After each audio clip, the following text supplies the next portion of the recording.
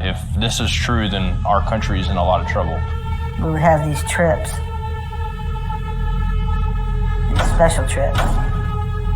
But he said my daddy takes the bodies to the grocery store and he grinds them up and puts it in the hamburger. And nobody ever knows it. How can kids 6, 8, 10 years old be describing rituals that come from a book like the Book of the Dead?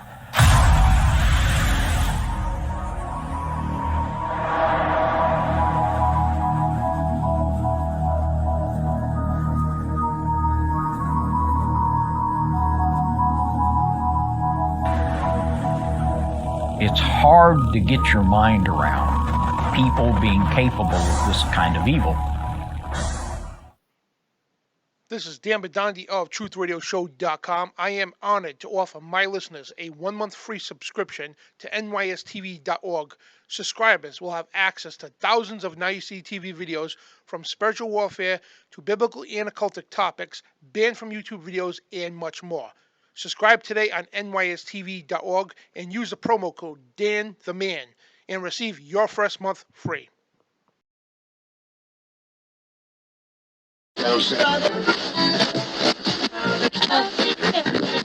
If you are receiving this transmission, you are the resistance, declaring war on the New World Order. TruthRadioShow.com.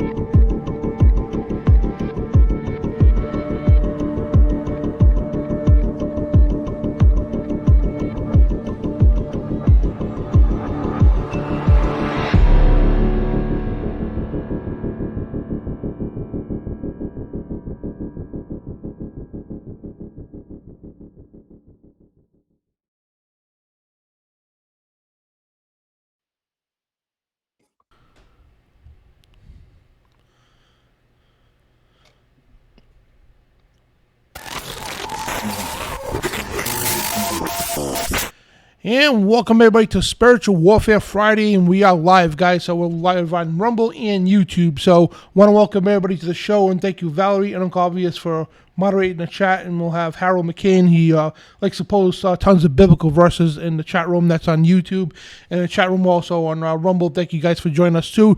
So I'm your host Dan Bidondi, and your co-host here, Brian, Reece, and we got a special guest here today, Scott Carpenter. But before we get to Scott, let's go through some credits here from our awesome sponsors and all that. So the show tonight is brought to you by Josh Watts Leather. It's wattsleather.com, so check them out. All the links, guys, are in the description, so wattsleather.com, where your custom leather project becomes a reality. And I want to thank shakeandwakeradio.com for carrying this awesome show on the awesome network, and also beforesnews.com, that I'm a contributor writer for them too, and they also carry my show on that network as well. Speaking of shakeandwakeradio.com, tomorrow is the anniversary date, the memorial date of Rick Champagne. He's the founder of shakeandwakeradio.com, and that's his lovely wife, Annie. So Annie Olivillo, which is his wife there, and he passed away in 2017 tomorrow. So we'll do a special tribute for him tonight to say we miss you, Rick, and may the Lord keep you, plain and simple. And we love you, Annie, and thank you guys for starting that network, and it's a blessing. ShakeAwakeRadio.com carries my show, Brian's show, John Hall, John Pounders, David Carrico, all the Midnight Ride stuff, and all this stuff on ICTV, and many more stuff. Trey Harris as well. All kinds of awesome shows on ShakeAwakeRadio.com. It's an audio version, so check them out. So anyway, guys, let's get into this stuff. And so the title of tonight's broadcast is Bigfoot, Cryptic Creatures, and the Nephilim Among Us. So regardless of what your beliefs are, guys, there's real sightings on this stuff. There's real reports, and it's not just wackos on some YouTube channel or History Channel, whatever. These are real things. And if you believe in the Bible, I'm going to tell you right out, if you claim to believe in the Bible, you have to believe in this stuff, because the Bible pretty much, and not pretty much, and definitely tells us that this stuff is real, not just was, but still is real. It's part of the Nephilim and all that stuff. So before we get any further, let's do an introduction here.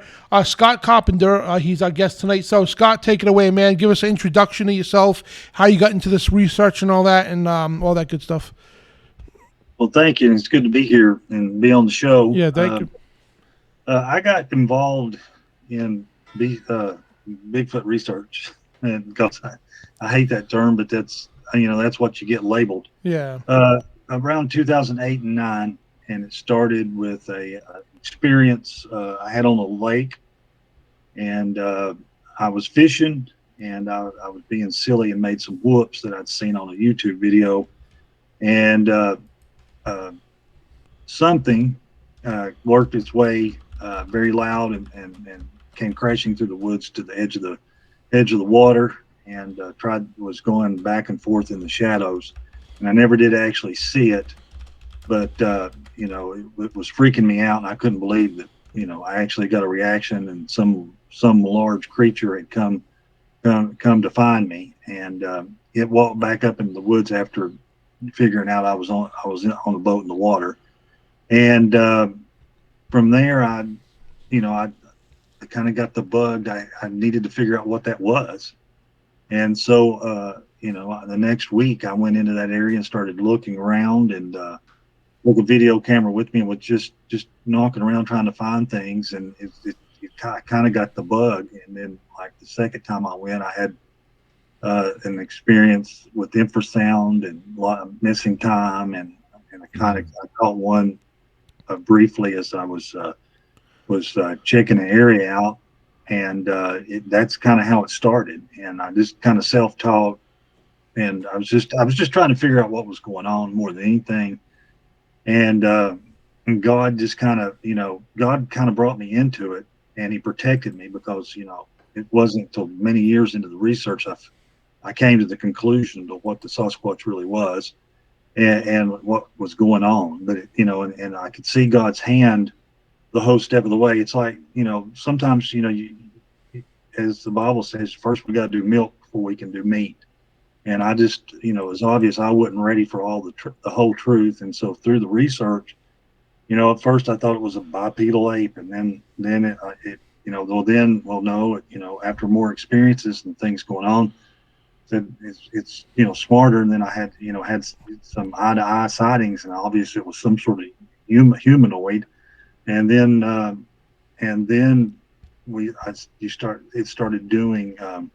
started having paranormal stuff going on. Then the orb showed up, the dogmen showed up, and then these things made their way to my house, and then I started having even more things start, from spirits and doing stuff inside the house, whatever you want to call them. They're not ghosts, they're, spirit, they're demons, but there were demonic activity in and around the house. And I started having orbs, and it's like, it was just kind of like a crescendo of things started happening. And I just started developing, as I went through this. So, kind of going from bipedal ape to, I was involved in the DNA study with Melba Ketchum and David Pilates and that group. Got samples, and the testing showed that it was a human mitochondrial DNA, which comes from the female, was human. The male was, of course, it was fallen angel in my whole opinion, but it was unknown. They still haven't had a match for it. And it was very strange DNA, and single strand, double strand, single strand. Melba even said, Dr. Ketchum even said, it definitely looks like it's been manipulated. There's, and there are sequences that basically, when the scientists would look at this nuclear DNA, they're like, this organism can't be alive. This shouldn't gestate in it, but yet we got, we have the DNA, so obviously it's alive. But that was a real sticky point for them. So, all that kind of accumulated into, and then I started researching. Okay, what are these guys? And then that's when I looked, Rob Skiba and L.A. Marzulli and some of the others that were into the Nephilims and the giants, and then that it all started to fall into place what I was dealing with. And then really what really convinced me that these things were spiritual in nature and they were some sort of Nephilim descendant is they had continued to come around my house. I was starting to have way too much activity, slapping the side of the house. Like I said, I was having all kinds of demonic activity on the inside of the house. I won't get into we can get into the details later, but it was bad. And I've got to get rid of this. I don't want this anymore. I'm done with this. I know what these things are, and reading the Bible, and pretty much you're warned to stay away from this, stay out of this.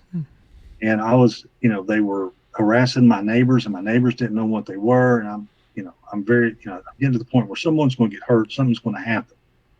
And so did a little research, and then I came upon, well, I need to rebuke them.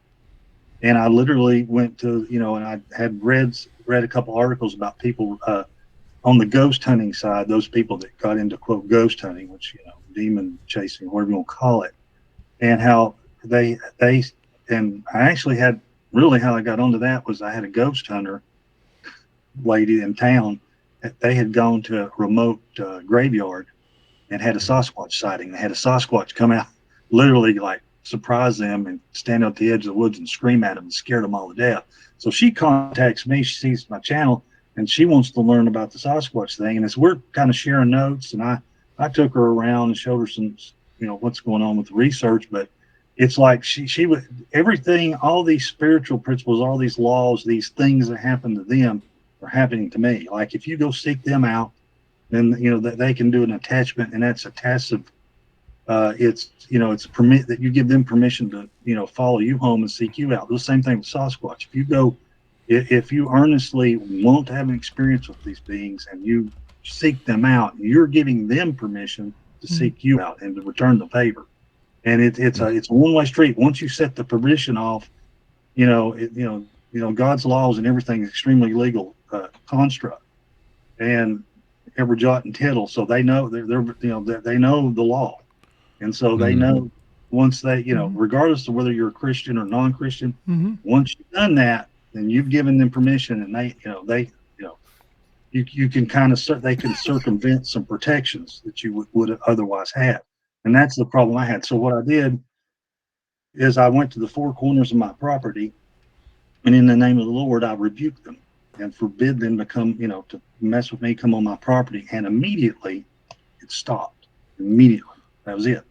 All of it stopped.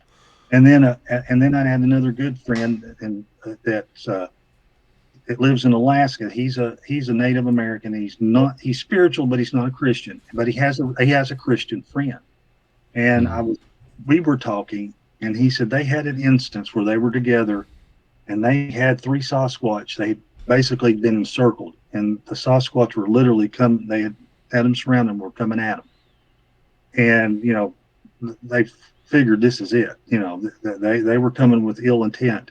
And the guy that was a Christian prayed and said, in the name of the Lord, I rebuke you.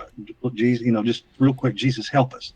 And while he had his head bowed, the Native American guy said there was a loud clap like thunder, bright lights, and all three of them disappeared in flashing bright lights. And so after that, I'm like, that was like that was it. God's telling me these are spiritually based beings.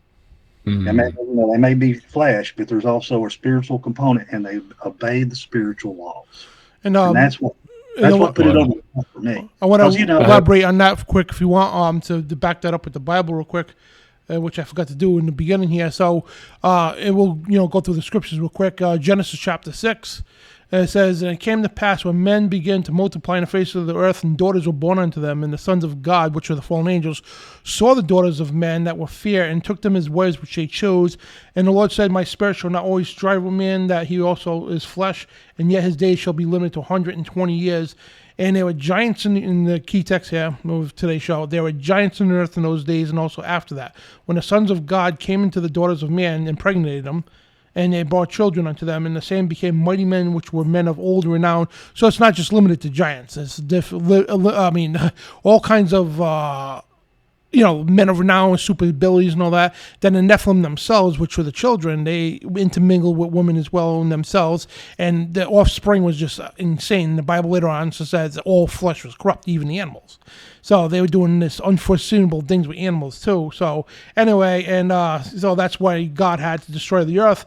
But also Matthew 24, 37 through 39, Jesus says himself, and this is key text, and a lot of churches overlook this stuff, and that's why today people frown, well, you guys are ridiculous. Even people in the Christian churches think this stuff is ridiculous, but they fail to recognize what the days of Noah were like. Churches don't teach that. Oh, it's just corruption. What kind of corruption? It was... and we can't mention too much because of YouTube, but yeah, there was genetic corruption, and all flesh was corrupt. Animals, birds, anything they could lay their hands on, literally, they corrupted it, and all genetics and everything. So Jesus says, but as the days of Noah, so shall be also the coming of the Son of Man be. So he says, before my return, this is going to be like this again.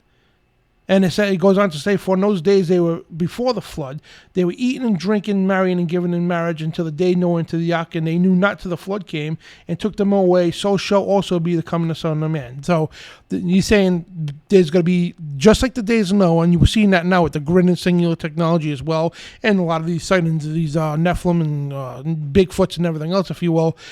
These are creatures that, because the Bible says they were before and after the flood. So obviously they still exist today, but not as plentiful as they did before the flood. But we're seeing everything that the days of Noah were like is happening now. So the Bible also says there's nothing new under the sun. So if you think this grid and singular technology and clone and all that is all new science, no, this is H&O technology.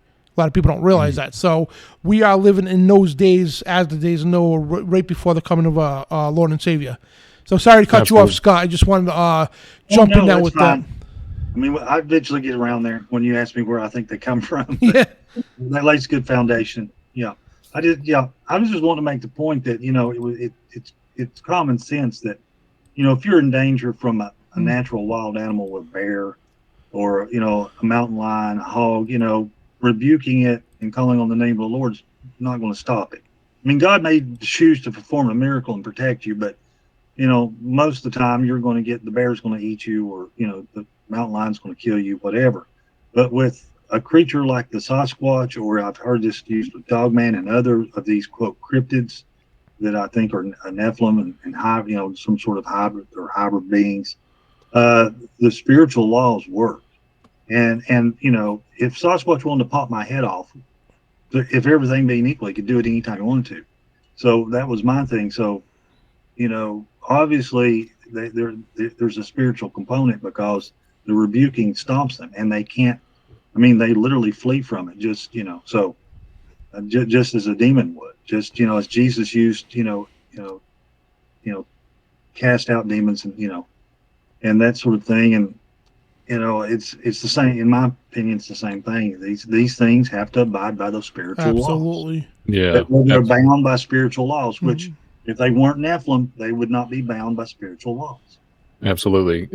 Scott, I hate to interrupt you. I was just going to ask you a couple questions. Yeah. So when you first seen this sighting, right? So when you first seen this encounter, did you ever look around and see if there's anything? Was there a military base close by? Is there any? You was talking about the lady that contacted you from your YouTube channel, went to a graveyard and the cemetery narrative. Was there Indian mounds? Do you know anything about the area before the graveyard of the I guess the cemetery of humans? But was there anything? Do you know anything about the land? Well, the land is Tellico Lake, and it's right near the Cherokee Indian nation of Chota. Oh, and okay. So there's a major influence there. With wow. Okay, I know where you're at now. Hmm. Yeah, and then the Smoky Mountains. There's I've found there's like rock walls, and there's some rock stacks that that the Park Service says, well, the farmers stack those rocks up like that, but they're intricate, and I found one that aligns with the summer solstice perfectly. Mm. So I don't think farmers clearing fieldstone would do four stone columns with the two in the middle lining up with the summer solstice. Absolutely. Maybe I'm wrong, but I think they had more to worry about than doing that. So there are caves, there's plenty of mounds all throughout East Tennessee. And then, like I said, the whole area, it was at one time, Cherokee metropolis. There was 50, 60,000, I think, in the 1700s when they came across. They came across to do a survey, and there were 50,000 males. So so at least 150,000, probably more like 300,000 Native Americans in more like a metropolis. Just village after village up and down the Tellico and in the Tennessee Valley. Is there any? Was there any excavations on those mounds that you're referring to? Did they ever do partial or? Yeah, some of them. I mean, there's some in Cade's Cove, you know what I'm talking about, and they won't. Yeah. Of course, you can't touch them. Yeah. Yeah. But they're there. I mean, it's obvious. They call them Indian mounds. Did they have any reports though of it? Do they have any reports of what they extracted? No, they just well, there's like every time they do any road work around here, they run into an Indian village. Okay. Mm-hmm. Because you have generation, 100, I don't know how many generations, 50, 60 generations of Cherokee, and so, but that they'll have the occasional spearhead or something that's oversized or way too big, and then it's immediately called ceremonial. Mm. I saw a couple of axe heads that were way too big. They swung by. What I'm saying? These things are huge. So, but nothing like in some other areas, but I mean, there was enough sign here that it was obvious. I mean, wow. That and the Native American component, I think. Absolutely. We down my way, arrowheads as big as the palm of your hand, and even in this area, there wasn't really much buffalo where I'm at. No, there was mountain lions, 80 years ago, but they're coming back. Actually, they've been extinct for 70, 80 years. They're coming back.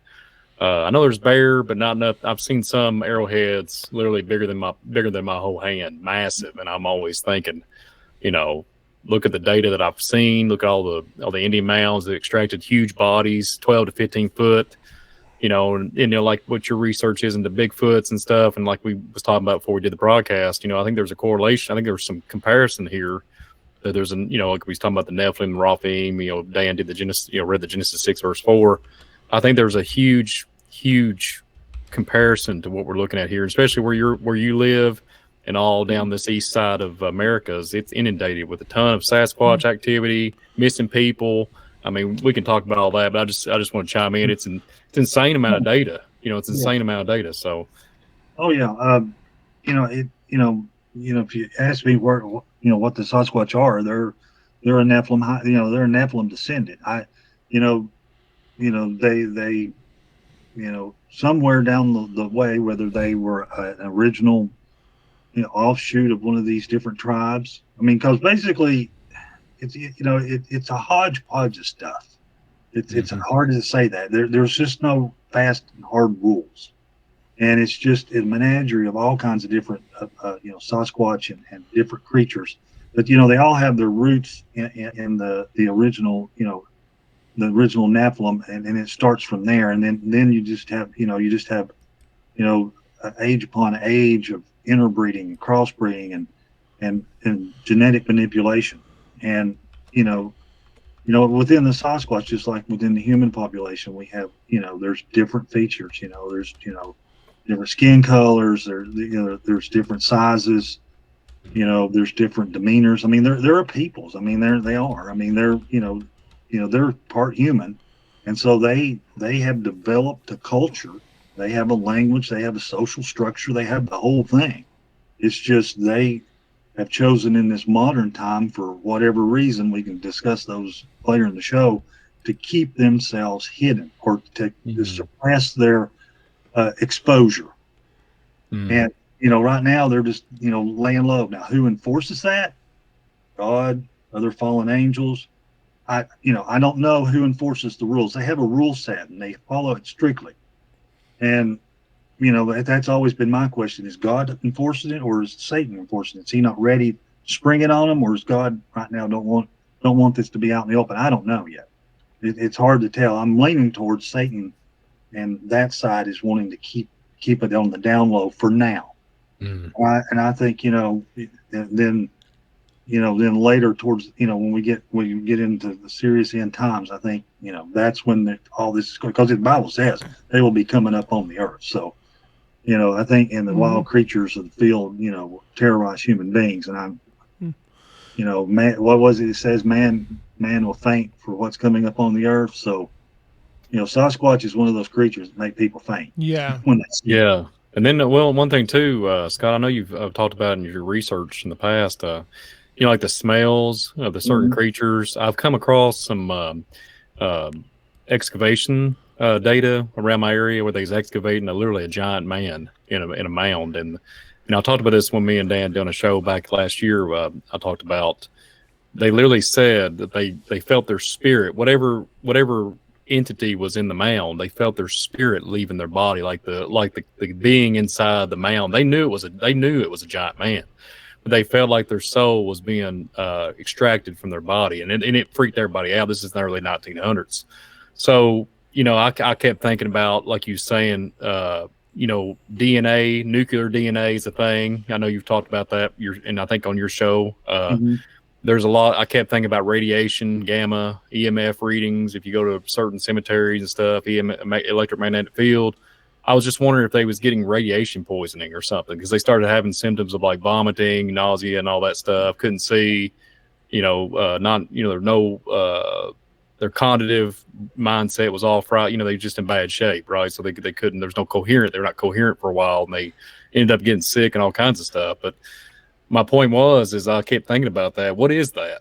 And then when you look at the Bigfoot deal and you're thinking, man, because I've heard a ton of stuff that, people get like frightened, sick, freeze up, they get in a state of like, don't know where they are. They're non-coherent. They can't tell where they're at, so what's your take on that? Because it might be the one the same. I mean, this bones could be radiating some kind of sick, it can make people start getting ill, I don't know. So, well, the Sasquatch, and that was part of my research in my book. I kind of lay it out. The Sasquatch themselves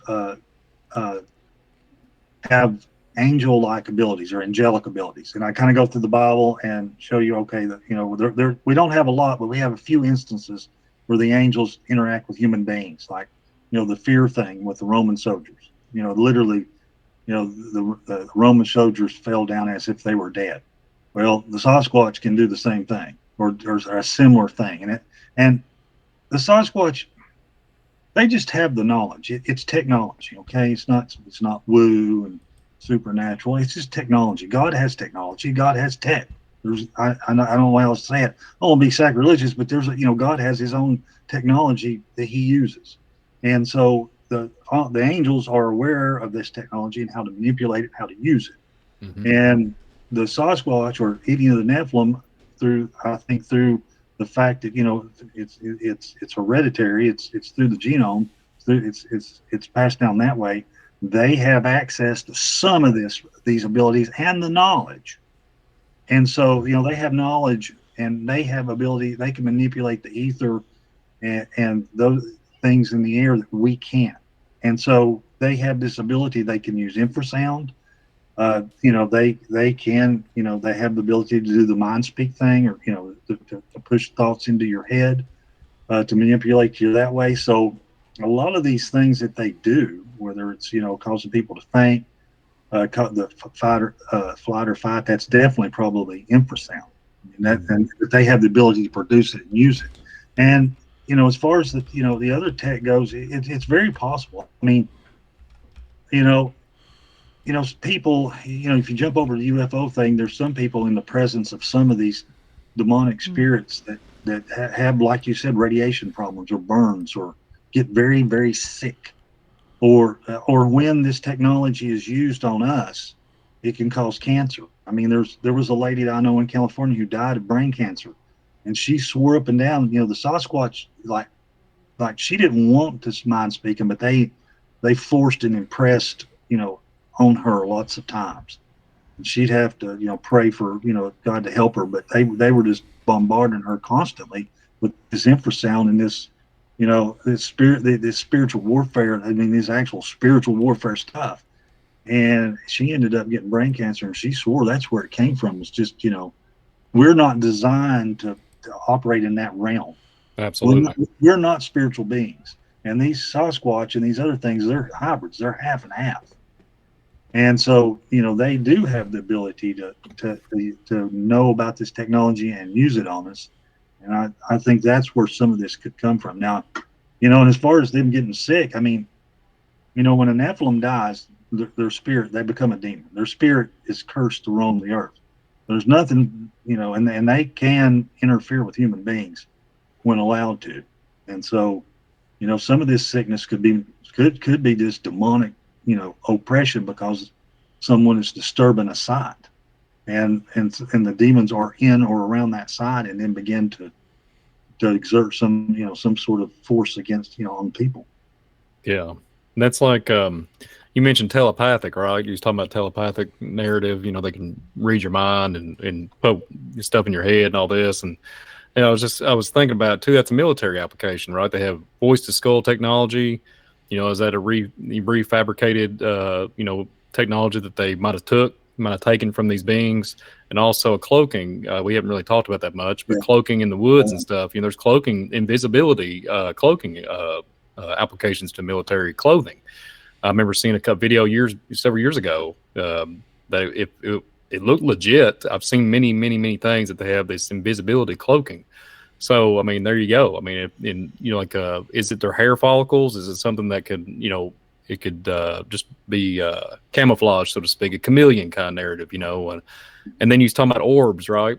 So you have an orb narrative. There's a lot of orbs in some of the parts of my county where I live. And then, you think about that. Is the orbs, is that before they take a manifestation on like a Bigfoot or a giant or et cetera, a dogman or a gray? Do they float around in an orb? That's just kind of my take, but what's your take on that, Scott? Well, let's start with the orbs and work our way back. I think there's more than one type of orb. I've heard reports of, I've had them actually. I'll tell you about my orb experience here in just a second, but there's been the orbs. Like I have a good friend that researches in California, and he witnessed Sasquatch walking through the woods, and they had like softball sized orbs circling their heads. Almost, he said, it was like a ball of energy type thing, that almost like the Sasquatch were controlling and just manipulating. Then you have the orbs, like you say, we live in what, 4 dimensions, and there's at least 10, and most likely angelic beings, God's realm, they're probably 10 dimensions. So it's like the old 2 dimensions, like the stick. I don't know if you've seen that illustration where you take a 2-dimensional character, and if we stick our finger through his world, our finger looks like starts off as a small circle, gets big as it goes through. And so sometimes I wonder if this orbs are fallen angels, or just angels or demons, or entities from God's realm, manifesting in our realm, and we only have the ability with our eyes to see just 4 of their 10 dimensions. So what we see is a round ball. They may be, if we had the eyes to see, we might be able to see, a full-born, some sort of manifestation, some sort of entity, but we can't see that. That's another thing. And then, what's weird is there's also these invisible, what I call invisible orbs. Basically, like, people will have a feeling, or they'll take a picture, and then you'll see, once the picture's taken, you can see the orb. And I'm not talking about those little dots floating around. I'm talking about large basketball size, fully formed orbs. Like, I was sitting on my back porch. This is probably, it was before I rebuked, and I was just sitting there, and it was getting dark, but it wasn't totally dark. I had motion sensor lights, and they went off, and I thought, that's weird. There's nothing there, and it's not even dark. And then I had the feeling of a presence, like, you get the feeling when someone walks up behind you, but you haven't turned around yet. Well, that's the feeling I had, and I kind of looked around. There was nothing, and just, I was experienced enough to know something going on. So I got my iPhone out, and I did a 360 all the way around me. And while I was doing the 360, I actually caught these. They were probably just like volleyball-sized orbs, white, but they had like streaking. There's a streak a lot behind them. Like a conduit. And there were, the first 2 pictures caught a single one going different direction, and the last picture caught 3 different ones crossing paths. So a lot of people said, "Oh, that's this lens flare. You moving the camera." Well, the problem was on the third one, there was 3 of them going 3 different directions. And so I had a expert, a friend of mine that did photography for a living, and I'd sent the pictures to him, and he looked at them, and he said, "Well, he said, I want to tell you, it's not a lens flare." He said, "I know what it is. You have some sort of physical manifestation on your camera, and it's not a lens flare." And he said, he pointed out the very last one, you can't have lens flare going 3 different directions, because it's always whichever way you're moving it, you get the streak a lot behind it. And so, but I never saw them, but they, they weren't manifesting where I could actually see them. Wow. So, yeah. So I think the orbs, like many things in this area, have multiple. They're more than one thing. Let me say that. I think they're more than one thing. And one other thing is they could actually be technology. Absolutely. Like a drone, like a high-end tech drone where whatever it is able to manipulate energy and create a orb, that has a purpose, whether it's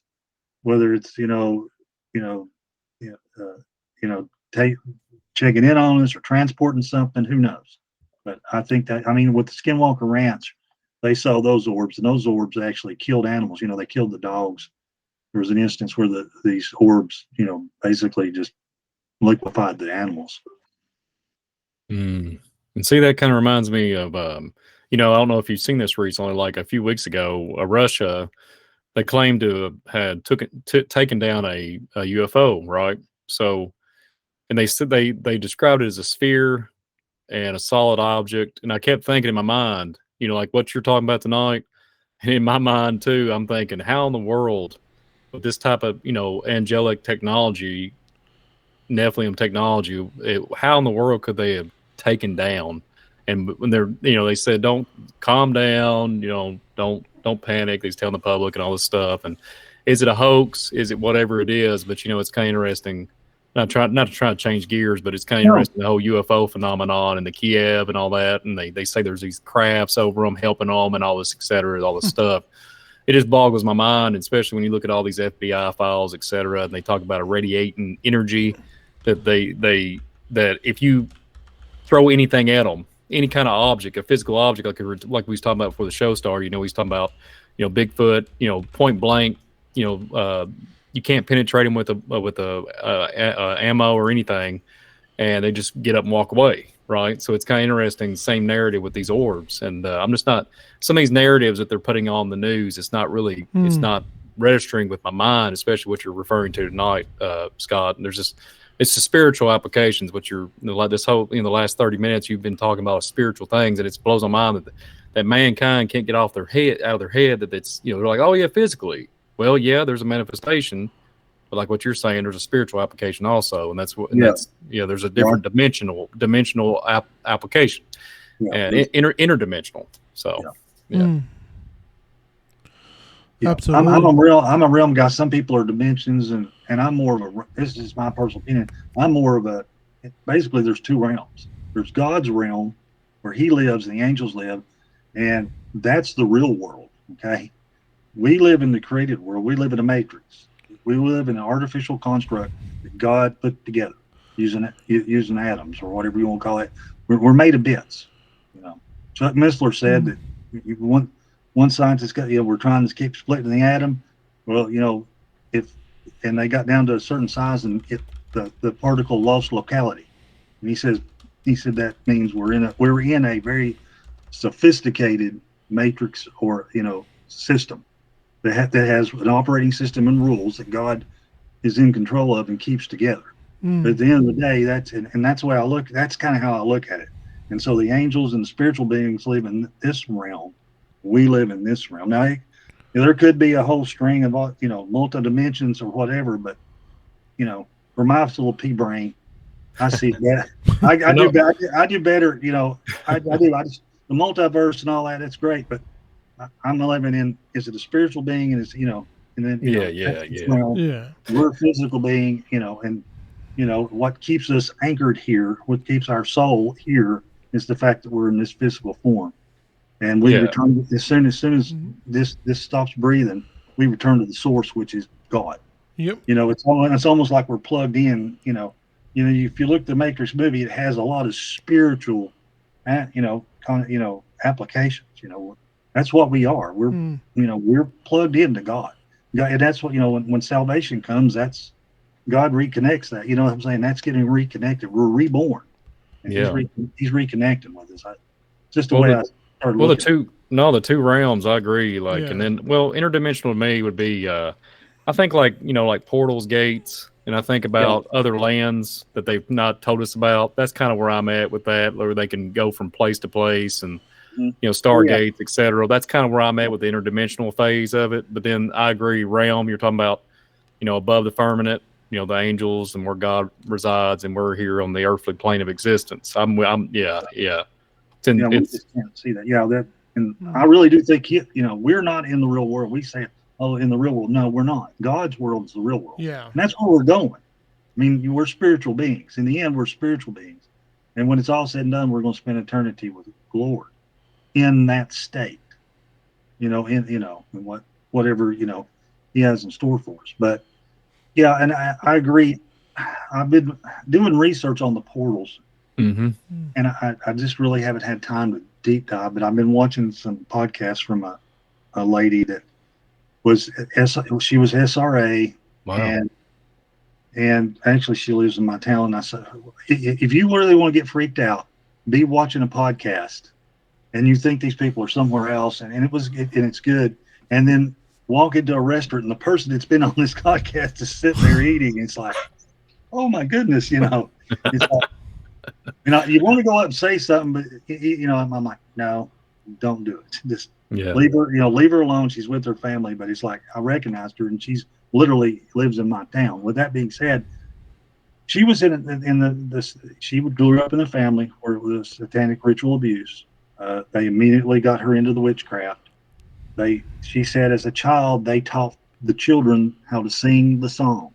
And its frequencies and how to open the portals. And she said basically they've got it. She said God, when He created this realm and the earth, the dome, and everything over it, she said He created portals, and you have two types of portals. You got transportation portals that go from place to place, parallel, and then you have portals that go into the throne room. And she said, now angels are guarding those portals in the throne room, and you don't get in those portals unless they allow you, and God wants you to come up. That's also confirmed in the book of Enoch too. Yeah, and so basically they were teaching these girls how to open these portals up, and then for nefarious reasons, for assassination, The military wants to use them to eavesdrop, and they were. And she got in trouble because she got mad, and they were trying to assassinate someone. She did something wrong, and it fried a bunch of people through these portals. And so, and her podcast is about her journey out of that and becoming a Christian, and now trying to wake everybody up. This is what's going on. So, and I can't 100%, I haven't vetted, I can't 100%, but based on anecdotal other evidence I've seen, I definitely think she's in the ballpark. And so, but the problem with these portals are they're toxic for me, and I think they really are. Human beings get in these Absolutely. things. You have Steve Ishtal, a friend of mine. They had a scientist get grabbed by a Sasquatch and taken into the portal system, and he's having all kinds of cancer problems. And how they know, basically he got grabbed, got into the portal system. When he came out of the portal system, he lives in Netherlands. When you go to different countries, your phones will give you an alert and say, hey, welcome to Scotland. Hey, welcome to England. His phone had 121 of those. So in a matter of minutes, his phone went around basically through the system. And he got 120 notifications going to different countries, from the United States to Australia, back in the Netherlands. So him and his phone were definitely making some travels. And that's the goal. Yeah, sorry, I interrupted. That is a, but it was toxic to him. He almost, very soon after that, he has developed and is battling cancer. But, that technology, the thing about it is, I think that's one reason. There were multiple reasons why the fallen angels wanted to create, a hybrid race. Some of the main reasons were they wanted to have children. God said, no, you can't. Well, we're going to do it anyway. Of course, God, the reason God didn't want them to do it is they're creating a being that can't be redeemed, because doesn't have a God-breathed soul in it. And so, that to me was the big sin. But there was other side things, like, if you're wanting a creature that can take, basically, Satan's trying to be he's a copycat, right? And God, said, you're the king of this world for now. But he forces Satan to abide by the rules. But Satan wanted to remake the world in his image, right? Well, some of the angels were forbidden to do some things that only humans could do. But if you have a hybrid being that's part angel, part human, then your hybrid being can access those things that humans can do. And I think that's a lot of it as well. So, we were given dominion over the earth, not the angels. Even the fallen ones still don't have dominion. Well, how do you get dominion? If you have a hybrid being, technically, is he human enough to have some of those to take dominion here on earth? So, you have that argument that, there's multiple layers to why they created it. It was to corrupt the genome to keep Jesus. If you corrupt the genome, then Jesus can't be born, because you don't have you're trying to interrupt that line, because God already said, I'm going to bruise, he announced the spiritual war in Genesis. It's a seed war. This is a seed war. This is a seed war. It's a genetic war. That's what I always tell people. That was Satan's attempt, because he knew from the Garden of Eden of the coming of the Messiah. So from that point, that was an attempt to cut off that bloodline, so that can never happen. That's right, because he already said, you'll bruise his heel and I will bruise your head. Obviously, that's a mortal wound. And so he knew through the man's seed, Adam's seed, his genetics, his family would come the Savior. Well, if you corrupt that, you corrupt his bloodline, corrupt his genetics, where he's no longer human, then God can incarnate it. Because, I told you before, Satan's, a counterfeiter, right? Well, how did God, when he incarnated, how did he incarnate? He took a human woman, Mary, and he inseminated her with his, right? She's a hybrid. She's God-man, God fully, right? Well, what did Satan do? He tried to mimic that, right? So the fallen angels took human women and they tried to inseminate with their spirit.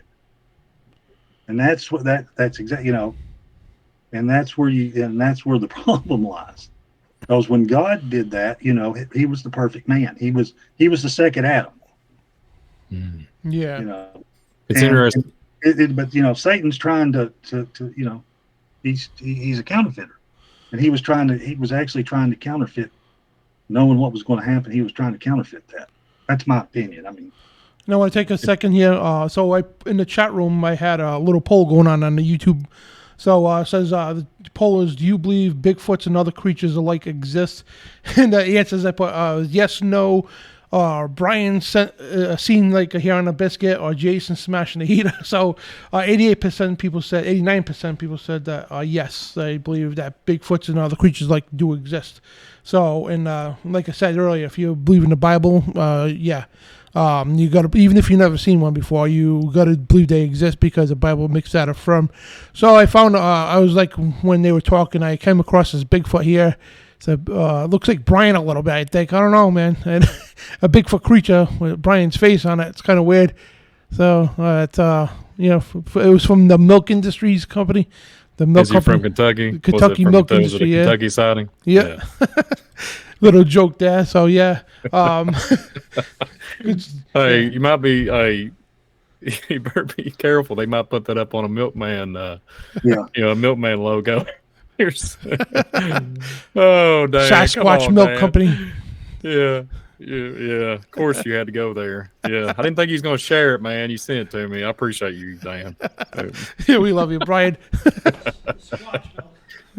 forgot to mention, guys, my brother Jason. He's here in the studio. So later on, like after Scott gets done and everything, I'll see he wants to. We're going to talk about sightings that we've seen personally, because we used to be ghost hunters, unfortunately, and I mean we used to do all that stuff. We actually had a non-profit organization, a legit company, ghost hunting, and but we end up finding out the hard way that these are not souls from people. These are demons or unclean spirits or familiar spirits, what the Bible calls it. And so we learned by experience, but the stuff we've seen, and we believe we've seen something like a Bigfoot or a Bigfoot, we don't know, but on several occasions we come across the stuff, man, and I tell you, wow.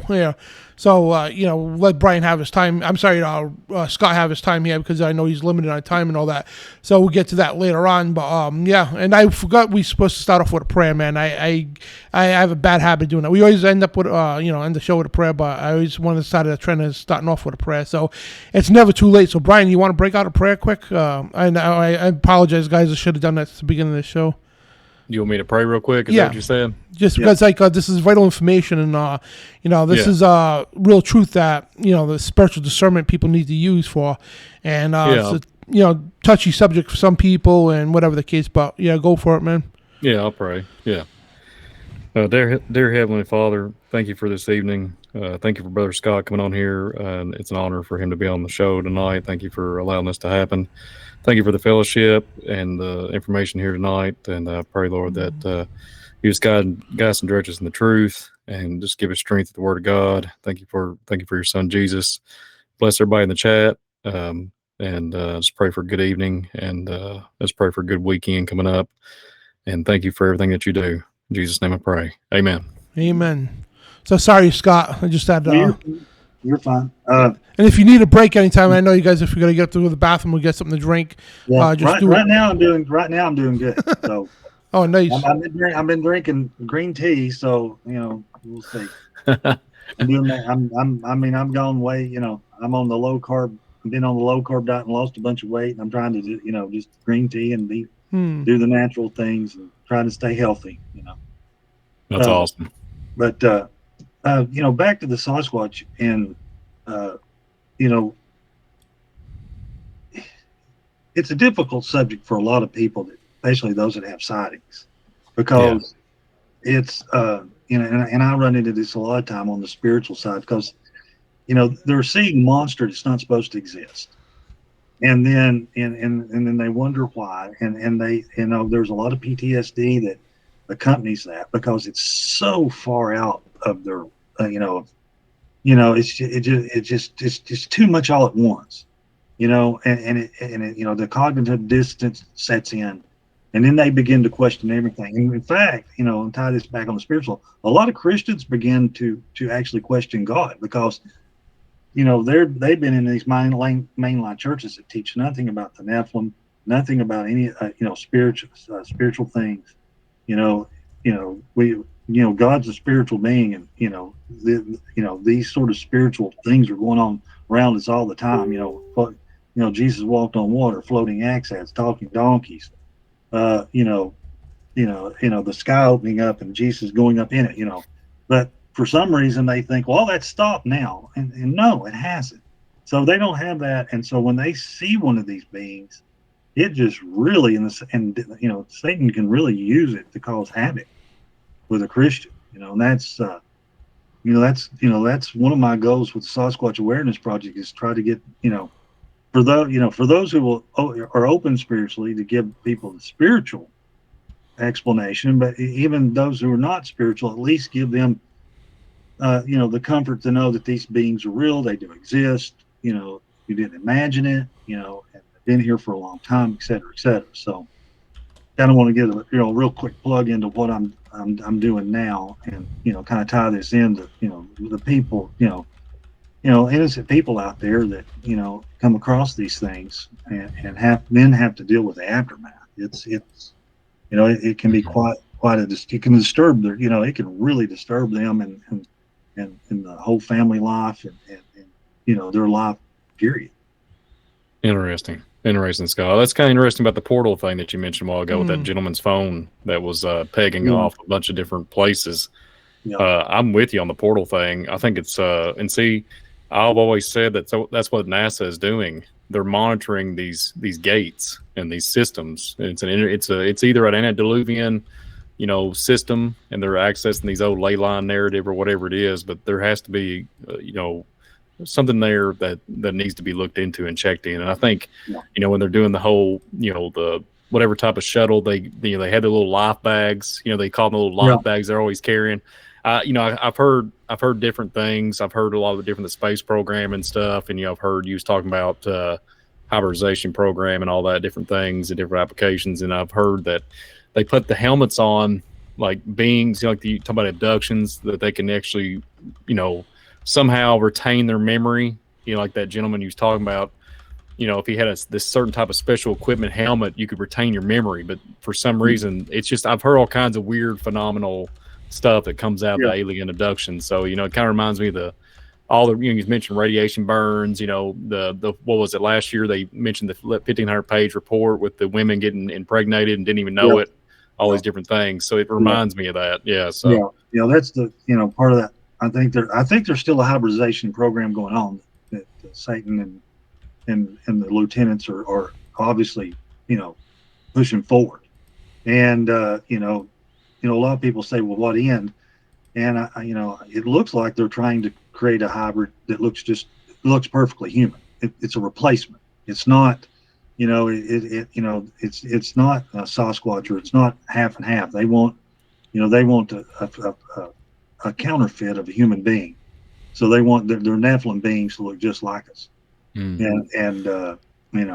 Satan's criminally insane, and so he thinks, he still thinks he can win.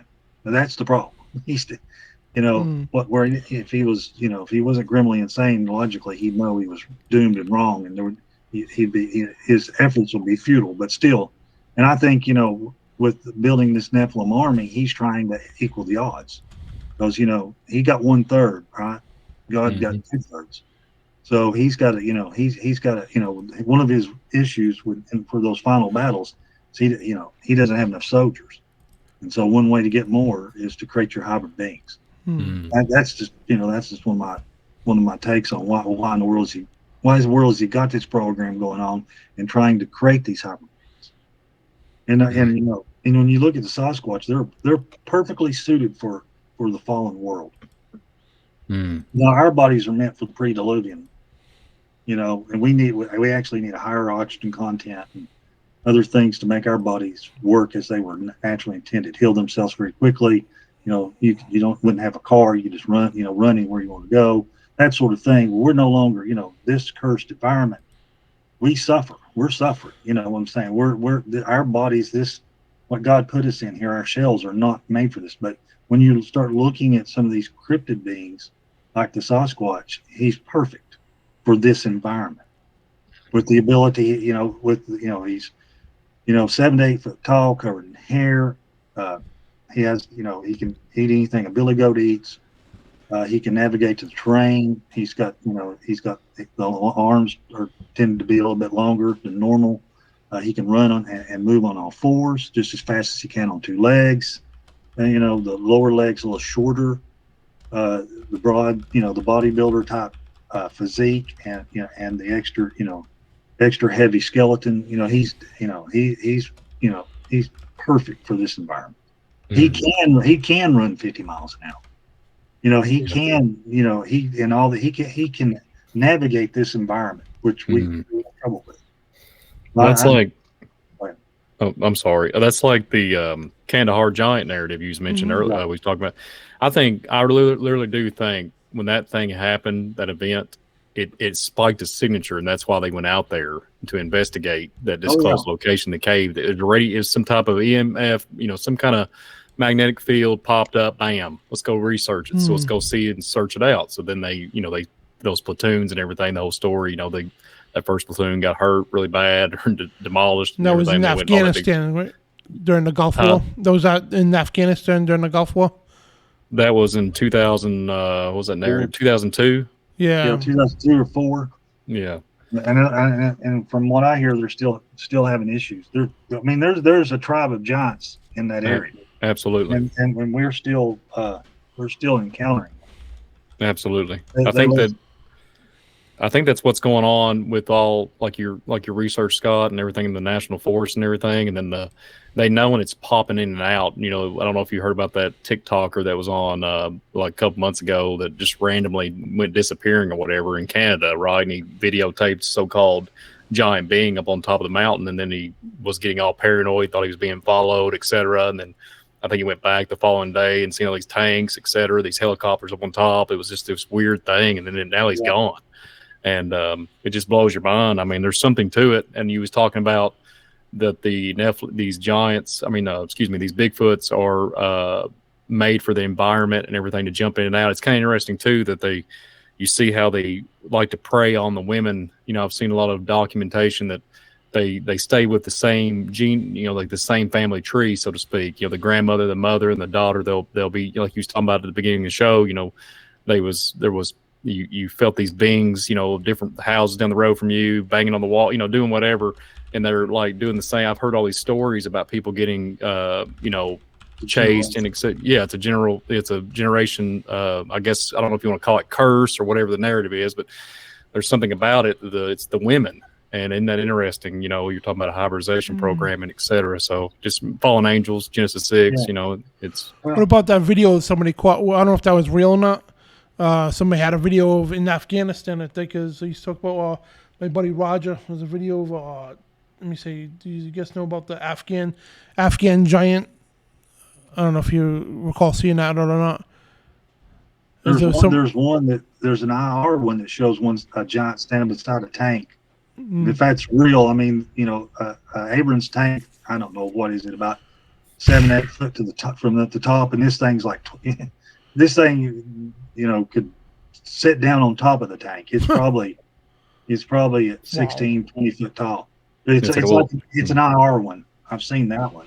Yeah. Of course, that's the problem nowadays. You can, with the technology, you can fake a lot of stuff, and that's the problem with even trying to do Sasquatch research and get video of them. If you got the great video, let's say you got 2 minutes of it out in the open, close up with 4K.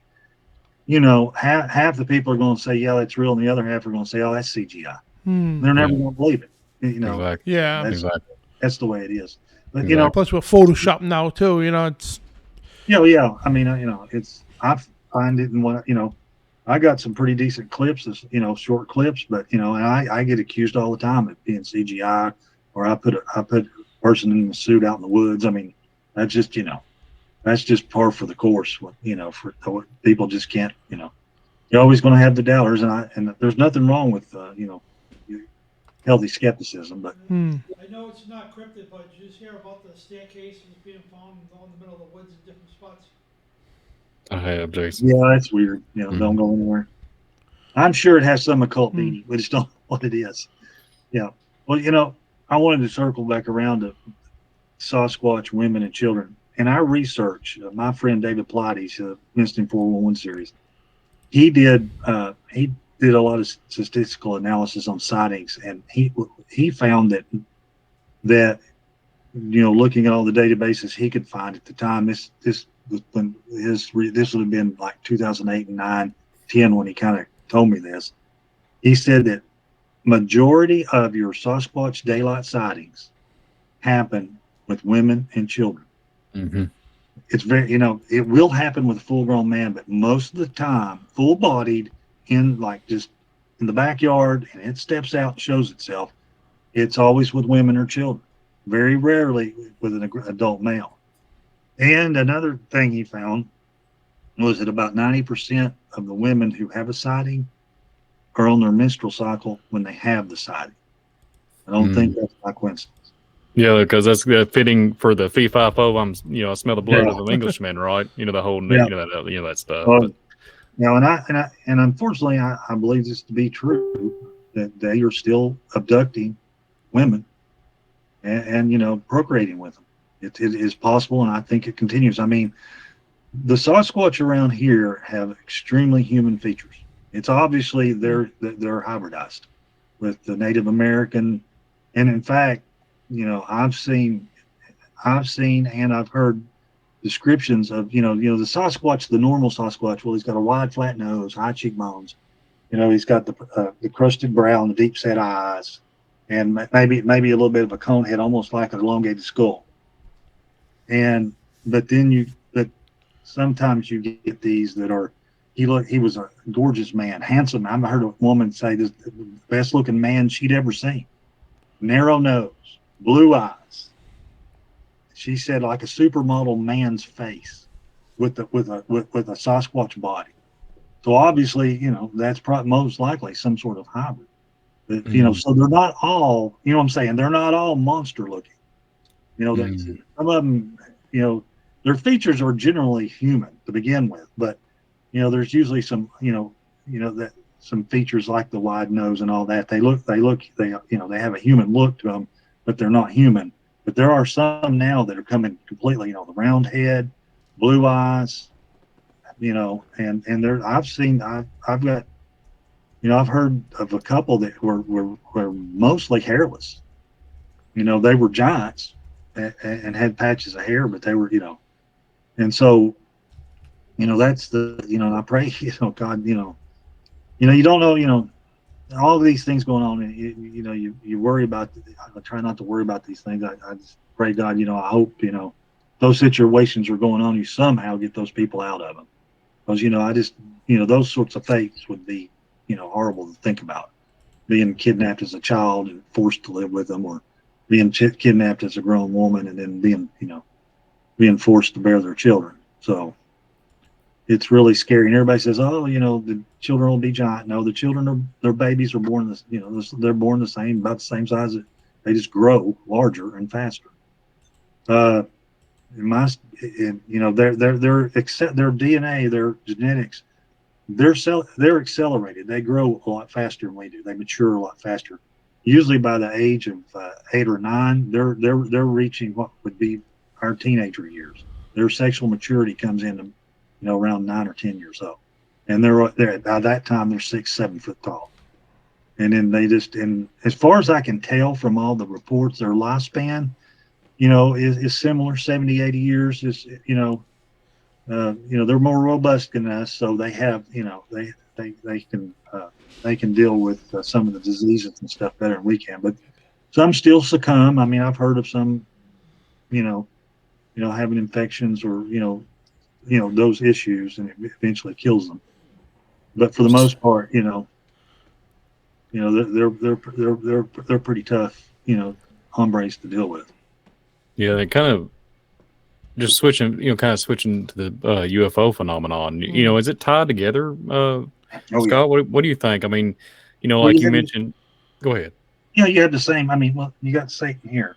He's got all these programs going on. So he's got his human hybridization program using the aliens, and he's got the Sasquatch and what he's doing with them. He's got the dogman and what he's doing with them. You know what I'm saying? He's got these programs with all these different hybrids.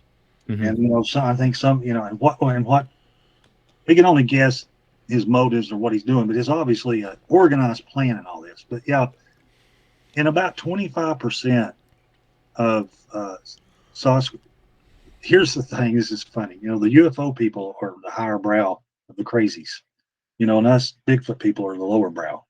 And so, they were, and the Bigfoot and the MUFON and those people didn't want to mess with us. We're the black sheep. We don't want to hear about your Sasquatch. We're over here. We're doctors and scientists, and we're scientifically looking at this UFO phenomenon. Well, their problem is about 25% of the time, there would be a Bigfoot involved in a UFO sighting. And that was all, or vice versa. And then you have a crossover. So it's about 25% of the time. Usually you'll have a Sasquatch sighting, and then a day later or the same day, a UFO will be spotted. Or you'll have a Sasquatch sighting and someone will see a gray alien or some sort of being like that. And the same thing on the other side, the UFO side, someone will report, well, I saw a UFO land and the door opened and the Sasquatch ran out and ran into the woods. Or one abductee, famous case, swears, she says, look, there was a Sasquatch at the controls, it looked like a Wookiee driving the ship. So there is definitely crossover. I have footage, and in my book, I got a picture during a Sasquatch encounter. There was one of these gray beings leaning around a tree looking at me, and he had the big almond eyes. It was a classic. But you had a Sasquatch in the off to the left, and you had the alien up there on looking around the tree. So there's definitely a tie-in with them.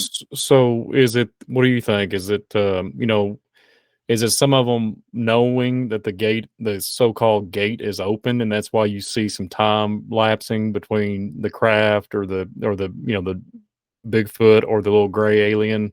How it might be a whole compile of all of it together, because I've heard all kinds of different things with the grays, that they're synthetic, that they're like an android type of material, whatever it is that they have, And then I've heard, like you said, it kind of reminds me, you was talking about a Wookiee, right? Star Wars narrative, they put this stuff in the movies, and it kind of reminds you of the Planet of the Apes, right? The Planet of the Apes movie and stuff. You got the astronauts and all these different things, and they're the so-called superior beings and stuff. And I always made the commentary that I didn't know in the 60s and 70s, when you would go back and watch those films, I was watching a documentary. I was being sarcastic when I always say that. But here's the thing, Scott, I want to share this with you. I want to run this by you. Sure. Yeah. So I got something to run by you real quick. So what we talked about is a human hybridization program. And if there's anything to this, this is just my theory of mine. I've said on this platform, what if, like a chimpanzee, because I have looked into this, did the chimpanzee, you hear about the missing link, Lucy and all that, did that character, come off the ark? Did monkeys come off the ark? So here's my question. What if that's why they always do these, they do these tests on these monkeys, right? Chimpanzees and gorillas, etc. What if that's a hybridization character from the Bigfoots and the humans? What if that's some type of messed up cesspool and that's why we have I'm just asking. It's just a theory. I don't know. I don't think that. I think you have the animal world as God created it, and I think that apes and monkeys were as God created them. And then you have the Sasquatch are a human hybrid. Now, it wouldn't.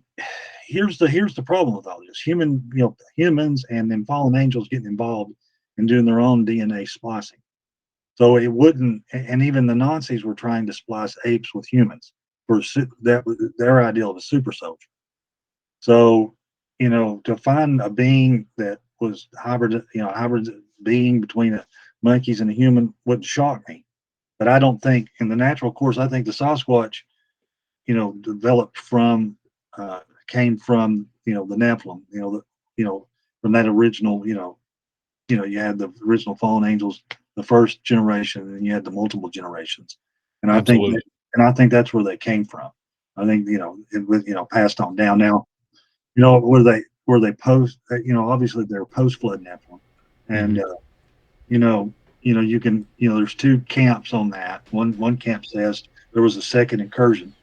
I don't believe that because of the punishment. I mean, it was total sensory deprivation in darkness for these angels, and drive you mad. Can you imagine? And even Michael in the book of Enoch decried how bad that punishment was. It scared him. So, and of course, the other way that they would come back would then through the genome. Yeah. Because the only people that went on the ark that were purebred were Noah and his three sons. And you say, well, how? So they took Nephilim women. Yeah, they did. They took Nephilim women. But if you do the XY chart, XY, XX, you can have a purebred male and a hybrid woman or Nephilim woman have a purebred human. Yeah. Awesome. Yeah. And plus, everybody forgets God. God. Yeah, exactly. And God, so yeah, it's interesting. God can be controlling that as far as how the generations restart. Of course, had the three sons and what's his name? My mind just went blank. The Noah's son that started Canaan. He was the bad one. He was cursed, and I think the Nephilim, God allowed the Nephilim bloodline to pop up through his lineage, and then that's where that's where all that started. And then they revived it. There's no doubt in my mind they revived the technology. I mean, once the scene was set, Satan knew where the promised land was, and he knew where God was going to come back to. So he had, when they went into Egypt, he knew he had 700 years. I mean, to lay the landmines in the Holy Land. So so they started their program of getting these Nephilim tribes in the Holy Land, giants, linemen, the long necks, and then they were also, if you remember, they were doing all kinds of genetic manipulation, not only with the humans in the Holy Land, but with the livestock and with agriculture. Yeah. You remember when the spies went in, they came back with grapes so large, these giant grapes, this large, I think if you're a giant, you're 30 feet tall, you're going to have a lot of calories, and you can't, it's counterproductive to become, to start eating each other. Like, I mean, that in the first round before the flood, they literally became cannibals, and they ate all the humans they could find, and then they started eating each other. But that's counterproductive. And I think after the flood, they finally figured out they used the technology to grow larger animals and larger agriculture, so they could feed themselves literally. And that's just another one of Scott's theories. No, I mean I'm with you. That's why I was mentioning the chimpanzee deal. That's weird stuff, Yeah, and so you had, I mean, by the time Moses, led them back, and they came in and brought them into the promised, and they finally came to the promised land and started conquering these tribes. It was full of these different, of course, and I think there was a diaspora. I think that once they came in and began to conquer these tribes, these people weren't stupid. I mean, if I'm a 40-foot giant and a 5'8" man kills me, God's involved. I mean, they're spiritual. They know this. I mean, they're not, they know what's going on. They know this is a spiritual battle. They know God's leading his people in, and they're supernaturally being allowed to kill these people. So so you got a choice. You can stay and be slaughtered, or you can run. And I think a lot of them ran, because that's when you started having the giants show up in Europe and in the Middle East, in Romania and Russia and China, and then in the Americas. I think some of them, built the boats, got on and came around and came into the Americas. You got the elongated skulls, Anunnaki. You got the mound builders. You got the red-headed giants here. Now, and this is my theory. I'm going to throw mine out. I put this in my book. This is a possibility of what could happen where we got to the Sasquatches. So we had the race of red-haired giants. So we had this race of 7 to 10, 12-foot giants in America. And then about the time of Christ, all of a sudden, just most of these giants and these weird creatures began either getting killed, died out, disappeared. And my theory is that that was some sort of supernatural thing. God was, was kind of preparing the way, and he wanted to kind of clean out, get rid of all these Nephilim. And, even some of the, the Indians were able to war with them and overcome them. Mm-hmm. And I know one of the Cheyenne, one of their accounts was that the giants went home. They left. He didn't say they died. They went somewhere. Mm-hmm. Where did they go? And then others had wars with them, and like the Lovelock Cave, and were able to defeat them. And I think there was my theory is there was a subgroup of these giants that kind of like, we don't want to, either couldn't or didn't want to, so they knew that the only way we're not going to get killed and is to hit the woods. In other words, go live go underground, go live a subsistence lifestyle, away from society, and stay away from human beings. So we won't get the axe, so to speak. And that's where the Sasquatch came from, because I studied, we're still wonderfully made, and in our genome and our genes and our DNA, what turns physical traits off and on are proteins. And so the outside physical world can have an effect on those proteins. There was in the 90s, there was in South America, there was one of the many civil wars that happened down there, and I can't remember. It was in Argentina, one of the South American countries, and a village got overrun by a drug lord, and he was literally slaughtering everybody in the village. Well, a little boy about 7 years old escaped and ran into the jungle, and he began living. There was a little troop of apes or monkeys, and he began to live with them, and they took him in, and he began to grow hair all over his body. And by the time they found him, when he was about 12 years old, they went back into the area. The war was over. They were going to try to repopulate. And when some of the other villagers went back to escape, they noticed the troop of monkeys, and they noticed this boy covered in hair running with the monkeys. And so they were able to lure him in and capture him in a cage with food. And a French scientist got wind of this. That, hey, we've got this boy covered in hair, and he's been living with these monkeys. Now, it hadn't been so long ago, he still could speak. So they could talk to him, and he could talk to them. And he just said that when he started living with them and living in the wild, his hair just started growing on his body, keep him warm. Mm. And so she flew over and examined the boy. And what was interesting was they clothed the boy, they put him back, he started eating normal food, and they shaved him.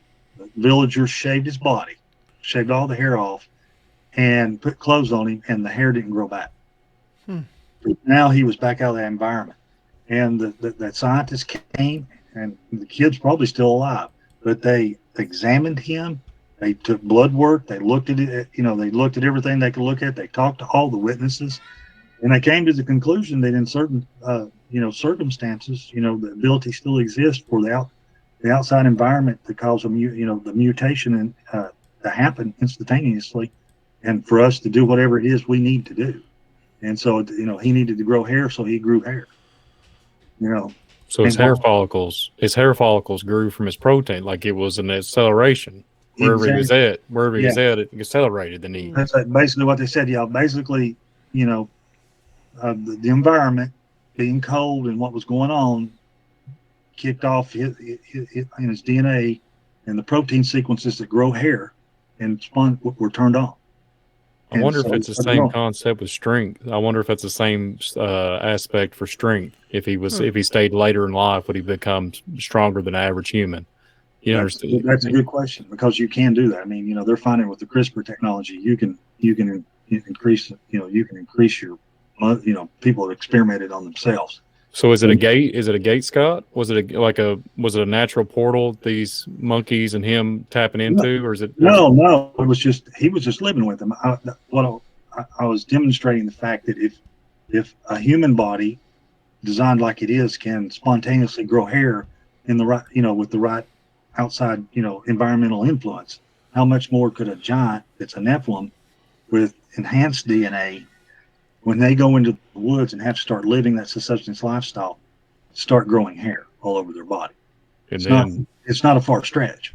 Yeah, and then doing teleportation and everything. Yeah, I mean, they would still have the knowledge of the giants. They would just, and that kind of helps explain, their paranoia and their adherence to these rules about staying away from human beings. I mean, there have been cases where like people have surprised them, and they're just scared of us. We are them. Or let me say this: they're scared of us seeing them. I don't think they're scared of us. They're scared of something. But it scares them so bad that they'll take off running from us, as scared as we are of them. And so, it's been ingrained that, we've got to stay hidden. We've got to stay underground. We can't let society, we can't let the human consciousness as a whole, you get into your narrative stuff. You can't let enough people understand that we exist, because, that means, that's the end for us. That means trouble for us. I have a question to run by you.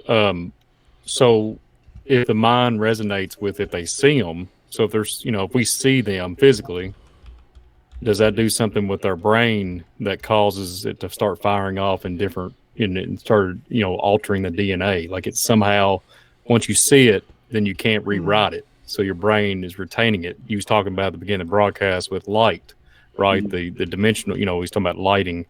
And what if that's the case? What if it's something to do with it actually does something to your cerebral cortex, and it starts firing off neurons and saying, hey, it's identifying with the natural, like you was talking about proteins and stuff and DNA.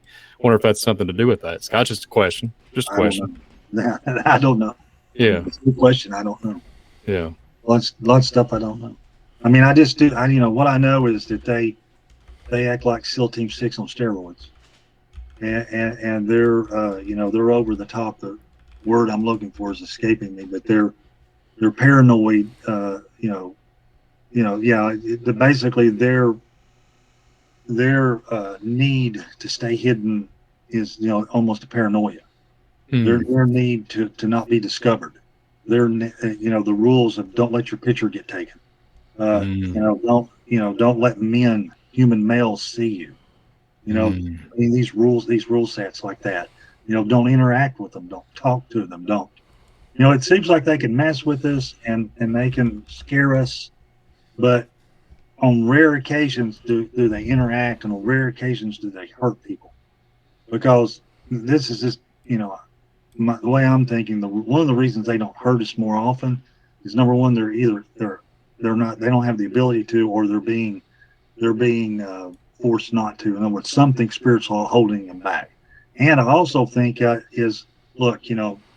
able to live this lifestyle, and they're able to use the ignorance, and they know their station. They know what's going on.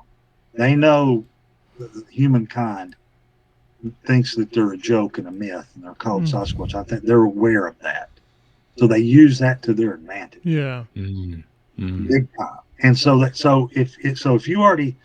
if you already know that this group of people you're trying to stay hidden from believes that you're a fantasy, believes that you're a myth, then you can play into that. And I think they do that. I think, but one of the things, they've got it made in the shade, so they want to stay in this status, because I'm going to tell you right now, they walk around my little city at night unabated. There's no doubt. And they stay in abandoned buildings, and there's a coal aluminum plant, and they stay over there. And then at night they go dumpster diving, and they usually send the teenagers and the smaller ones because they're more human sized. Because let's be honest, if a policeman pulls up on a Sasquatch going through a dumpster, what's he going to do? He's going to start pulling something out of his pocket, out of his holster, and go to town. Yeah, he's going to go panic. He's going to start panicking. Well, he'll panic, or he'll just sit there and stare at him And he's he gonna call it in? Yeah, I got a 7 foot everything eating steaks out of no, he's just gonna sit there and it's gonna look at him and then it's gonna walk off and he's not gonna tell anybody. Mm, Why would he? Because no one's gonna believe him. Everybody's gonna make fun of him. that's So true. see, they've already got that covered. And so when the Sasquatch were messing around my house, there was a juvenile about 6.5 foot tall. The neighbors caught him in the tree in my backyard. He was watching them have a picnic. It was after dark. The guy right behind me is a policeman. His wife, they were in their driveway. They looked I wasn't home, of course. They looked up there and she said, "There's somebody in that tree watching us." And everybody's like, "What?" And they all turned around. And sure enough, now they called it the little black kid in the hoodie. So there's a black kid in a hoodie, because he's got the dome-shaped head, he's got black skin, and he's hair covered. Of course, their brains, he's in a hoodie.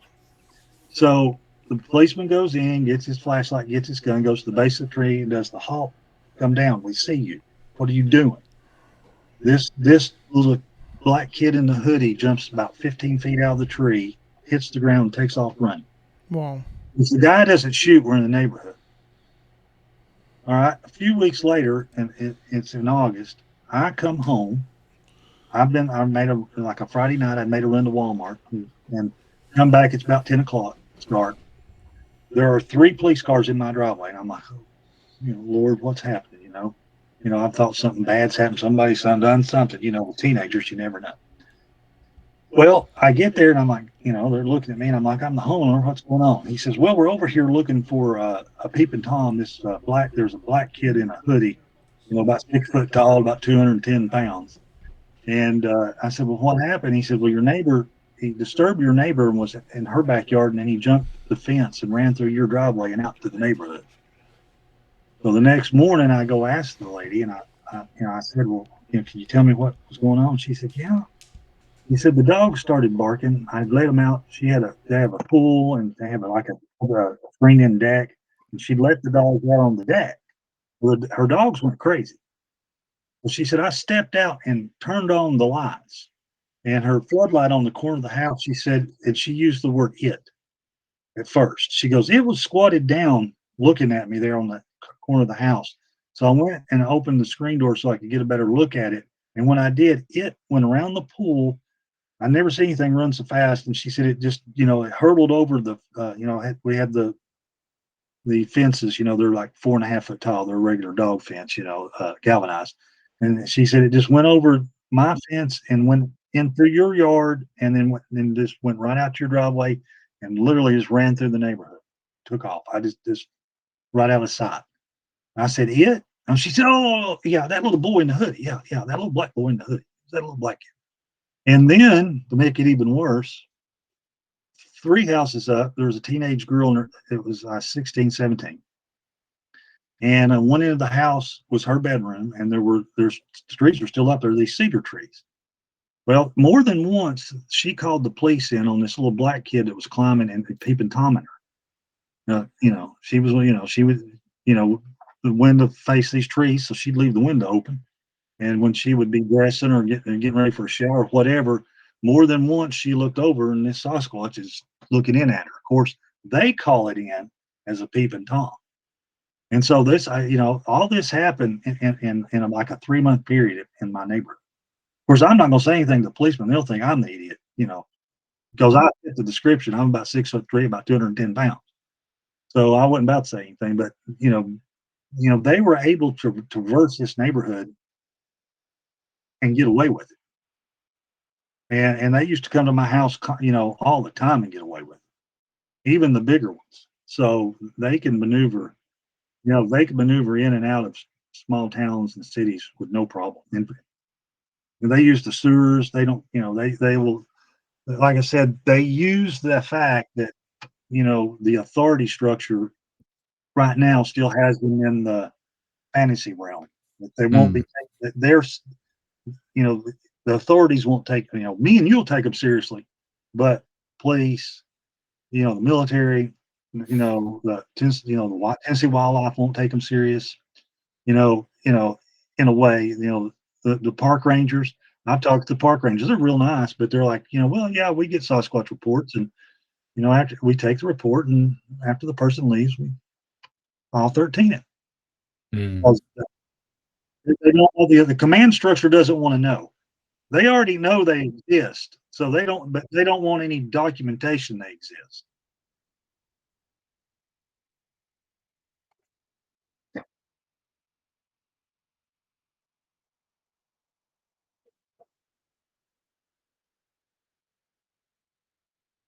No.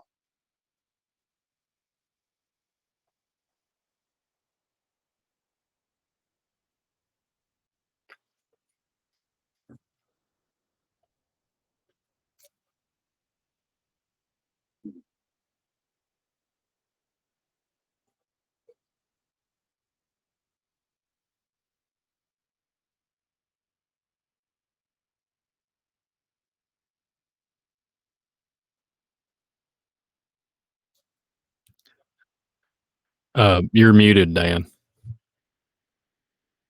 I hate when that happens. I'm sorry, guys. So I'll repeat myself when I muted the mic because I was trying to do something over here. I didn't want to disturb you guys.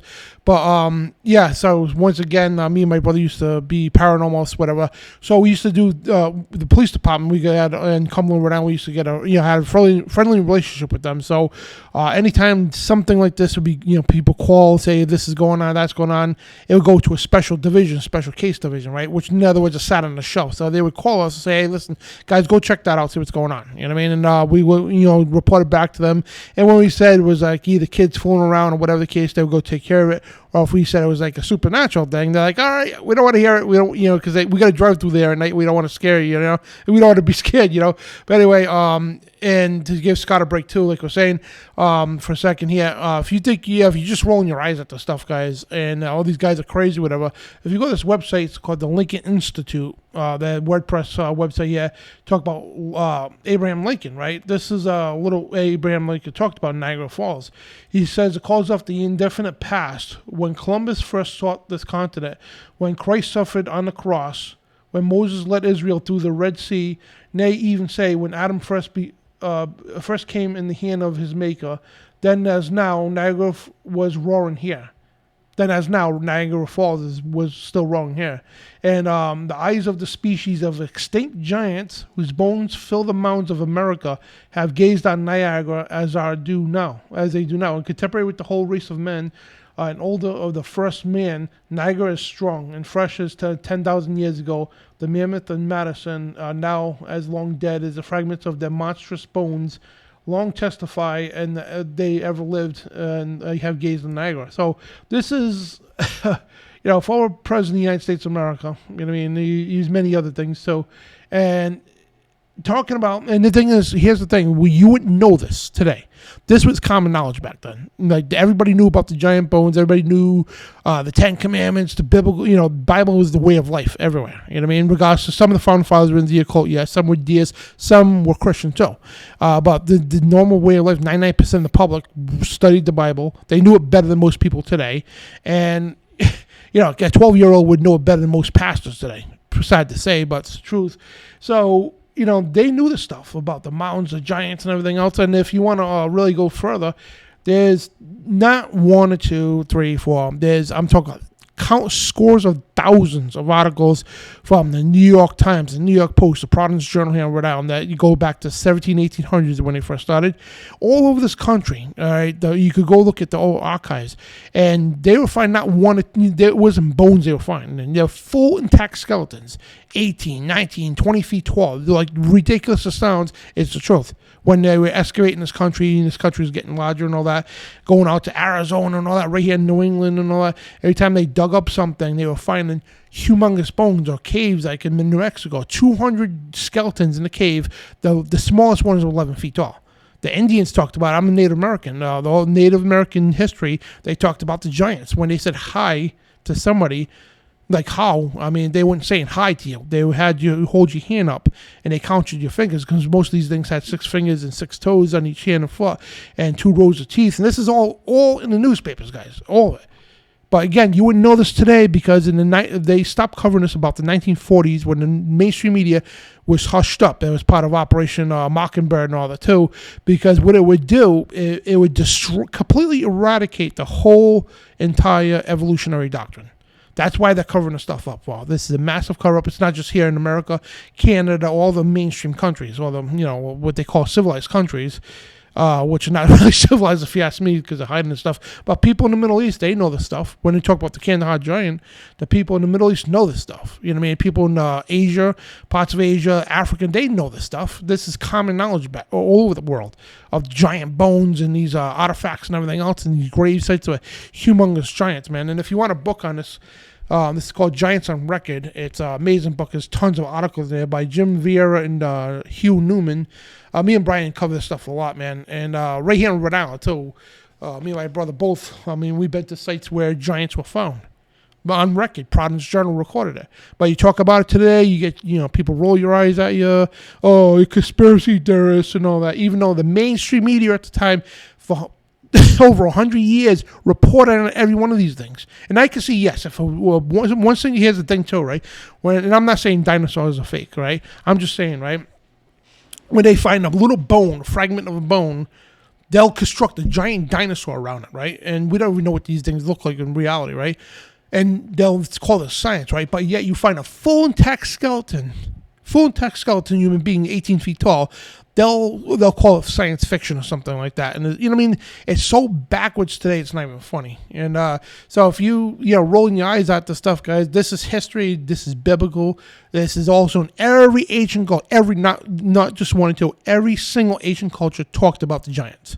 Every one of them. The Native Americans did, of all tribes did. All over North America, the tribes talked about. This is common history knowledge.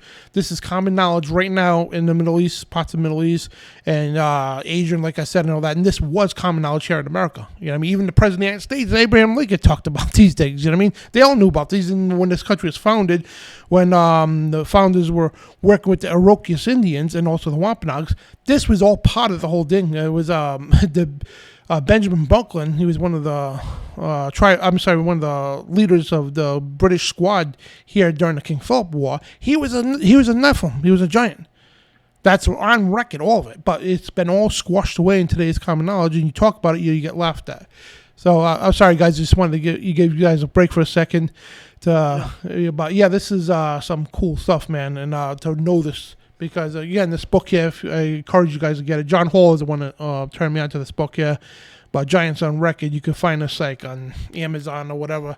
eBay really cheap. It's a good book. And so me and Brian, we actually got a show coming up soon. It's called Giants in the News, where we're going to take all these articles and we're going to sit there and talk about them. And this is just endless stuff. We could do tons of shows on this.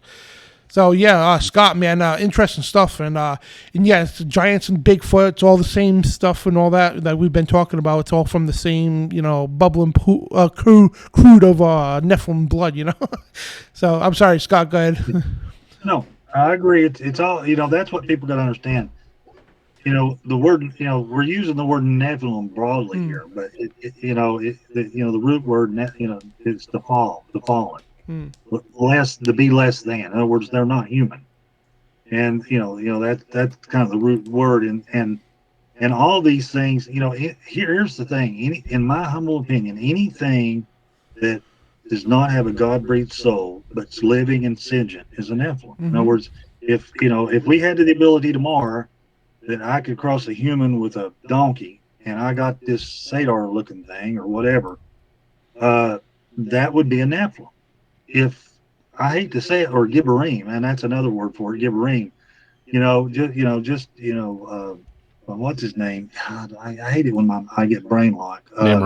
Nimrod, he found the technology. And he started changing himself into a Gibberim.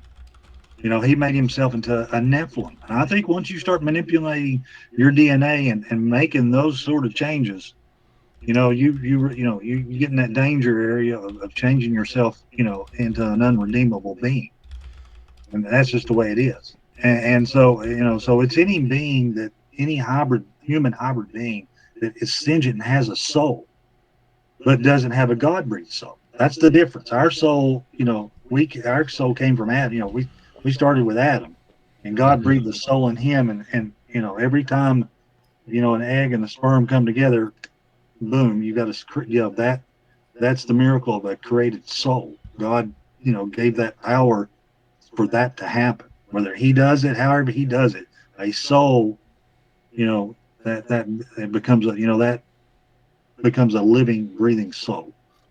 Absolutely. And that's the problem when you don't do it God's way. You have a living, breathing, non-sanctioned, non-holy soul that's damned. It's damned from the start. I mean, I think that's what grieved God a lot about those Nephilim being created was, here's a being no fault of its own, is unredeemable. Now we could make the argument, and I think with God all things are possible, and I think there is a way that these things can be redeemed, but it has to be their choice, and I'd say 99.9% choose not to. And where I get that from is the line men of David. That's a physical description. There was a race of Nephilim created for warriors that had the head of a lion, had the arm, the torso arms of a man, had the claws. They said they were fast as gazelles and fierce fighters. Well, a troop of them changed sides and fought for David. Now, I'm sorry, but David's not going to allow Nephilim. You know what I'm saying? There would have to be some sort of redemption for that to happen. Yeah. It's period. God's not going to allow it. I don't think because David's mission was to kill him. All that he could find, David went around killing Nephilim. Ask Goliath. And that's another thing right there, right? Because you got scoffers all the time, right? Oh, well, if God's so merciful, why do he have his people go around killing innocent people? Well, you got to understand, these weren't human beings. That's what they fail to understand. These were Nephilim giants, and Nephilim, even the children, because these were demonic things. You know what I mean? So they had to go in. They were instructed to kill everything, even the food. Don't touch nothing. You wouldn't even allowed to even touch even the drop of water, because they were afraid it would be genetically corrupted. That would corrupt them. You know what I mean? And you wouldn't allowed to even bring even the gold and silver. Most of the time, you were told to leave it there. Leave it all there. Don't touch nothing. You know what I mean? Food, everything, animals, stock, whatever, just leave it all alone, because they're afraid of it being genetically corrupted, you know what I mean? And so this is the stuff that these Bible scoffers, and some of them know this, but they like to bash the Bible, but this is what they don't explain to people, you know what I mean? These publications come out and say, oh, look, you're God, blah, blah, and stop mocking you, but if they understood what they were killing, it wasn't human beings they were killing, and that's if you don't understand Genesis 6, then the whole Bible doesn't make sense. Yeah, exactly. God's this mind, God's this, crazy killer. People don't understand. I don't understand God. How can in the Old Testament God be so just wipe all these people out, and then in the New Testament quote, he's a loving God and incarnates and treats us love and all this. Well, no, it's the same God. It's just, if you understand Genesis 6, you understand it's a seed war. Then you understand that these hybrids were being born. They were damned from the beginning. They were unhuman. They were unredeemable, and unfortunately there was nothing to do but kill them. I mean, eradicate them. And in some ways, probably shortening their time. Their suffering by doing it. I mean, but very interesting. But people don't understand that. That's what I'm saying. People don't understand that. But to understand the Bible and understand redemption and what's going on and what's going to happen, if you don't understand Genesis 6, and we're in a seed war, between Satan's genetic offspring and God's genetic offspring, and the angelic war that's on top of that going on that we don't even see, it all, a lot of it doesn't make any sense. Yeah, absolutely. What we're talking about wouldn't make any sense. People be like, "What are you talking about?" Dogman, that's crazy. You can't have dogman. You can't have all this. Well, but we know, through biblical, through the biblical, narrative, yes, we do, and we can, and we have, and we will, and because that's what God said's coming, and we're in it. I guess is the best way to say it. We're entering the, I don't know what part of the last days we're in, but we're getting there. I Yeah. agree. I agree, Scott. The technology. Rub Skiba before he passed, and one of he did a thing on. He figured he did his timeline. And he figured that it was 4,400 years that some of the watchers were to be in the darkness, and then some of them were freed. Well, they would have been freed right at the turn of the in late 1800s, early 1900s, and his theory was that's what happened. How much did technology just shoot? We went from horse and buggy, and all of a sudden, boom! Here the technology, the revolution started coming. Mm-hmm. And then you got people like Nikola Tesla talking about, he was talking to these grays, and they were telling him about the ether and how to, manipulate electricity and how there was electricity in the air. And, God gave us everything we needed here. It's just been obfuscated, or the technology's been hidden from us. Yeah, absolutely, Scott. And so, but you had this, all this technology come back, and then you begin to have all these other, that I think that's, it's possible that's when they got out. That's when they got, God released them from, their punishment, and they went right back to work. They went right back to doing what they were doing. Yeah, you reminded me too, Scott, when you was talking about the Lion Like Man of Moab. You remember the old cartoon back in the 80s, the Thundercats? And that was a Nephilim cartoon. Oh, yeah. And, we're being prepped. This absolutely. Is not I mean, the narratives are being prepped for us, whether it's the alien invasion stuff, it's it's just like the Marvel comics and Guardians of the Galaxy and all this, the Avengers. Those are Nephilim. Absolutely. They're Nephilim. They're human beings that have been genetically modified. Absolutely. And some of them. Yeah. And so, I've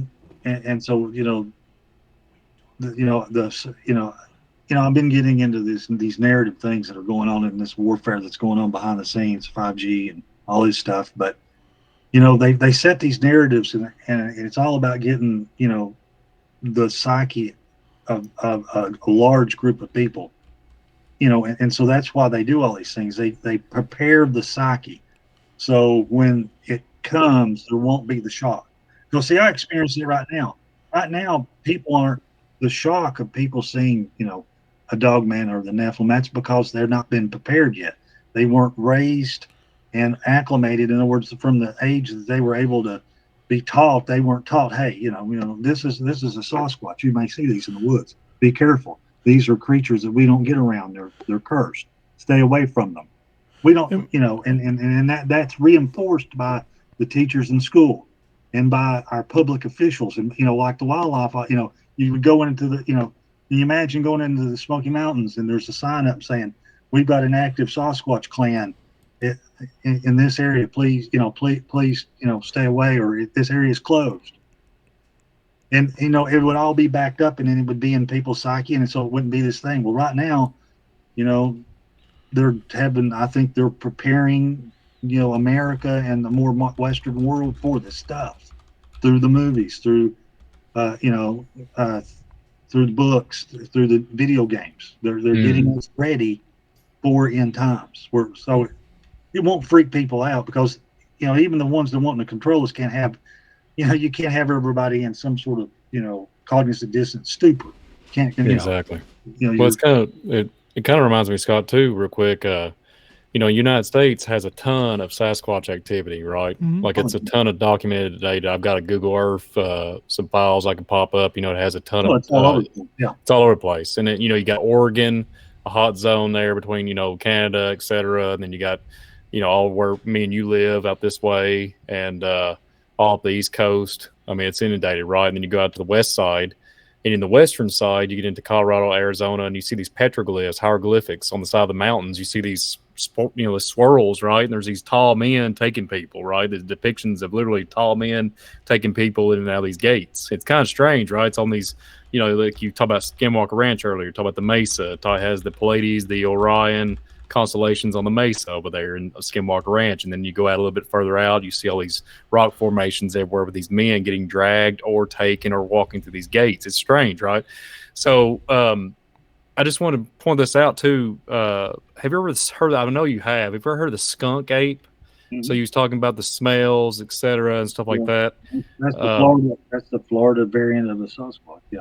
Yeah. So anyway, this is really weird. I haven't said anything about this even to my family, but here just this winter, no joke, I have smelt. I'll go out really late in the middle of the night, and you would hear you would think it's really cold when you go out. We had some pretty bad weather there a while back, and I know skunks. Skunks don't like the cold. Just walking around, I could smell that aroma out in the yard and out in the neighborhood. So, it's kind of strange whenever this show, it's just, I mean, my brain is just, my gears are turning just having this conversation with you. I'm sitting there just, taking it all in. But skunk apes, the aroma, all these different things.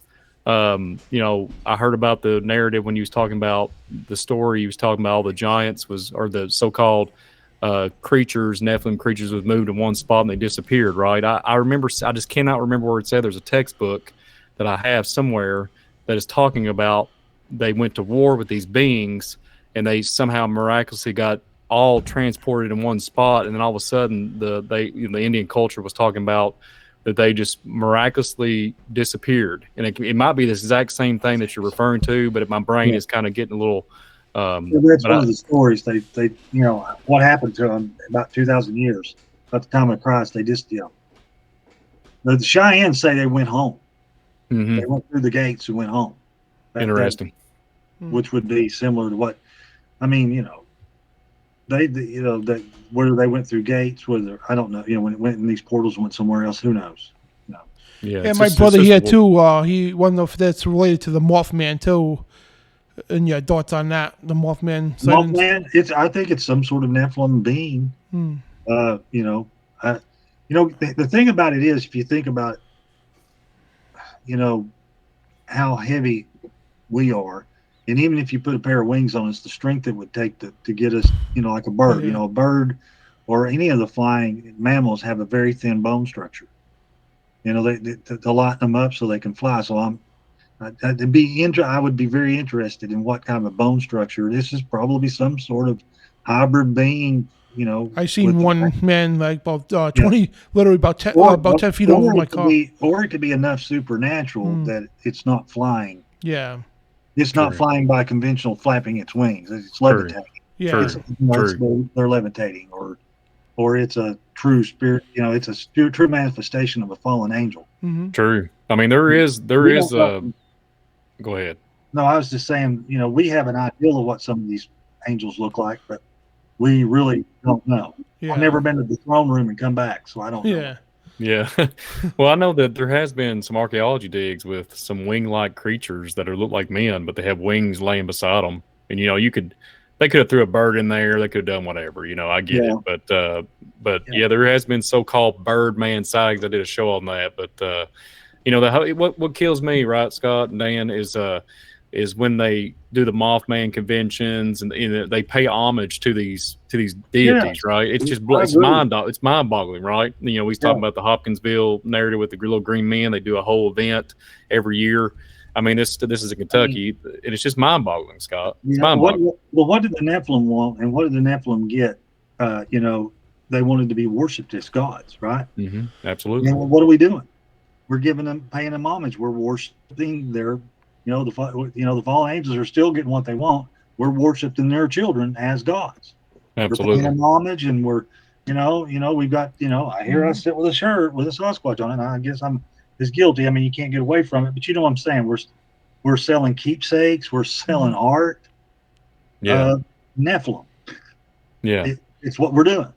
Whether it's Mothman, I mean, right now, Dogman or the werewolf thing is really big. It's really popular right now. And so you can't go, Michigan, Kentucky, Tennessee, in the Southeast, this Dogman thing is a big craze. So you got all kinds of art, all, like you say, all kinds of, a lot of people paying homage. That's why I tell people, don't feed them, don't reverence them. They're not, that's not their place. They're not, Have you do any of that. Have you ever come across a dogman? I have one time. I did not realize it until 2004. Well, until way up in this was 2004 that I come across one, and it's it took me years to acknowledge what I actually seen, but I did see one in 2004 and real late at night, and I was in a state of panic, like I was before the event, and I almost hit it in the middle of the road, and it was literally 8.5 feet probably. Yeah, unfortunately, I've had three experiences with a dog man not wanting to. I have footage of one where I had what I call the back trail camera. I put a camera on my shoulder filming backwards. Mm-hmm. The Sasquatch and these other animals, the Sasquatch are watchers. You know that they're just like their fathers. They're watchers. Yeah. A lot of people will say that. Oh, they just sit there and watch me. They do. They've got that. That's in the DNA. Mm-hmm. But they'll just observe for hours. But so I had the back trail camera, and a dog man came up behind me, and I've got footage of it. It's decent, pretty good footage. Mm. And can you do share screens or? Absolutely, Dan. Yep. Set up the share screen. Hang on. I'm just messing with you. I joke around. Yeah. Real quick while he's setting that up. Welcome Brian everybody crashed to it last Spiritual time. Warfare. What is it? I'm sorry. I was gonna say last time when we were doing the Rip It show, when you crashed the whole system. Yeah, I'm not going to crash the system. I'm going to let you crash it. Yeah, let's don't crash the system. Yeah, but if you're just now coming into the Spiritual Warfare, we got Scott Carpenter here talking about Nephilim, Bigfoots, etc., cryptic creatures, and he's a Bigfoot researcher, and we're glad to have him. So, and thank you for everybody that's new in the chat. I've noticed a bunch of newcomers coming in tonight, so welcome to Spiritual Warfare Friday. Thank you guys. And we're blessed to have you. Amen to that. You get the share screen going? Yeah, whenever you guys are ready, just hit the share. Yeah, go ahead, Scott. Fire it off. Yeah, let me. Yeah, I've got to find it. You know how it is. I'm never ready when you're called upon. We do all kinds of stuff on here, so you take your time. It's at right at the bottom, like so from the hang up button to the third one in where it shows arrow in the box. It's where the little red button on the right is. Just go 2 buttons over, and it's right there. Yeah, there's a little square box with arrow on it, pointing up. Okay. Present now. Okay. All right. Let me get my screen. Let me get my video ready, and then I'll. Oh. We appreciate your time. Yeah, we everybody appreciate your just time, joined us Scott. now, new Oh, listeners. no, guys. it's all good. It's just like I said.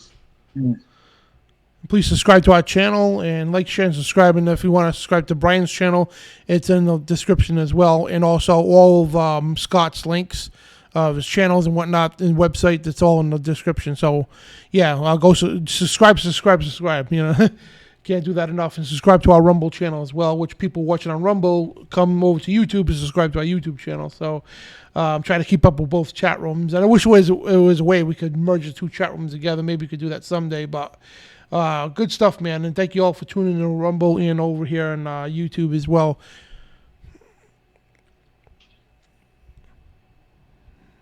So he's waiting for Scott's getting his videos ready.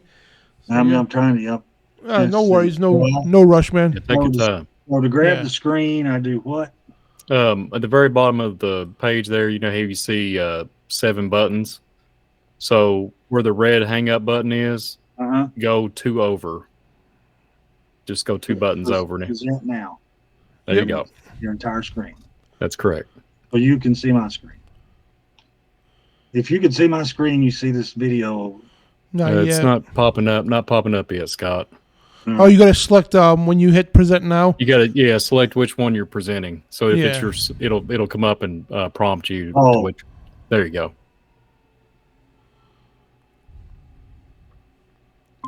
There you go, Scott. We are rolling, my friend. All right, tell me if you see this. Do you see this video I just brought up? Yep. You see this dark thing here? Yep. That's a dog man, and he's behind me. And so what I've done here is I've just done a loop. Okay, so it's sometimes easier. So basically, what this is the first part of the video where he's moving forward, and so I've just looped it over and over again. This one where he's just moving back and forth. Push the square button to make it a little bit bigger there, Scott, if you don't mind. if you can, the square button there at the top of the media player. There you go. Rock that right there. There you go, my friend. See him right here? Yep. There you go. That's his nose. That's an eye, and that's an eye. He's just sticking his head through this. This foliage laying across his nose. This thing right here is a little being. It's a being. It's great. Got gray hair. It's crazy. But you can see. Watch him move. I see him moving. Interesting. When you I do see it. Yeah, when you do a close up of his nostrils, you can see him breathing. Interesting. So this is all. Is this in close proximity where you've seen your first interaction? Yeah, he was probably. He was just this was in near the feeding station. Wow. So here's where he comes forward. He's leaning. See, he's leaning back and he comes forward. Interesting. And I'm no expert on these things. This was a back trail, and I was twisting. It was like I've run this through about every stabilization program I can. But he was moving forward, and I was twisting. And so and if you look right here, this little thing right there, that's some sort of being literally clinging to the side of his head. It's crazy. It's very weird. And like this is a sketch. It'll come up. Come on, there we go. That's a sketch I did. And this is like taking different pieces and putting them together in a video. And then that's the little being on the side of his head. Wow. The people down in that area call that an apple sprite. They say it's a little monkey-like being that likes to eat apples and fusses at you in an unknown language and throws apples at you. But you think, it's strange. You think it's like little fairy people? Could be. I don't know. They call them apple sprites. It had gray hair. You see, it's so interesting. That one's hard to see. Well, the fairy people are big in Kentucky. Also. Yeah. Oh yeah. I know. There's definitely little people for sure. I don't even. Dan, if you can hear me, can you move that truthradioshow.com? Oh yeah. If you don't care to slightly move it up a little bit and give Scott some more room there to share, I appreciate it, my friend. If you want to, because I don't ever get a chance to share I could just share just real quick with some of the stuff. So we don't have to dwell on it. No, we're enjoying it. I don't want to get in an argument about that's not anything but a big blob. I like your personality, Scott. It's all good, man. There was somebody asking in the chat if you could show the portal. I think in the I think it was a portal that you captured on the trail. Yeah, let me find it. That would be really interesting if you could pop it. Thank you, Diane, for shrinking down the Truth Radio Show. Thank you, brother. Let's see. I gotta find. See, hang on. Now I think I know where that's at. Desktop video. You can see how organized I am. Interviews. I had interview a while back. Here it is. So this was taken with a 480p camera, and I was walking away, and this portal formed, and this beam materialized. So, and this is stabilized and slowed down. I've just walked by, and this thing right here, this silvery thing, is the beam, and there's a portal beginning to open right here in the trail. This is just a trail that leads out into the parking lot. And the edge you can really see the edge really good. You're like right now, you can start to see that circle form. It looks like a pool of water. And that's the slow movement to speed it up. Interesting. Yeah, like right. Trying to get it where the edge. I've got some steel captures I can show, but right there. It starts to swirl, correct? Yeah, well, it doesn't swirl. It just looks like you're looking through water. See it right here? See the sharp edge? Mm-hmm. all the way around, and it's like you're looking into or through water. And then this thing continues to manifest. It looks like, at the end, it looks like an elongated skull creature. He's on his knees. And it looks like the ground and everything's pretty dry. Yeah, no, it's That's very. No, it's in pretty. the summertime. It's dry. This is a hot day. Yeah. Okay. Yeah. Can Wow. you see it here? You can see it now, right? See Yeah. that? Yeah. It starts to swirl. Yeah, like a turn. Yeah, I can see the wall. Yeah. Yeah. But you can see a sharp edge, perfect circle. Hmm. And then inside, of course, it's kind of water. I describe it as like, looking into water. And everything in here is out of focus. Interesting. I wonder if you had a really high megapixel camera and like a 5K video. What could you do at that? I mean, good night. I mean, look what you got here. It's amazing. Yeah, I wish. Yeah, it did. This was back when the technology just wasn't there. A 4K camera would have been Awesome quality. Oh yeah, it would have been $20,000. Yeah, I know. Yeah. Yeah, this was a 480p handy cam. So no, I'm saying this is great, but I'm saying this is amazing as of right now. But I could have only imagined if in modern time, 2023, this is what you picked up there. And if you went on your trail and you had, like a 5K, good night. I mean, there's no telling how many more of these that you've walked by and just not, you know what I'm saying? You just haven't seen them. This is amazing, Scott. Thank you. And it stayed there the whole time. You can see. So you was walking away from it, correct? I was walking away, didn't know it was behind me, and the camera was filming behind me. Did you feel? Let me ask you. I'm always asking questions. Was the temperature changing in the air? I didn't feel. That's the weird thing is, I didn't feel it, didn't know it, had no clue. Wow. It just I walked by and it began to manifest. There's a rock ledge right there. Now, the interesting thing about this whole area is I've found footprints, and I've got other videos from this one little area in the trail.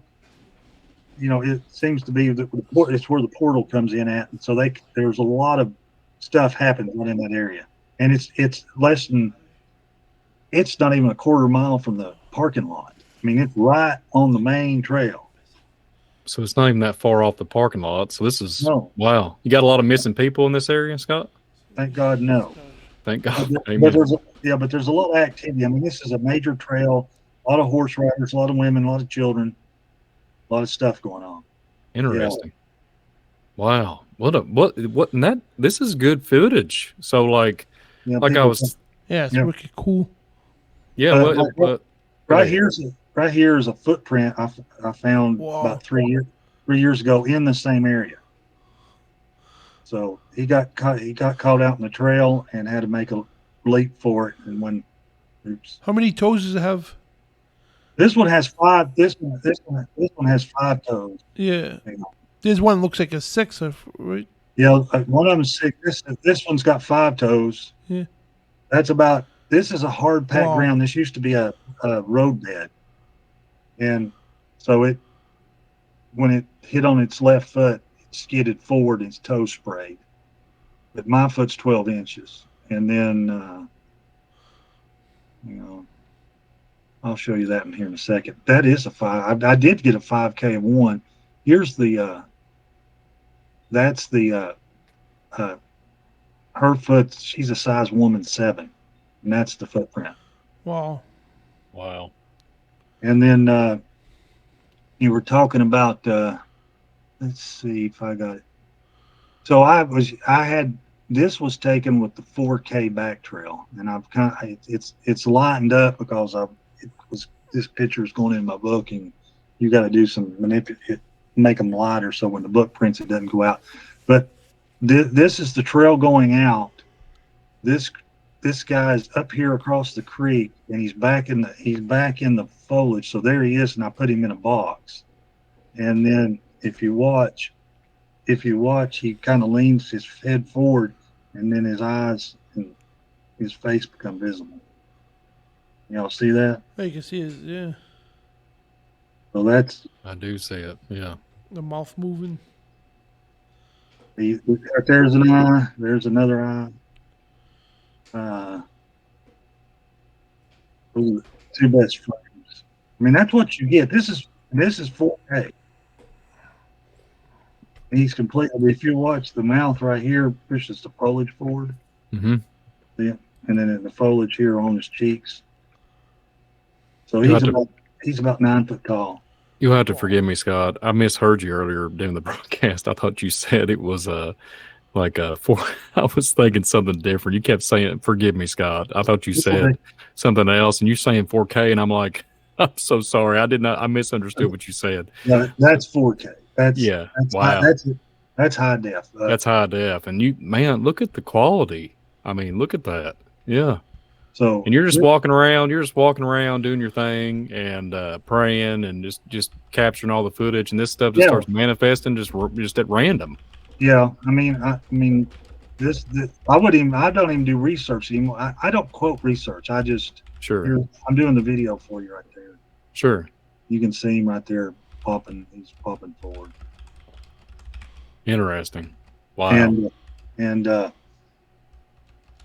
yeah, I mean, and my take on it now is I'm not a fool. If they unfortunately they follow me around and manifest and do stuff, and you can and I've got the back trail. I got a 4K GoPro with stabilizer, and if one is silly enough to jump out, then I'll get him.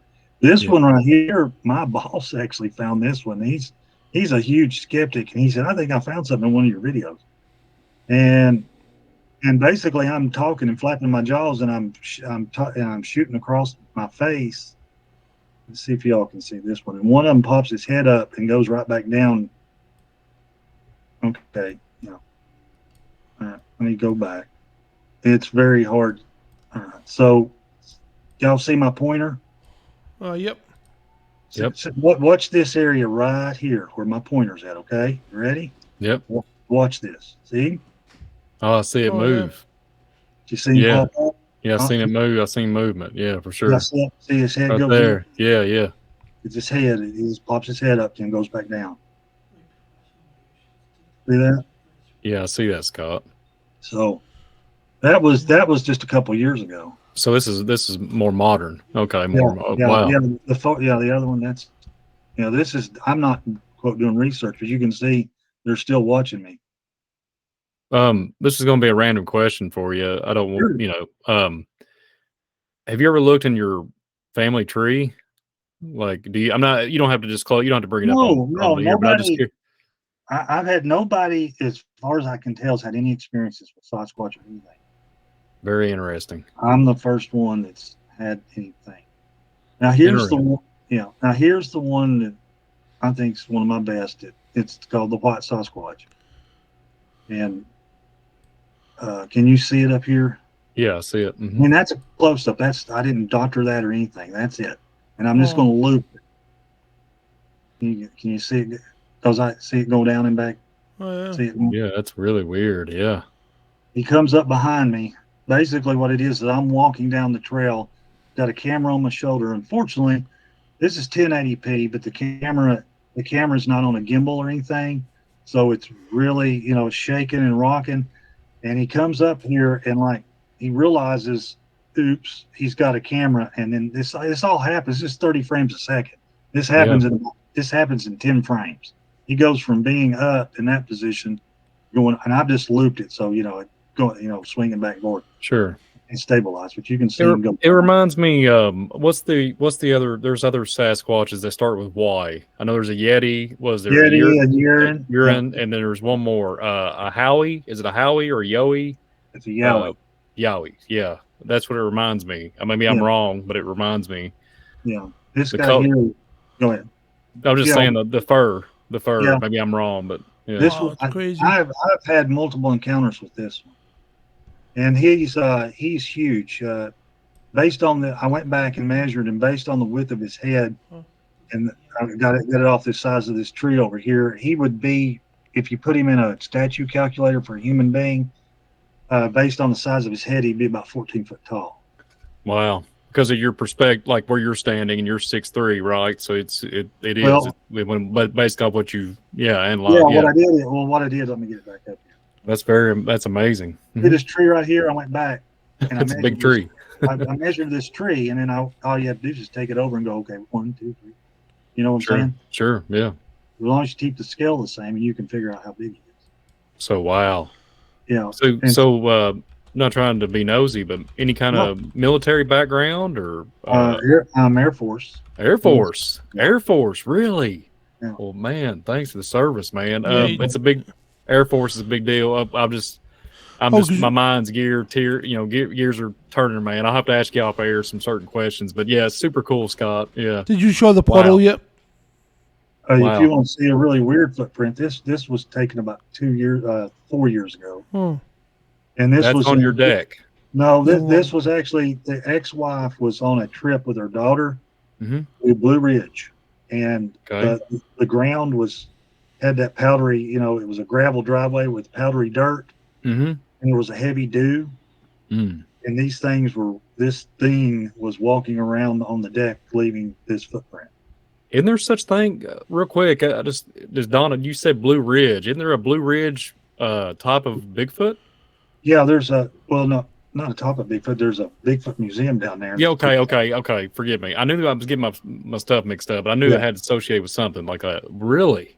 Yeah. Well, see, I have a question for you. So these prints, right? So I know my uncle's watching. A couple years ago, he sent me these pictures. I don't have them on here, but he had this picture in his yard. There's 2 big footprints, like kind of just like this, sitting side by side, and they're a lot larger than a regular man, and they're imprinted in the grass. And there's no other footprints. It's just like right there in his yard. I even in my mind back then, I was thinking these things are reappearing and dematerializing and popping in and out, and literally to have some weight to you to put an impression on it's a well taken care of yard. You have this impression, and the grass starts to die. So I don't know what your take is on that. Just get my gears running when you're showing me this. So yeah, well. And did he show the portal picture yet? Some sort of chemical, or in their oil in their skin, or they coming out of a portal, they could be, toxic. Interesting. I mean, that's just, let's see. Yeah, somebody in the chat room thank you, there. Scott. We thank you. Somebody in the chat room there is asking about the portal. I don't know if you showed that yet. They want to see the portal. They want to see the portal shots. Oh, you want to see photo shot? A photo or video of the portals. Oh, you want to go back to that? Oh, you want to see the pictures? Let's see. If you got them, yeah. Yeah, I got to find them. Like I said, I wasn't prepared. I really didn't think I'd. That's all right. I've had them all out, and literally just got to go. And we thank you for your time, Scott. Thank you, Scott. I know you went over than what you promised us. Oh, I'm sorry, Scott. Thank you so much for your time. You already showed him. I'm sorry. I guess the comment was from a while ago, so I apologize. I didn't mean to throw you off, Scott. Yeah, this is really interesting, and thank you for going over the time that you appreciate you, brother. Yeah. I'm just trying to. There they are. So here's a still capture portal, and I've circled it. You can see it, and then I'm just throwing it through different filters so you can see you see it. You can really see it there. Oh yeah. Okay. Yeah, I see that. This reminds me of, Scott. It reminds me when they did their testing and stuff with their LiDAR technology and everything, and all the stuff that they did with this stuff in Skinwalker Ranch with the different temperature changes. This imagery that you got here reminds me of the Skinwalker Ranch stuff. I don't know. It just reminds me of that. So yeah, this is that creature that was manifesting inside the best picture I could get. I think. So no. Yeah, I see that. It's elongated head. He's got an elongated head. So yeah. Interesting, Scott. Wow. So this stuff, it almost looks like when you're pitching, like when you're for example, when you're picking it up on a pixelation, like you was earlier, I misunderstood what you said, but you was taking a 4K video, 4K footage, all this good HD footage, 1080p, etc. So when you take the pixelations, and at the beginning of the broadcast, we was talking about, the lighting of things, like the dimensional, the dimensions and stuff like that. It's interesting. Our perception is, we can't see So these hybridization creatures can see differently than we can. Our perception's different. So because we're in this human flesh, it's interesting when you're seeing these pictures you're showing, they glow and you can see the actual forming of the being, right? So if it reminds me, 480p, like the television, all the television TVs, etc., and all the pixelation keeps getting better and better and better. But then it literally is manifesting like that in electrical. It looks almost electronical, to a point. It's just interesting. Have you ever took I know it's gonna sound real random. Have you ever went outside in the nighttime and took night vision goggles? Have you ever mustered up the courage to do that during the night? No, yes, I have. I got some footage. A friend of mine sent me a night scope, and I got a little bit of footage of one hiding in a bush. Wow. In the next door neighbor's yard. I mean, it was that green night vision. It wasn't infrared. It was actually light gathering. It was like a starlight scope. Wow. Yeah, and everything was green, and you could make it out. It's not real good, but it was sitting there kind of just literally in the bush. People don't think that's how they hide. They will get inside a bush or foliage. I mean, get in it, just like you saw that one. This is what people have told me is a little person. This was taken with a black and white trail camera that I had. It was back in 2007, and I just put it up as a afterthought. But back then I couldn't afford anything, and this little being pops his head up, and you can see the blow up. That's what he looked like. And a lot of people say that. I had 2 or 3 Native American people contact me and said, "Well, that's one of the little people. You got to watch out for them. They're tricksters." Yeah. Yeah. And this was a feeding station back in the place where you exchange food and stuff and gave him food. And he was bent over eating a candy bar or something. Wow. And here's the interesting thing: I had really the better cameras were all around, and he managed to go under them so they didn't catch him. But the one camera that I just set off it just viewed the whole area, and it was black and white, and it gets him. It's always that camera that isn't worth anything, and it gets the footage. Yeah, wow. Have you ever encountered any, I remember, he was talking earlier about grays, etc. Have you ever encountered anything in the form of a gray out in this area, or anything documented in any shape or form? Because this is just mind-boggling, really. Yeah, I've had some grays here real quick. This is very interesting. This is another white Sasquatch. I caught him. I was coming down the hill, and he was standing. Unfortunately, this is 480p, as you can tell. Yeah. But you can see him pretty good. Yeah. Wow. And there's one. This is at night. This is behind my campground. I heard him walking. Wow. Yeah. Interesting. Let's see. So it's have you ever picked any orbs or anything to that nature that is moving it fast? Have you ever looked and filmed the sky, so to speak? No, I haven't filmed the sky. Now, sure. I did get a UFO one. Really? Yeah, within the last 6 months. Really? Yeah. Triangle, no, or it was a ball. It was one of those silver balls that was tumbling, and sure. but it was luminescent. So you could see. I was just going to go through some photos real quick. You were talking about aliens. Remember that? This is that same feeding station where that black and white picture came from. This is one of the better cameras. And you can see this guy over here leaning out and looking at the camera. It literally looks like the depictions that you see in movies and stuff like that with the large heads. I mean, aliens and stuff. So it's right there. There's a zoom up of his head. I hate this editor's killing me. Let me go to a better editor. Okay. Yeah, take your time. It just shows half this, oh yeah.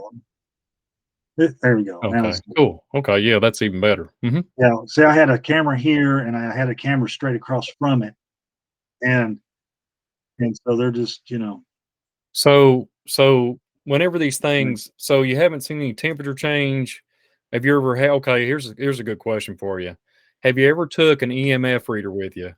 to regulate what's going on there? Have you had anything like that, a radiation detector? I'm just curious. No, that's a good. I've thought about taking one. I probably should. Absolutely. Let me know too, because I would just be so thrilled about it because there's so much. Oh my goodness. And another thing too, I say you have it, take a compass. Take your compass. No, I do have a compass, and I figured you did. And I also have a laser. You know. Oh wow! If they're cloaked, if there's one cloaked in human with a laser, it's going to bounce. Because it reflects, right? It reflects. Yeah. Wow. If they got if they're in a cloak mode, it'll bounce it. Wow. They're bending the light somehow. Wow. Or it will just die. In other words, in the middle of nowhere, it'll just stop. Right? Because it's a solid object. They can't defeat the laser. And I've heard some people have told me that when they had them doing at night, when they try to do the lasers, that's when they get violent because they know you can find them. Wow. And start throwing stuff. This is the old back trail camera setup. You can see I just had it strapped to my shoulder. Mm-hmm. That was a little bit newer one, but yeah. So let's see. I go through real fast. People ask if they come in my backyard. Yeah, this was in the backyard. This was just all you could see was the eye shine. Mm-hmm. You got the mama holding the baby. You see the mama and the baby. Mama, and you see his head moves. He's looking, and then he looks away from the camera on this one. See it?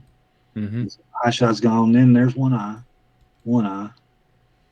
and then down here, and then he turns his head back. Super cool. Wow. Yeah, but that's about the best I could do in the backyard. They would, there's a good. Interesting. He is standing in in the neighbor's yard. The camera's facing that way, and they're in the tree. They're in what's the name of that tree? My mind's totally blank. And there's another shot of one. Right wow. That dogwood. This reminds me in a dogwood tree.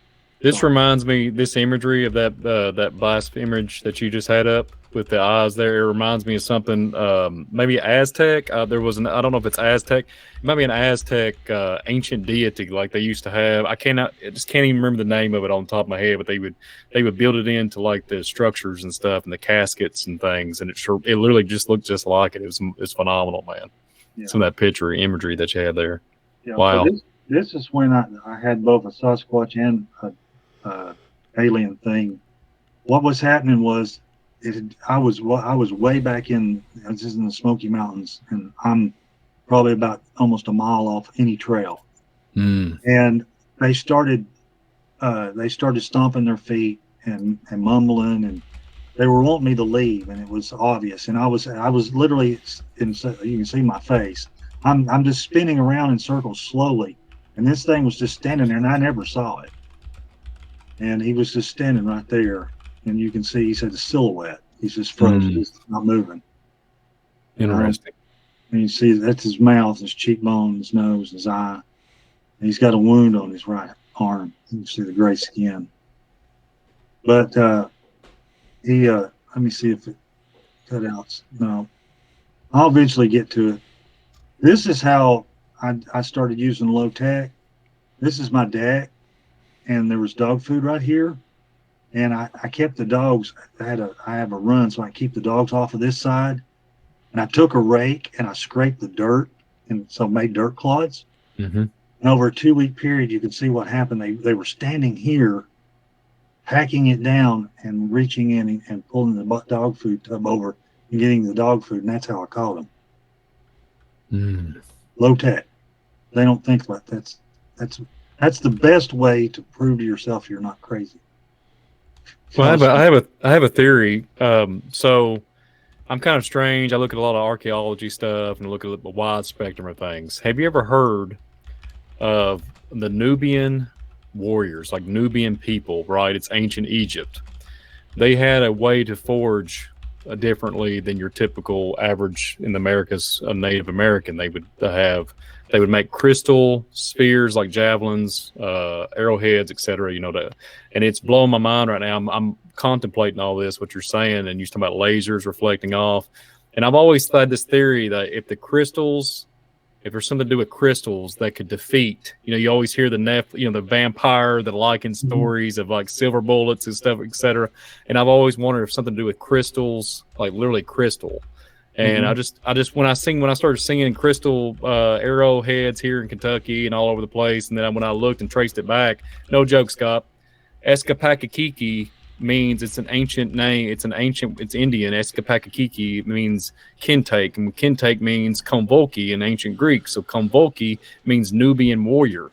So I was like, how in the world do you have this stuff in America or in the United States, in Kentucky, on this? It's just a county over from me. They have this national landmark. It says Eskapakakiki, and it says kintake, and it's konvolki in ancient Greek, and it means Nubian warrior. Where does that come from, Scott? We was talking about Phoenicians and everything at the beginning of the broadcast.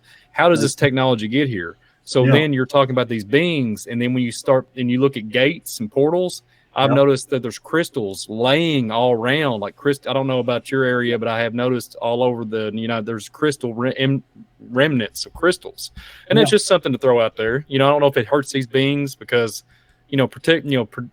projectiles of ammunition and everything. I don't know if it won't do nothing to them. So I'm wondering if something to do with the crystals could, defend yourself with these. I don't know. Maybe I'm wrong, but it could be. I mean, yeah. Well, it definitely could be used, to focus energy, for sure. Or to, if you can concentrate light and make a makeshift laser, it may help. It may, help them locate them where they're at. Because if you could imagine having a cloak on the battlefield, be, a huge advantage. Well, you got prisms. When you hit it with a laser, it makes a rainbow, right? You have the light in the. So I see what you're saying. I mean, you'd have, and then if you could detect it, right? So the Indians would use sage and everything. And I've looked at this. They would go to the forest and literally go to the portals where these beings was taking their women and children, and they would go to war. So it's just really, this stuff is just blown. I just get this stuff. I could talk about this for 10 hours. But yeah, Scott. Yeah, man. This is one that was hiding in a laurel thicket behind me. I hope there's its left eye, nostrils. Some people can see it and some people can't. I see it. It's a one eye right now. I can see the one eye. Yeah. He's in the middle of a laurel thicket. She was watching me. We call it a she. I got video of it. There's that one again. This is just a work folder that I've got. So, Dan, your picture's in the way of. I'm sorry. All right, now here's here's a close up. This is you said want to know if a gray alien ever. Oh wow! So this is and I put the square around and say, okay, the Sasquatch is here, and this thing's behind this tree looking out. So this is at the exact same moment, correct? Yes. So that's what I'm saying. So when you look at, I know you've watched the Skinwalker Ranch stuff, right? What blew my mind is when the stuff with the temperature change and then stuff would start running across the cameras. So it's almost like I hate to use the word again, but there's something activating and everybody is going to the gate. It doesn't, whatever type of being it is, they're going for it. Yeah, and you got dogmen and everything, right? So it's just wild stuff, Wow. Yeah, I wish it was better. Like you say, the problem with 1080p is you can see my face is kind of clear, but this stuff way behind me, when you try to blow it up, you get that. Sure. And then you got your detractors. Yeah. All it is blow up. There you go. Creepy looking dude, ain't he? Looks like gray. Yeah. Not, I wouldn't want to meet him. That's a couple frames later, and his face is almost morphing. Interesting. Besides, that's what I always found weird about some of these things. Their faces, they morph, they change. Here's this is the best I could do. Forgive me, but you can see through the frames, through the video, how his face kind of gets different. So is it okay? Well, so all right. I wanted to ask you this. You was talking about Missing 411 documentary with the alien, and David did an awesome job at that with the alien stuff and the Missing 411 UFO connection. What I was going to say here just reminded me, it dawned on me when we was talking about grays. Like you was talking about missing time at the beginning of the broadcast, missing time and stuff you've experienced. And I remember looking at that movie and watching it and just trying to, comprehend what I was watching. And they was talking about they find his, his weapon here, his backpack here, etc. And then it would go up a mountaintop, right? Does this area have any mountain ranges? I mean, in the area within a mile or so, you can hit a mountain or so. Okay, I knew you in the Smoky. I mean, in that area, I figured it. But this particular pictures, is it in a valley or is it like higher elevation? Just out of curiosity. It's different areas. I mean, like Like one of the areas is down on Tellico Lake, but it's still in the mountains. You know what I'm saying? It's in the foothills. Sure. So I got you. It's what I would consider a mountain lake. So yes. Oh wow. And there's granite and there's a lot of rocks around. So here's the thing that blows my mind. So if you go and you have these entities, these beings pop up, these Sasquatch, whatever, and then somebody goes missing, right? And they have if you send a platoon of army or militant, and then you block it all off, and then you start looking at the data, you start seeing the stuff. He drops his stuff here, has his food bag here, etc. His clothes are all folded up nice and pretty, or whatever the scenario is, and they're dry. It's almost like they went from A, B, C, D, E. Is it possible that there's a time displacement when you can't find the scent? When the dogs go to get dispatched and they can't smell the scent, is it because there's time dilation? I mean, I don't know. I know anything goes in the spiritual warfare fray. We're talking about a wide variety of things, but time dilation, right? I mean, me and Dave, I'm very good friends with him, and he is, made the connection with this missing 411 and UFOs now. But, and he's still not saying what's doing it, but it's very specific set of circumstances. But these people, like you say, when they disappear, sometimes like they'll disappear, they'll search the area 5 or 6 times, and then when they find the person alive or find the body, the body's left where they've already searched. Mm-hmm. So whatever is returning them, dead or alive, is putting them where they'll be found. But and the clothes being removed and all that, one thing about clothes being removed, your clothes are where your smell is, right? Yeah. So if you're going to kidnap somebody, you don't want dogs to follow. You at least take their shoes off. Yeah. And sometimes and their clothes. And so in my opinion, it's probably a combination of things. It's probably abductions.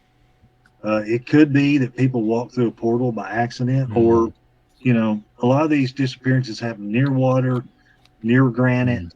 In areas that are electromagnetic fields are very high. Mm-hmm. So that's why I think the Indian mounds and everything are built around water sources. It's something to do with the connection with all this. I mean, there's a big connection. I mean, heck, in certain parts of the eastern, up into the eastern part of the Americas here toward Dan, they literally talk about these beings coming out of the water. It's not too far from the Niagara Falls, because Dan mentioned Niagara Falls earlier. They talk about the beings would come out of the water, and they was giant. So it's kind of interesting. They talk about giant reptilian people and then literally giant men. So it's interesting how this all just connects it's like a big puzzle. We're getting the pieces thanks to the Father in heaven. I mean, He's really pouring out a lot of knowledge here. We're just regular old boys trying to figure it out. But go ahead, Dan. Was you going to say something? So just a bunch of good old boys. Just a good old bunch Never of good old mean boys. any harm. But Duke's song. Go ahead. I was going to say, this is that entity that was on the shoulder of the dogman, or on the side of his head. See this thing? Weird little nostrils. His mouth, I've got a video. His mouth was moving the whole time. I mean, he was squawking. Really?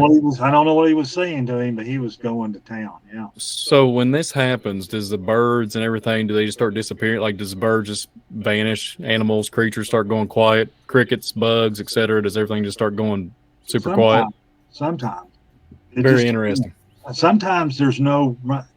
The birds don't, do anything. Everything's normal.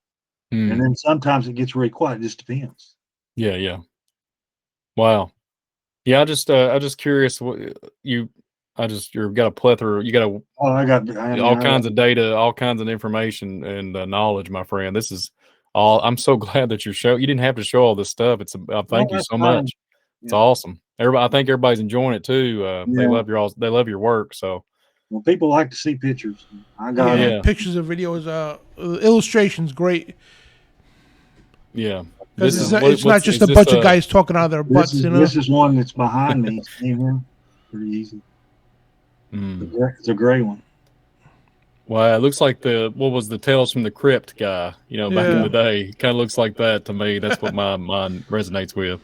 That's a cutout. You can see his eyes really good there. Mm-hmm. Now, go ahead. No, go ahead, Scott. I'm sorry. No, I was just saying one of the interesting things is, this is 1080p. He's at a distance. There's another good one. He's at a distance, so most people don't realize that when you got a digital camera, it has an algorithm in it that is doing a mean average of the colors. Sure. And so this thing, it's coming out like, there's a left, that's its right eye, that's its left eye, there's its nose, and there's its head, and there's its left shoulder. It's all gray, but that's what the camera is coloring it. It may not be all gray, or it may be, it may be, two tones of gray. Sure. I've actually done this experiment before. What it does is the camera takes the mean average, and it will change things color. If something's in the middle of a bush, and the thing that's in the middle of the bush is, let's say, blue, and the rest of the bush is green, it will change that one blue thing to green. And what I've done is I've actually been on the side of the trail, and I went off the trail with the camera, me in just normal, hiking clothes. And I went 10 yards, stopped, and turned around. You can kind of see me decently good. I went 20 yards. It became very difficult with the camera. The naked eye, you could see me plain as day. The camera, I'm beginning to fade, and I'm becoming a blob squatch, okay? I get about 40 feet from the camera. It turns my face and my clothes green. And I almost completely disappear from the camera's viewpoint. So it's very difficult to get these things on camera because of that. People don't understand that. And it's the same way, when people get these immaculate wildlife shots, they're in a blind, they've been camping out for 3 months, they have a $100,000 camera, super HD, that they can zoom in and get these pictures. When you're trying to just capture these beings in their, out in the woods, it's so hard. And even like I said, I can easily demonstrate it. I've done it before. Even a human being will disappear and look just like this. So interesting. I've just got, this is just all the years of research. Here's the orbs. I'm just looking for them. So this is sitting on my back porch, and you can kind of see it's like a conduit, and then there's the ball going through it, right? Sure. And there's one, and that's another one. It's a different. Me and my brother's got a bunch of pictures of those. And then this one right here is the last one, where you got one going this way, one coming down and going that way, and the third one going across. Well, I didn't see these things. I didn't see them when it happened. Yeah, you don't see them with your naked eye. Yeah, we got a bunch of pictures of those when we used to. He still got them too when we were into the paranormal stuff, and thousands of orb pictures and everything. He's got a whole hard drive full of. Yeah, we got this is one. These are a couple that were probably donors to the. I had tape on this tree over here on the left. This is an infrared picture at night on a game trail camera,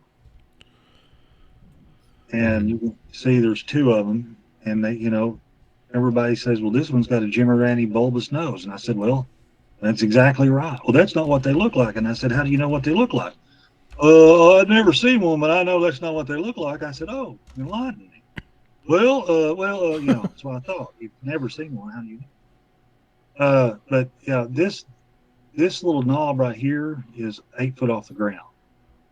So Wow. Wow. That one's peeking around. I was just showing, and I'm sorry that pictures are kind of light. When you try to put them in a book, you've got to lighten them up, or they'll just come out black. Sure. But this one was on a plot watcher. He was looking around this tree. You can see here's the day he was there, and there's the day before, and he wasn't. Let's see. I just got all kinds of craziness. So, I have this crazy question to ask on this broadcast tonight. Sure. Just not to get personal, I'm not trying to ask too much here on air, but when you was in the Air Force, did you ever fly in the ocean or anything? Like literally? No, I was. Okay. Well, I was stationed in Germany. I was telecom. I was a telecom operator. Oh, okay. Fair enough. Just curious. But I did see UFO reports. So really, wow. Well, what do you think about Sinking of Grays? We've reported on here on Spiritual Warfare Friday. Me and Dan did a UFO show. We talked about. I presented some documents that the FBI. It was back in 1947. It was talking about a flying roll. We presented the PDF file and all this stuff. It had all this information. It's talking about Roswell. It talked about the beings that was in Roswell, and it was literally referring to giants, like a giant. It was no, they didn't say giants. Forgive me, human, like larger stature being. No, it's from What's the your take actual on that? FBI. And they was talking about telepathic. Sorry, Dan. Go ahead. I was They was talking gonna about say telepathic vehicles and stuff. That was actually an FBI document right from the website. Yeah, it was FBI to the FBI director back in 1947, and it's a little different than the Green Man narrative, right? Yeah. But what's your take? I don't know if you ever heard of it. We presented a few months back, but I don't know what your take is on the Roswell narrative, Scott. Well, my take is that obviously, I don't know if that was to give us technology. My working theory is we made a deal with the devil, literally. Yeah. And they agreed to give us, if we let them experiment and got out of their way and worship them, then and allowed them to, we wouldn't interfere and we would allow them to do their experiments, then they would give us technology. And I think they did it under the guise of the UFO crash and the aliens. I think that, I agree. I think the Greys are genetically engineered avatars that the demons get in and reanimate. Mm-hmm. And that's why they walk funny and act funny and sometimes do stupid stuff. Is because you've got a Nephilim that used to be a giant plugged into a body that's now a little gray. Sure. So it's here's my thing, and who was it? Chuck Missler and a couple other people I respect Tom had this Horn. take on it. Yeah. God talks about animals after their kind, and they have spirits or souls after their kind. Yep. And a human being has a kind, right? Mm-hmm. So a demon, a human spirit, can only inhabit a human body. I don't believe demons can go into a dog, or when they went into the pigs. The reason the pigs killed themselves is because the spirits were incompatible, right? Mm-hmm. And the pigs knew, and the pigs would rather die than have these things in them. And so, when you're creating a body to reanimate, for a spirit to go into and to animate, to incarnate, it has to be compatible. And so that's why they're doing these human hybrid gray-like beings to put so these demons can literally possess the body. Mm-hmm. But it's that's the tech. I mean, there's a lady in Dr. Carla Turner that did Masquerade of Angels and others. She was one of the first people to actually look at this, and she confronted the UFO community with, these beings are demonic. These beings are lying. These beings are evil. And she was early on, but she also unfortunately, to her demise, figured out that they were working, these beings, these demons were working with the U.S. government. And that got her killed, because she made the mistake of announcing that some of the ladies that she worked with ladies in Tennessee and Kentucky that had been abducted, woke up during the abductions in these underground bases, and they remembered officers and they remembered the names. And then they went and they tracked down, and sure enough, the officer was working at bases near this area. And they were going to out these officers, and then all of a sudden she got a cancer and died in 2 months. Oh my goodness, Scott. Yeah, big mistake. Big mistake. But one of the things she said was when she was talking to one of the women, the woman was showed clones of herself and told her that they could take her soul out of this body and put it in that body, and or they could just replace her with, and no human would know the difference, and it upset her, and she got real upset and was crying. And one of the beings came to her and says, "Why are you upset?" She says, "Well, I don't. You're going to move my soul." And the being looked at her and said, "Don't you understand that these bodies are like clothes and you can change them? That's not really you. That's not your spirit and soul. And you can just, and you can just change it. It's, and because this being had already been, lost its body and then gained another one. And that was its perspective to her. And so I think that's doable, and they do it, and there's a protocol to do it, and they get these demons, that's how they get their bodies back. And I don't want to know that I've heard rumors that in some of these witchcraft books that there's formulas and incantations to do it, but I ain't even gonna look at it. But supposedly it's there's a soul transfer protocol. And, wow. Of course, the fallen angels know it, right? So sure, I'm sure they perform it. It reminds me that I wouldn't recommend watching it, but it reminds me of that Altered Carbon that was on Netflix. I don't watch anything on Netflix anymore, but the Altered Carbon that came out a couple years ago, they would do that. They would call them sleeves. They would just drop their sleeve and get a new one or whatever. It reminded me of that when you were saying that. It's pretty wicked stuff, Yeah, and I think that's closer to reality than we realize, and it really freaks people out. But that's, I think that's. I'll stop sharing. That's what's going on. I think that's my personal opinion. That's a lot of this stuff. That's what and that's what makes the Sasquatch, in my opinion, so dangerous. There are some that do good, and a lot of people swear, well, they're just peaceful and they don't do anything, and this one helped me and this one saved a life, and those are true stories. Those are and I don't doubt that. But the problem is, you have a being that is cursed and doesn't have a human soul, so they are wide open to oppression and demonic influence and fallen angel influence. Absolutely. So you may have one that has chosen to do good and has thrown it off, and for however they do it, it may be saved. Can you imagine how they would be dogged by the fallen angels and the demons for changing sides? So I just can't. It probably would be unreal. So what if you associate with a Sasquatch and get into some sort of relationship with them, where it's feeding stations or whatever you're doing, you open yourself up to all this demonic activity. And it's very dangerous because they can't control what's following them. You know what I'm saying? Even if they're good, they're from that, they're from that part, I guess, they're from that neighborhood. And the thugs are coming with them. And then you're going to expose yourself to those things. You're going to expose yourself to demonic influence, fallen angels, and whatever else, Satan has, working and going on out there. So that's always the danger.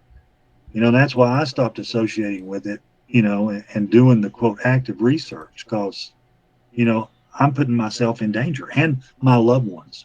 You've heard of the hitchhiker effect, right? Yeah, absolutely. It's real, and see those guys that were those scientists at Skinwalker Ranch, that they had it happen to them. That they would leave the ranch, go back to one guy lived in Maryland, near Washington D.C., and his wife and his children. I mean, there were dogmen in the backyard in Maryland, and his child was seeing it. His neighbor's child was seeing them. I mean, you know what I'm saying? So it can affect, your immediate family and your friends.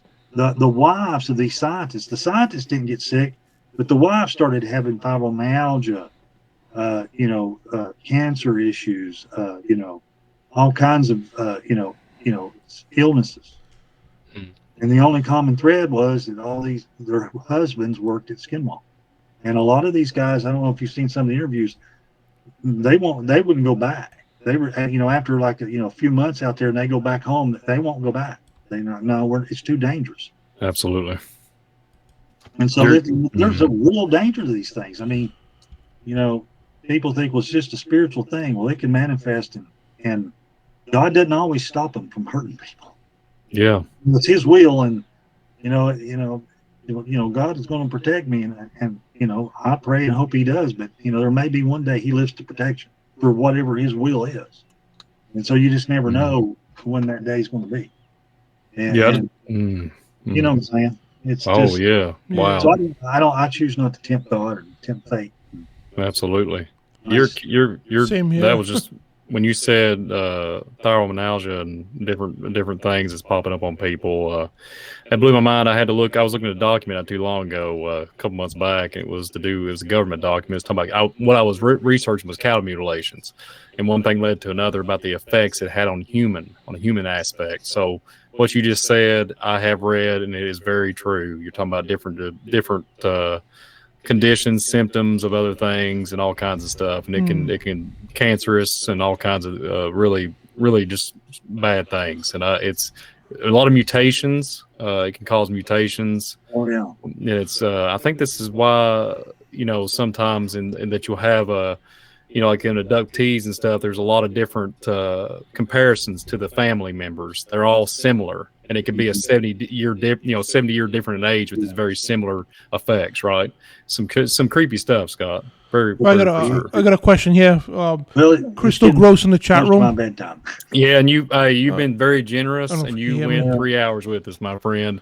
And it has been such a pleasure, Scott. Me and Dan has been we're very honored Scott, for you to be on here. And man, God bless you, my friend. I got a question from somebody in the chat room. Come on, I can get a little presentation together. So, some of this will be a little bit more organized. And I'm just searching through my files. You did everything. Hey, Brian, could you hear me? It was perfect. It was perfect, brother. Brian, I think you muted me again. Well, good. I'm glad. Hopefully somebody get touched and blessed by it. Hopefully, someone who's thinking about doing the Sasquatch research or doing it will now reconsider, because if you ask me, when people ask me, I want to research Sasquatch, I said, no, go golfing, go fishing. I said, it's just not an endeavor you need to get into because of this. It's the unintended consequences, and it's not a family-friendly activity. And so, just if I could press upon anybody that's watching that either is or thinking about getting into it or knows somebody that is, pray for them and try to encourage them to stop. Yeah. Before stuff starts happening, if it's not already happening. Yeah, absolutely.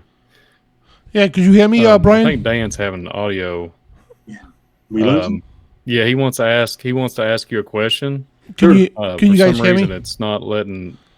Dan, you're not muted on my end. So you might be unmute yourself. You're unmuted. I just seen it pop in and out. You're unmuted. Yeah. So you hear me might now? be the mic, my friend. But Dan wants to ask you a question. Sure. And he has. Can you hear me now? He is muted. I cannot hear. Dan. Yep. Dan's trying to say something, Brian. Yeah, everybody. Dan, I promise, my friend, I did not mute you. It's probably on your settings because I've seen it pop in and out, and you are clear to go on my end. You are not muted, my friend. So it might have been the rearrangement. I was wondering why he was so quiet the whole entire time, and that's not good. Listen. When I have the tools, he's going and messed it up again. I'm not intentionally doing it. I don't know what's going on there. Brian's going and messed it up again. Yeah.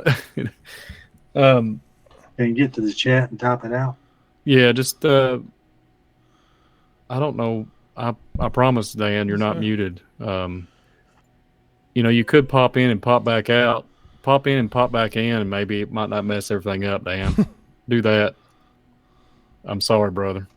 I threw the heater, everybody in the chat. Yeah, but I'm trying to ask a question from Crystal Jones. Yeah, pop in and pop out. That's the question. Oh, I'm sorry. He goes, would you ask Scott if he's been off the 7,000 road near Greenwater, Washington? Had many experiences off the road with DC, and curious if he's been up there. No. That's him. He has not been up there. I have not been up there, no. I don't usually, like, people will say, hey, I've got a spot, you come investigate, and I just don't do site investigations. I just don't see a need in it. No, if I've worked with a couple people that had Sasquatch problems, or well, more than a couple, and I give people ideas of things to do to keep the Sasquatch off the property, both spiritual and practical, and so, and I would love, this is my dream, to get a ministry started where I can go free of charge to someone's home or area that's having a trouble, and helping them, not to go quote get pictures of it or investigate, but literally go help them, and try, with the trail cameras and the lighting and the spiritual warfare side of it, to and see if we can solve the situation. Yeah. Or at least you can't. Here's the thing: once I opened myself up that spiritual law, I couldn't close the door again. It's open. It's always open. They're always going to have access to me. Now, the rebuking kind of put a bubble around me. I figured out just by experience it's about 300 feet. So they can't. They stay out. They stay off my property, literally. Now that doesn't mean they can't stand right across my property line, scream, yell, and throw stuff and act up, but they can't. Yeah. That's as close as they can come. When I'm out in the woods, the bubble's about 300 feet. But that doesn't mean they're not going to, they're not. But there's also, I figured out there's a dominion issue with them. A lot of people say, well, you could just, like if you bought 100 acres somewhere and there was a Sasquatch clan already living there, and that clan had been on that property for a couple hundred years, they technically had dominion. And you move in, you can't rebuke them. God won't honor that. You can't rebuke them off of it. And some people have tried to do that. Now, you can rebuke them from your living area, and they'll stay back, but they won't leave your property. And they will, and if they want to make, like, they will, kill your chickens, and do all these bad, these things, run your livestock, destroy your cabins. So now we had this real quick, and I got to go. It's a long. I had a guy called Mike the Rancher, and I kind of did the saga, and I published it, and we talked about it on video. But he had a family ranch situation in Colorado, and he had a very large ranch. It was a working ranch, cattle farm. He had cattle, and then in the fall he did hunting. He did guided hunting. They were destroying his hunting cabins. They were stealing and killing his chickens. They were killing his goats, and they were destroying his property. They were coming to the house and looking in the window. And so we tried rebuking. It was all a learning. We'll try this, And it worked as far as keeping them away from his home. In other words, they stopped approaching the house. But it didn't stop them from killing the chickens, destroying the barn, continuing to destroy his property. And so I kind of read the account where Isaiah bought the, again, I'm having the brain fart, Sarah's grave, where he bought, he went in and he bartered with Nephilim and bought the grave from them. They wanted to give it to him and he refused. And how, in other words, he respected their property rights. And even though he probably could have took it, or could have forced, the property away from him, he didn't do that. And so that's with Mike the Rancher. That's what we ended up doing. I said, I want you we'll try this. All it can do is not work. I said, let's try bartering a deal with them. This is a barter. This is not a homage. You don't give them anything. You're going to barter a deal with them. And so I said, and so with the deal we came up with is if he goes hunting and takes animals, then he will when he guts the animals, he will give them the liver and the heart, and he'll set it out for them. And in exchange for that, they will not destroy his cabins and destroy his livestock. And he said, well, they won't, how do I do this? I said, you go to areas where they've been, and you just talk to the woods and they'll hear you. They'll be there. They follow you anyway. And so he did that. And it took a couple of times, but they honored the deal. And he has peace on his property. He's made peace. Wow. He's literally got like a peace pact with them. Wow. But it was bartered. They had dominion. He rebuke all day long, twice on Sundays. It wasn't going to stop them from having that dominion over that property. Yeah. That was their territory. So, and wow. he didn't have an edict from God to go in, and supernaturally remove them. So, wow. So it's not the same dichotomy, as it used to be. So that's what I'm saying. That can happen, and there's some people in that situation. It's real sad to get an email from someone who's, this being from Kentucky, finally got that mountain, that 50 acres in the mountains, builds their cabin, and then everything's great and wonderful, and then they get waking up one night with this big ugly face, looking in the staring at Sasquatch, staring in at them. And then I get the email, what am I going to do? My life savings went in this property. I can't move, but I can't stand having this thing looking at the window at me. Yeah. So just pray that if God ever opens that door, that because it'd be one of those deals where I'd have to be supported, because to do it for free, and that's the only way it would work. Yeah. Here's the thing: they do a lot of this stuff to many people in rural areas, just low income. There's nothing wrong with that, but there's just people are lower means that are scraping or just getting by. And for some reason, that's who they go after. That seems to be who they attach, and I think they do it on purpose, because these people don't have the means to fight back. Or what I'm saying, they don't have the resources. They almost seem to know that. Yeah. And so every now and then you'll get someone that has the ability to do some things financially, but a lot of these people say, I don't even have the money to go buy trail cameras. Yeah. I'm trying to feed 3 kids or 4 kids. Yeah. So anyway, think about me and pray for me about that one. Absolutely. That's been on my mind and on my heart. Absolutely. Hey, Scott, you've been on for 3 hours. So, that's awesome. You said you gave us 2, but you gave us 3. So you said 3, you gave us 3. 2, I'm sorry. I'm just tired today. You said 2, gave us 3. That's awesome. That's awesome. Bless you, Scott. Yeah. Well, guys, y'all have it going on, I guess. Yeah. we usually take calls. But next time you come on, if you want to come back on the spiritual warfare, we can take calls next time, and you can come on and answer a bunch of questions. Absolutely. That'd be awesome. Yeah, anytime you want to come back on or work it out with Brian, and we'll get you right back on, continue, because I'm sure you got a million other stuff to talk about, and we'll do some of that and take some calls and all that. And I appreciate you so much, Scott. Oh, no problem. I enjoyed it, and it was a blessing, guys. Amen. It is a blessing. And if you want to follow Scott, all his information, websites, everything is all in the description of the video here on YouTube and Rumble. Thank you, guys. God bless. Yeah. God bless you, Scott. Have a good evening. All right. Bye-bye. So, whoops, I'm on top of you. Probably rearrange the camera there once he. Yeah, probably rearrange it. Yeah. Hey, real quick, if you haven't subscribed to the Dan Bidondi Show, hit that like button and subscribe. And also, Visual Disturbance. The link is probably at the very bottom, but it's on there. Easy to find.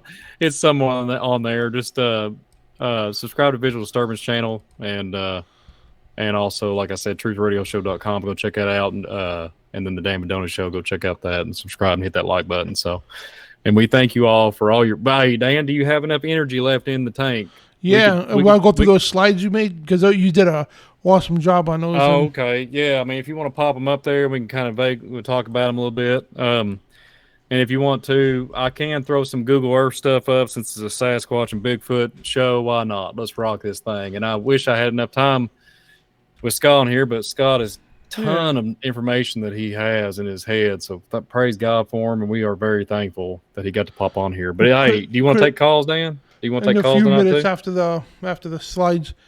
Okay, yeah, let's Crystal take a few Gross, calls and we'll do these slides and do this Google Crystal Earth Gross thing. is like, oh yeah, I gotta tell you and Brian gotta get John to do another Rip It.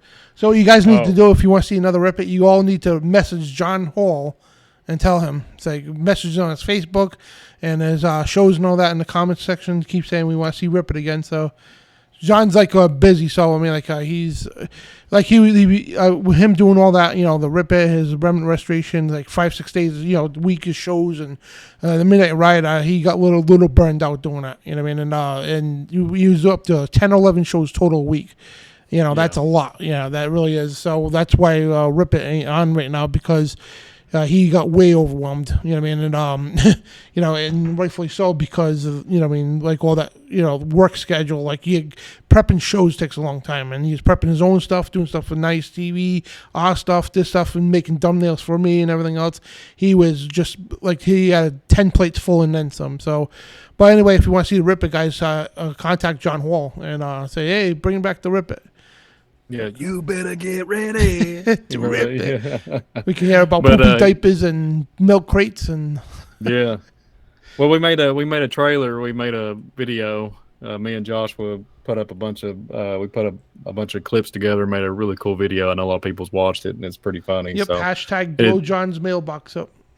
Yeah, but yeah, we appreciate all the newcomers. I see a ton of people in the chat that's new to the Spiritual Warfare Fridays. So it's awesome to have everybody in here. God bless you all. And me and Dan are very appreciative. And Jason in the background. And and Dan and Dan tore up the mic.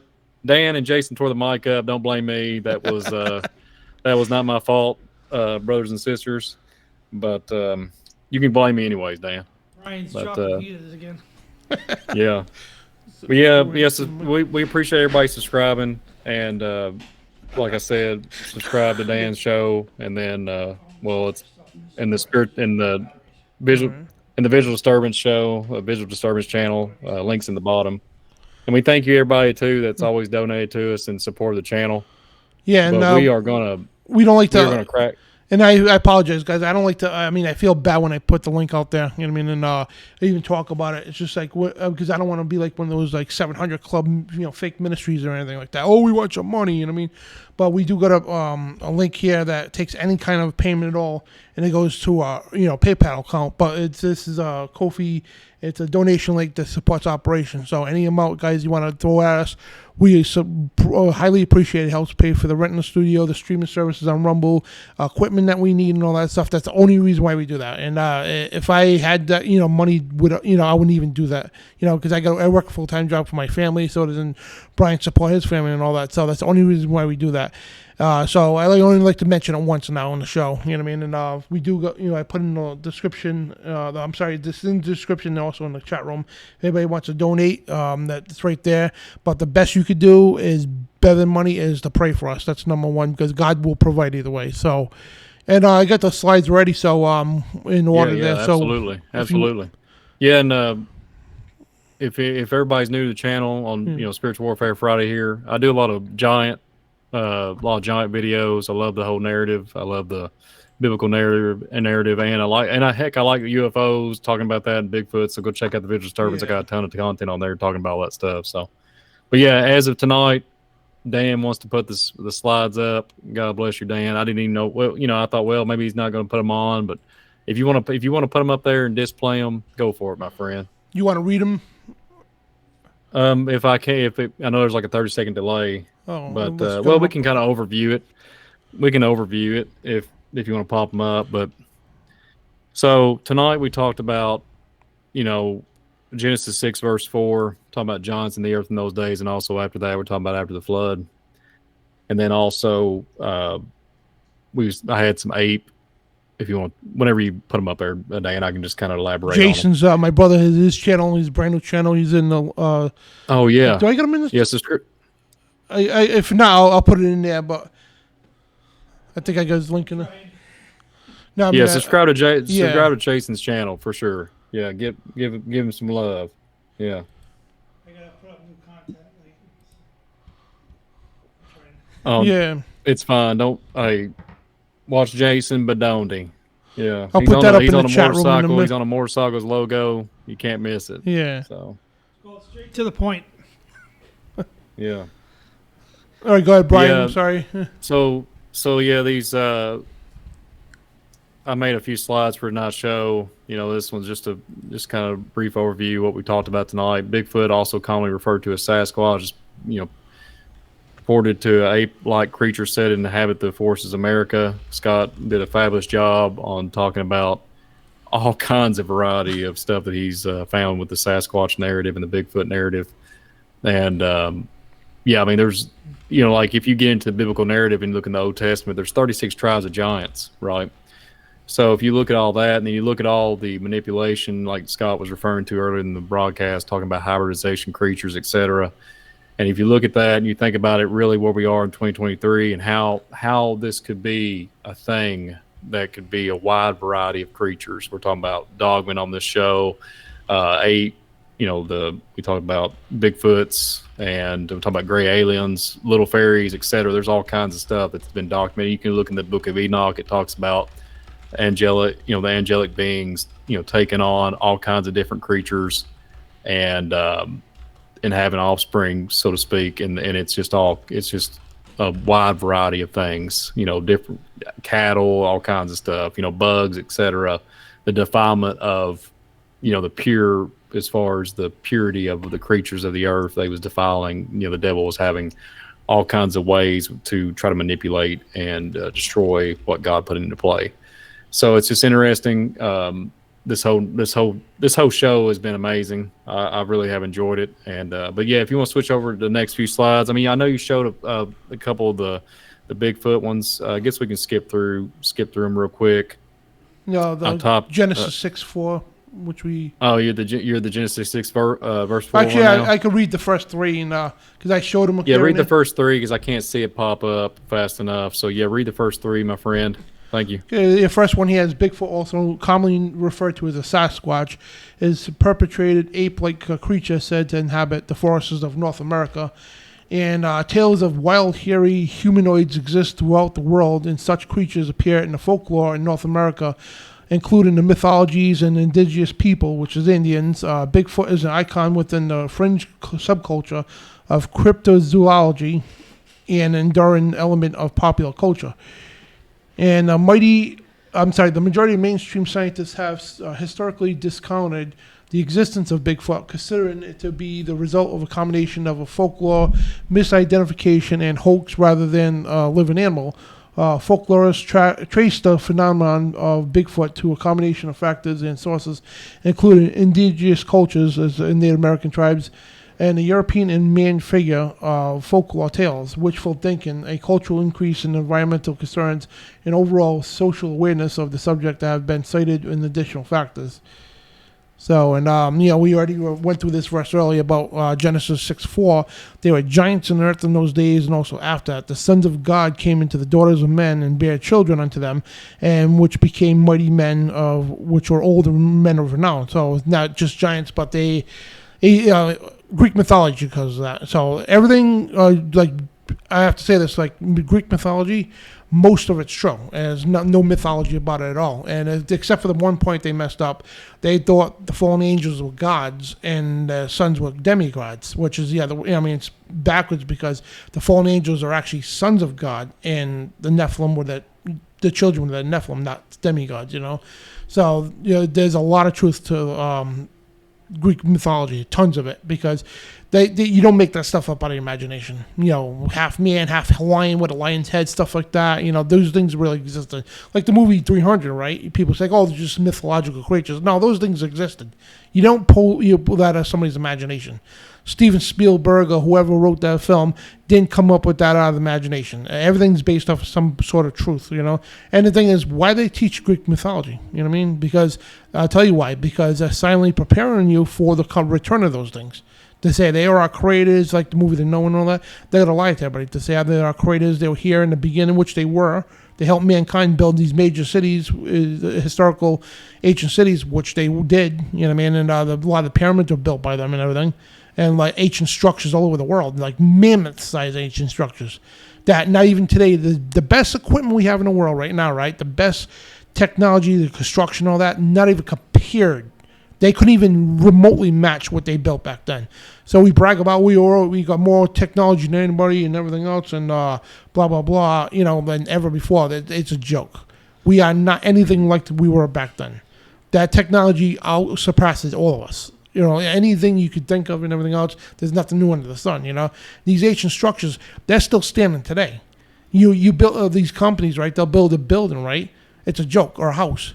Within 10 years without proper maintenance, the thing falls apart. These things have been standing for thousands of years and still going to be there for probably until the Lord quenches the earth with fire. You know, so Absolutely. This is historical stuff, and the thing is, here's the thing: their fingerprints literally are all over this planet. Through the structures and everything, you know what I mean? And the creation is proven. You know, in every ancient culture talks about giants. Every ancient culture talks about the Great Flood. Every ancient culture talks about the Watchers. So no matter how you slice or dice it, all right, you're not getting out of it. You know what I mean? In today's society, we're more sophisticated society. Are you really? When you live in a bunch of dumbed down systems, like school systems and all that dumb people down. So are you really in a sophisticated society when a 12-year-old knew the Bible better than most pastors on TV? You know what I mean? Like, I'm sorry, guys, for the rant, but let me get back to these here. But the wild man of the woods, the Woodwose, and Woodwose is a mythical figure that appears in the art of literature of medieval Europe, comparable to the satire of faun type in the classical mythology and Sylvanus, the Roman god of the woodlands. So the skunk ape is commonly described as a biblical ape-like creature, approximately 1.5 to 2.1 meters. It's 5 to 7 feet tall and covered in mothered reddish hair, brown hair. And a skunk ape is often reported to similar stature compared to the traditional descriptions of Bigfoot from the northern U.S. and Canada. And the name for the foul odor, often describes as being similar to a skunk. And the Yeti is another name for it too, is an ape-like creature purported to inhabit the Himalayan mountains range in Asia. In Western popular culture, the creature is commonly referred to as an abominable snowman. You know, in the cartoon Frosty the Snowman. Rudolph the Red-Nosed Reindeer, the abominable snowman. But anyway, many dubious articles have been offered in an attempt to prove that the existence of the Yeti, including anecdotal, I cannot pronounce that word right, visual sightings, disputed video recordings, photographs, and plastered cast of large footprints.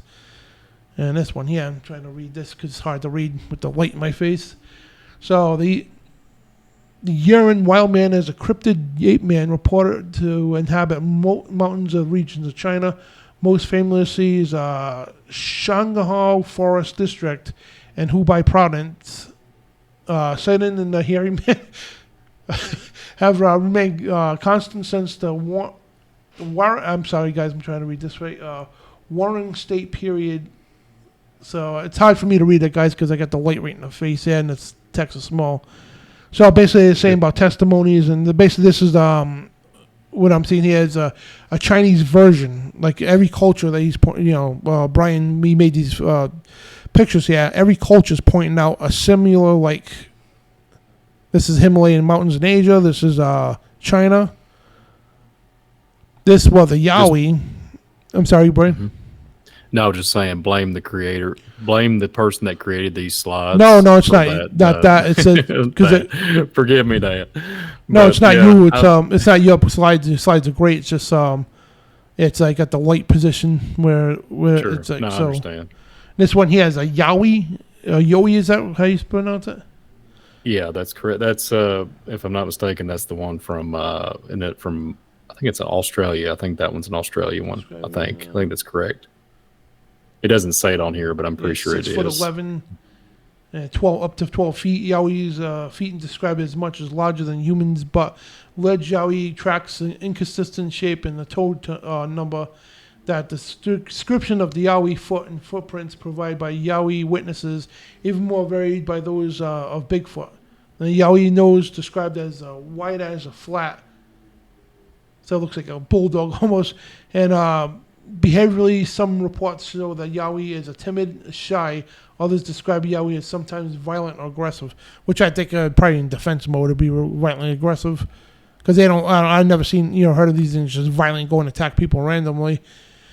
In Michigan folklore, the Michigan dogman was alleged witness in 1887 in Wexford County, Michigan. The creature is described as a 7-foot-tall, blue-eyed or amber-eyed bipedal canine-like animal, and torso of a man, and fearsome howl sounds like the human scream. That's probably what we see, one of the things that we encountered. And gray aliens are also referred to as the Zeta Reticulations. Roswell Greys or Greys are purported extraterrestrial beings. They are frequent subjects of close encounters and alien abduction claims. The details of such claims are very widely, but the typical Greys are described as beings like human-like, with small bodies and smooth gray-colored skin, and large and hairless heads and large black eyes. So I want to point that out too. Hang on a second, guys. Let me get this on the internet, because Aleister Crowley, let me see, Aleister Crowley,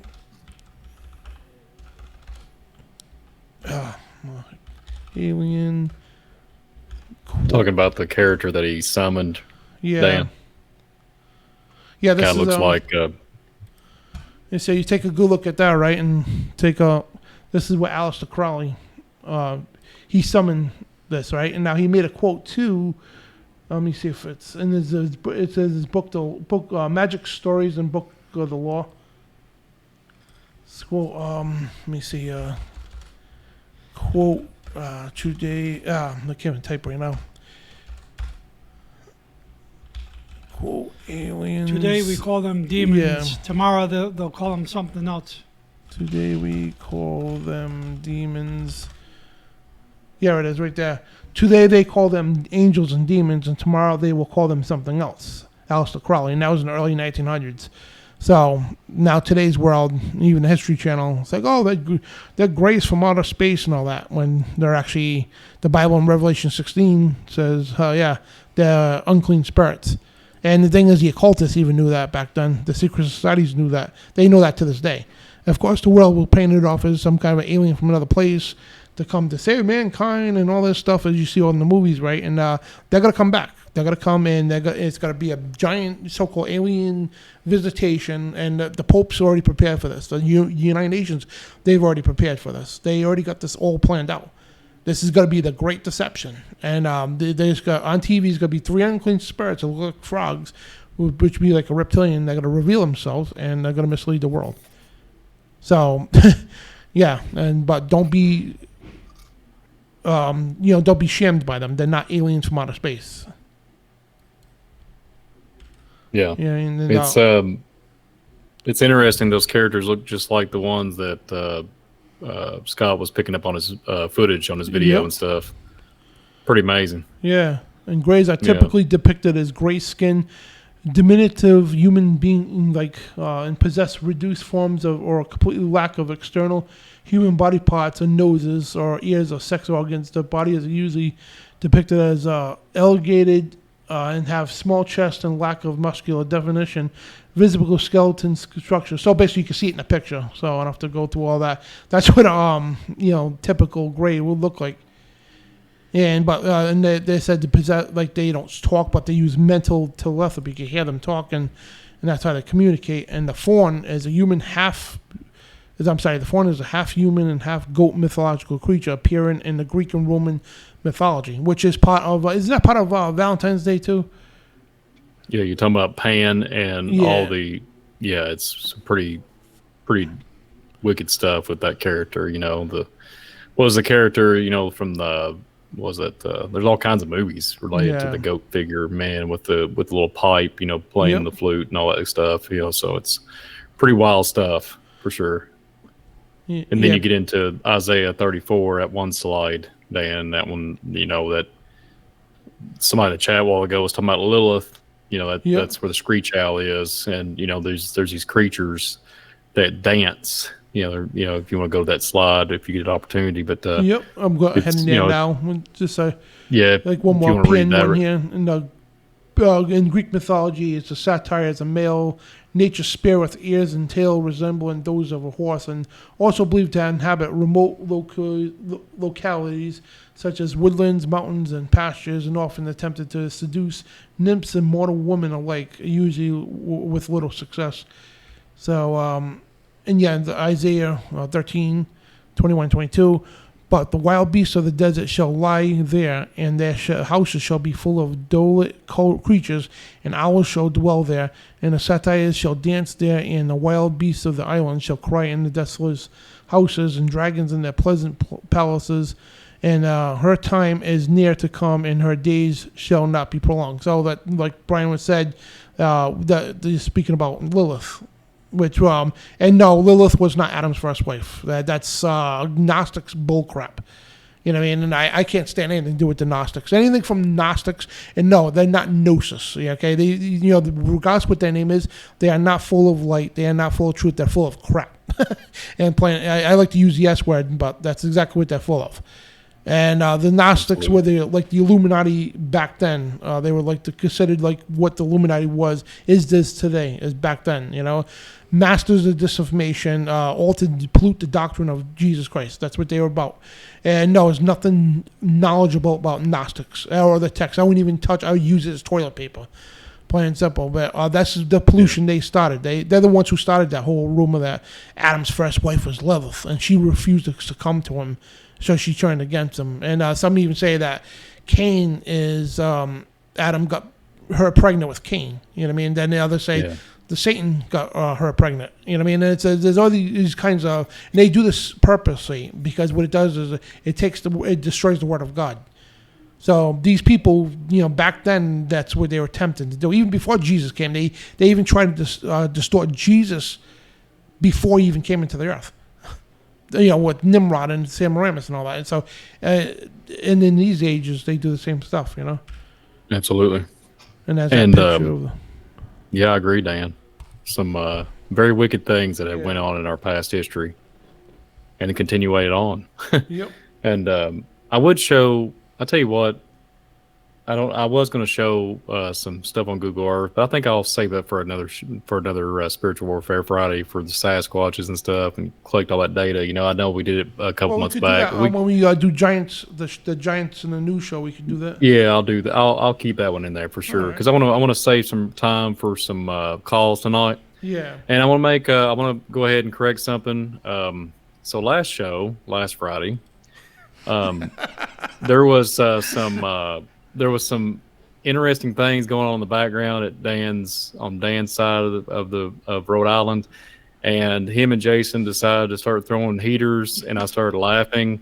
And during the callers, which is, listen, for the record, I love hearing from you all, and I was not being rude. Toward the end, my mic become hot because Dan decided just to set me up. I'm just messing around. It was an accident, but I was referring to I had to mute myself during some of the callers because I was over here I was laughing. I didn't want y'all to hear me laughing and acting weird on the camera and just laughing out loud. So forgive me, everybody, if y'all took it the wrong way. That was not toward the callers. I encourage everybody to call. I always enjoy hearing from the callers, and it's a blessing. So just for the record, I was not being rude or I just want to be, there was nothing nefarious going on. It was literally just Dan and Jason. During the time we had John Pounders and David on, and like midway, there was a heater thrown. I don't know if they was getting to wrestling form, where Dan, I don't know if they was. Oh, we tried to heater, and what happened was,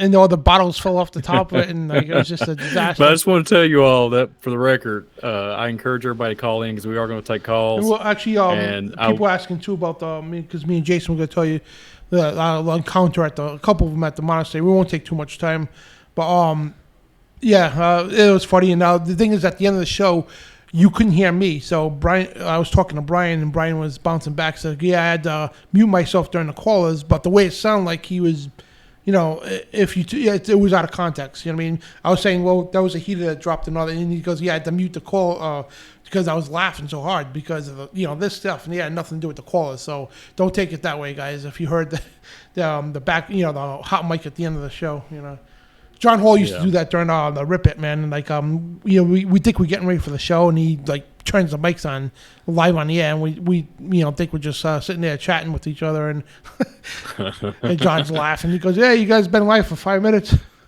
Yeah. It's thank you, freedom, and live in truth. Yeah, he actually reminded me that me and Jason were supposed to talk about that. So, like, we won't take too much time. Then we'll take phone calls. And so, me and my brother both were ghost hunters, right? We actually owned a legit organization, like legit state. It was state certified in the whole 9 yards, right? We had a nonprofit 501c3, the whole 9 yards, and we've done work for the police department. We a couple of police departments at that, and we like 20 years. How long? Long time. Yeah. Since 1994 to. Yeah, long time. Like 2006, 2008, somewhere in that area. Yeah, something like that. Yeah. So we did a lot of stuff in so there's one place in Cumberland, Rhode Island, called, it's an old monastery. It was a Brotherhood of the Knights Temple, literally. It's Cistercian monks, and they literally still got, in the old church, they still got the seals on the floor. But what they were doing in that area is like they, mining silver, but they were actually mining the Cumberlandite, which was a meteorite that crashed here, and they were mining that stuff. And we got a big... I got an 85-pound rock of Cumberlandite. Yeah. Yeah, it's they use in alchemy practices and all that stuff. And so, yeah, a lot of stuff with that area. But there's, the whole area is like just been, the mix of the King Philip War. That's where the 9 Men's Misery was. From the King Philip War to the monks being there with the, a lot of spiritual cross. I mean, like, you had witchcraft ceremonies, Satanism ceremonies going on there. We've seen a lot of that stuff. And we even found a Celtic cross like a stone Celtic cross in the woods. Yeah. There where they did the mining. Wow. There's a lot of stuff in that place. But yeah, so tell them like what happened, like with that giant like thing that just ripped through the woods, literally tore through the trees and jumped on top of a trailer truck. It's crazy. Yeah, we're at the monastery building itself. Taking the readings, like the EMF and all that. Talking to the mic. Jason's another David Carrico. You gotta push the mic in his face.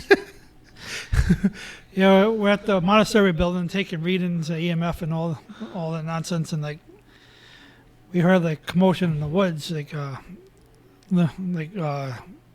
tree limbs breaking and whatnot. So yeah, it was crazy, man. So we started looking over there, and all of a sudden we just seen like these 2 red dots, and the 2 red dots started getting bigger and bigger.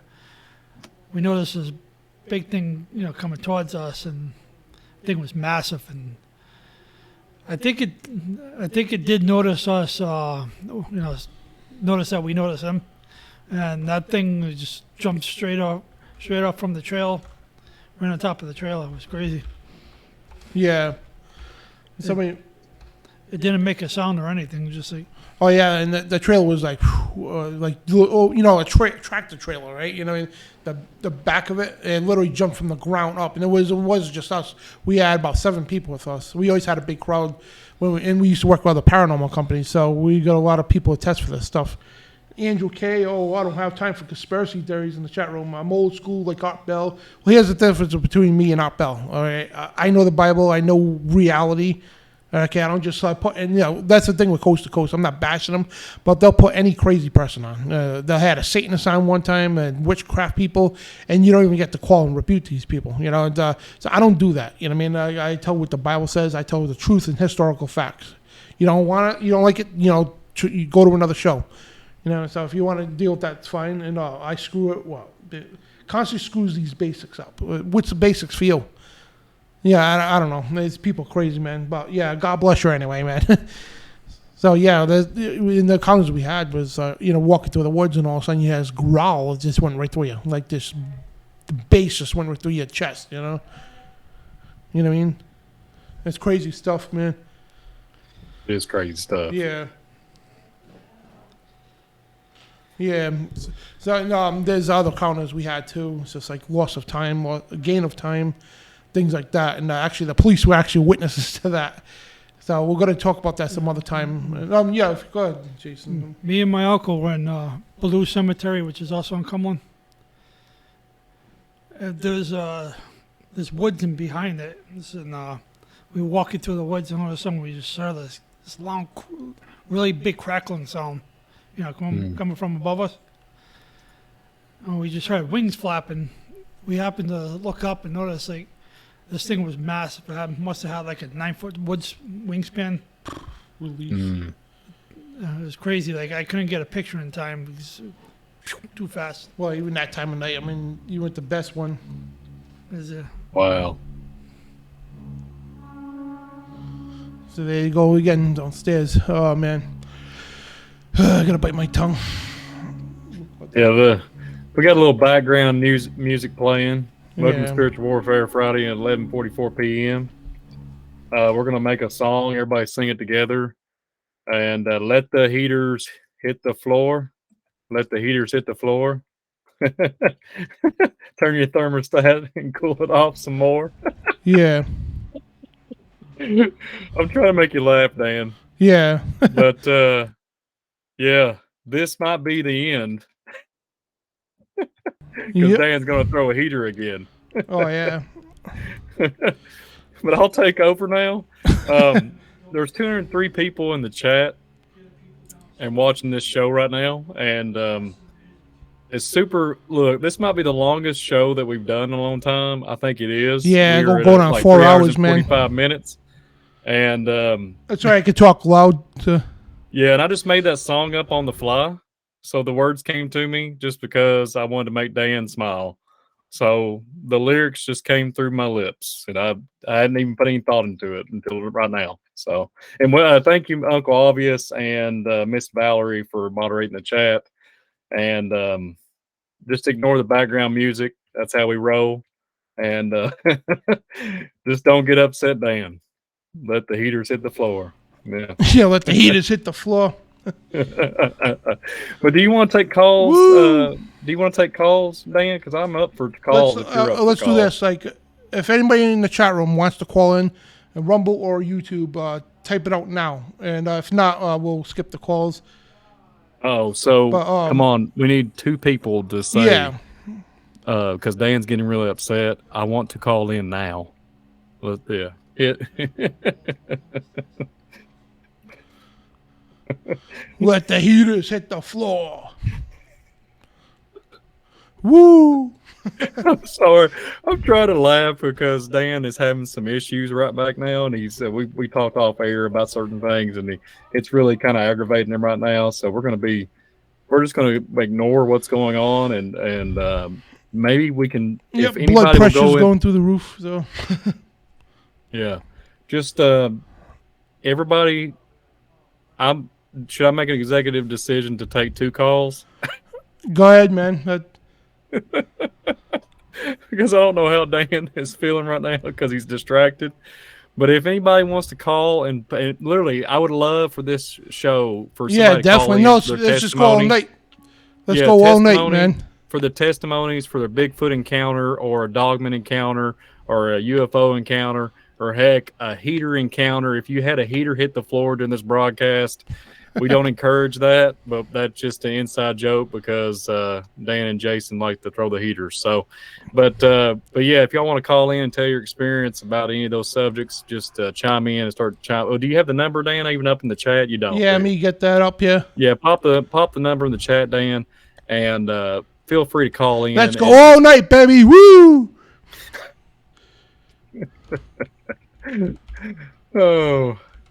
And I can get louder than any microphone, man.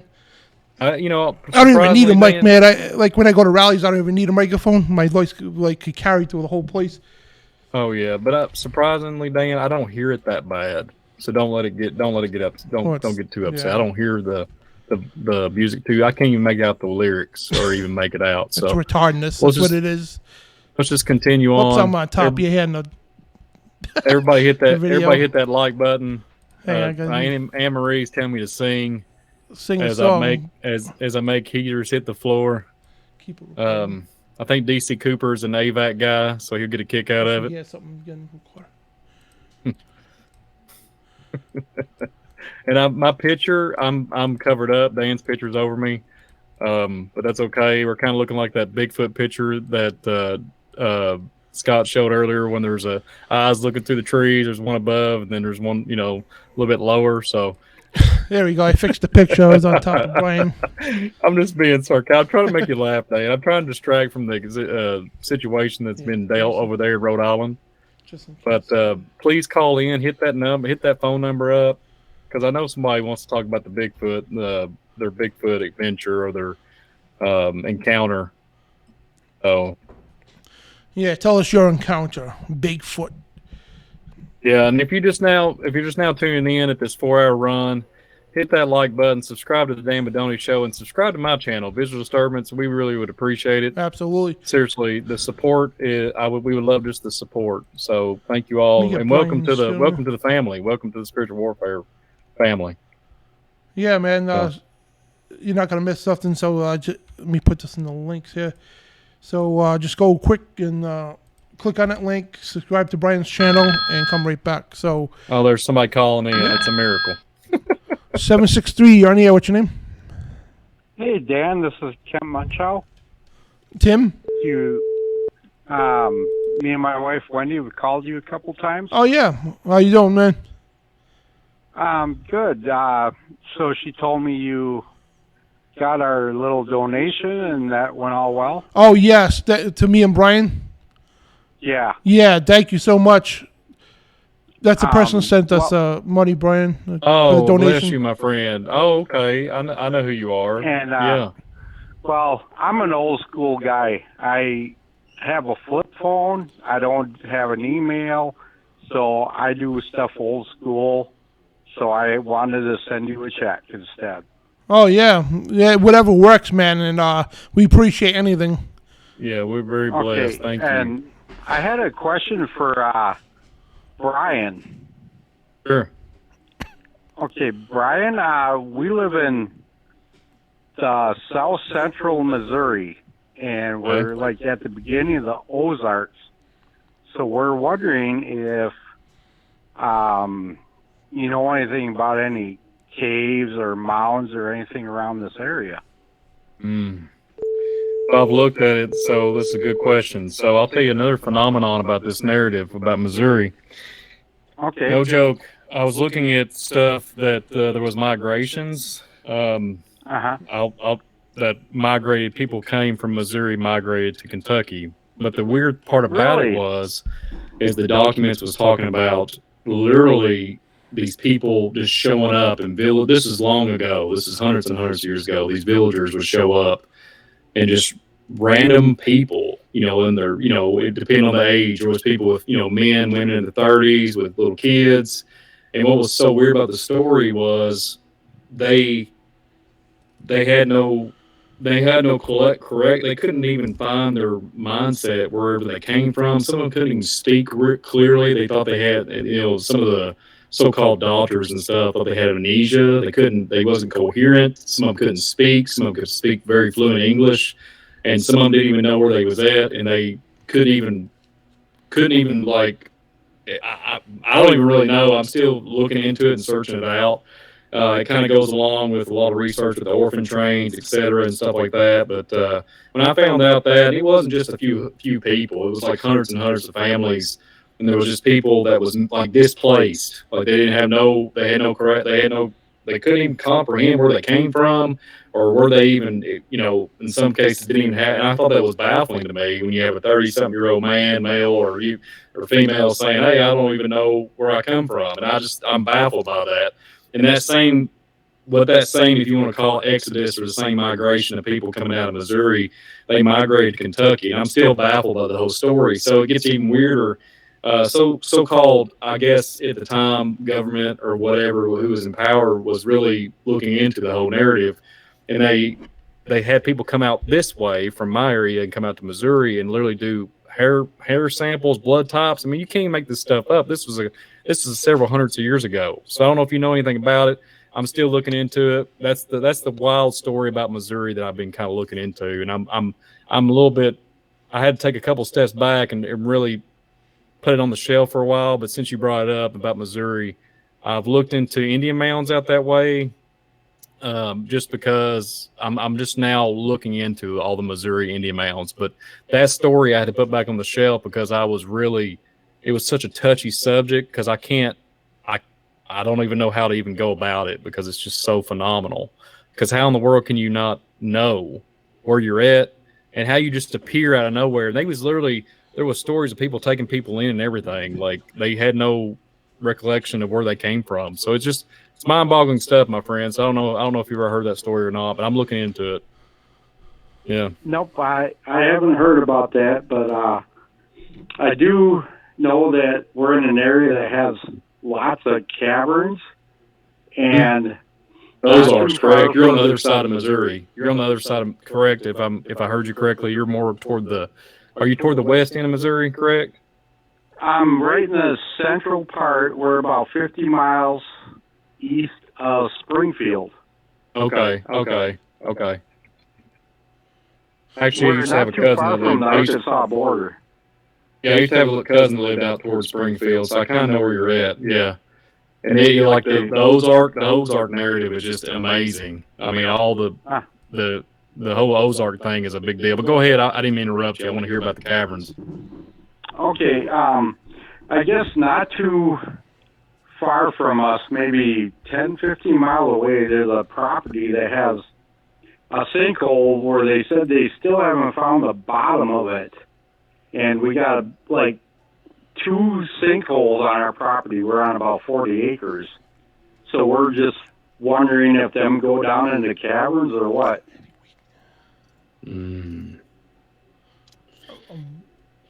Well, do I have an echo by any chance? Yeah, I apologize about the guys because what goes on is like the phone system we have. Yeah, so okay, forgive the me, people everybody. could hear Brian. I mean, the people can hear everybody, but Brian can't hear the call unless I put the call up to the speaker. And when he talks, okay. everybody kept saying that. Okay. Yeah, so that's due to the phone system because Brian can't hear the phone on his end. Okay. So that's why I got to put the speaker up to the microphone so Brian can hear him. But when Brian talks, he echoes because it's going through 2 microphones now. So. Okay, so your question is about the caverns, and you're talking about your acreage and how many. If you're saying you think there's caverns underneath your property, is that if I misunderstood you, is because I'm having a hard time hearing you. Yeah, we're just. I got like 2 they call them sinkholes on here, and we're just wondering if them go down in the caverns or not. Well, I'll tell you this, and this is what I've looked at all this. There's caverns all through America, like tunnel systems. Ancient, they say Indians done it, but I literally, when I've looked at it and looked at the narrative, yes, Indians probably like continued the work in some cases. Yes, I have Indian documents that say yes, they would go under the ground for cataclysms. And if you got cold or whatever, because you can go into the caverns and it's like 50-something degrees all year round in cave systems. Yeah. So they would go down in there just for protection from bad snows or bad stormy weather or whatever. It's like a bunker. So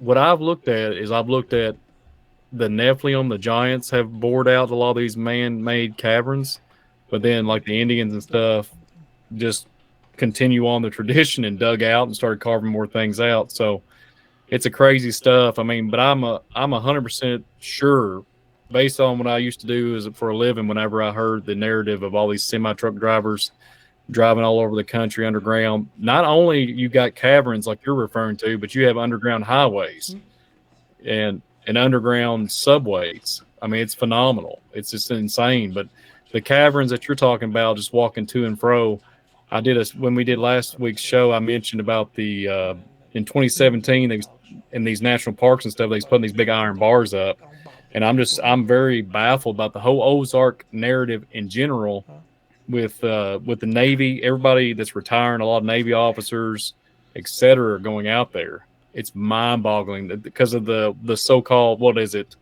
the new White House, so to speak, or whatever it's supposed to be up on top of the mountain up there. I can't remember what state it's in, but it's like a huge facility.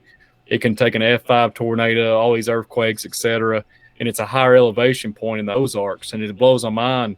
There's less people out in the certain parts of the western of the Americas than there is on the east and the west coast. You know, it's right in the middle. You know, I know you got all these different things, Yellowstone, etc. But the caverns, I've heard it just depends on the state. Some of them are honeycomb. There's like a there's tons of them. I mean, it would take forever. And then when I look at Mammoth Cave out my way, I heard they all interconnect.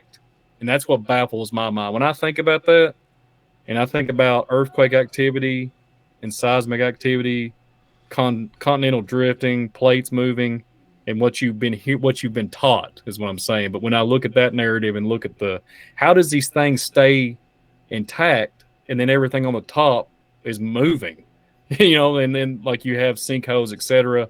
And I have a whole nother take on the sinkholes. I think it's something way beyond. It's not. I don't think yes, there's water. Yes, I understand a lot of water entrapment, but where's the water come from? You got primary water. So primary water is a whole nother topic in itself that's not even been tapped into in America. And then you have these highways and everything. How is this all even there? So I hope that answers your question. I believe, yes, the whole Ozark has a ton of caverns. Indians all knew it. They still use it. Especially the Navajo Indians and stuff out there. Where am I at here? Out toward, not Cheyenne Mountain, but a little bit further west, closer to Utah. But I know that those caverns are there, but I can't really prove how many there is. But I can assure you, there's a ton underneath America, and I know that they know it, but I just don't. People just don't think about it. Hope I answered your question. Okay. I just wanted to tell you I really enjoyed your conversation on the coffee convo this last time. Yeah. And I just wanted to tell you guys God bless you. Yeah, God bless you too. We're praying for you every day. Thank you. We need it, especially in this place. Yeah. So I don't want to take up too much more of your time, but I was really curious about that question, and I think he pretty much answered it. Well, I appreciate your call and the support and all that good stuff for you and the missus there. Thank you guys so much. And I'll keep looking into the Missouri. Welcome, and whenever we can, we're going to support you again. Well, thank you so much, and I appreciate it. And have a blessed Shabbat, brother. All right. You have a good night, and God bless you. You too. God bless you, man. Okay. All right. Good night. Good night. Night. So we got two other people that called too. So what we do, guys? We always have the good callers call in. I'm telling you, I always love the callers. If you call and like no answer, just don't call back. I got your number on the screen, so basically I'll call you back. So this way we could get to every call. So we got two other people here that called. So let's call them a 785 number here.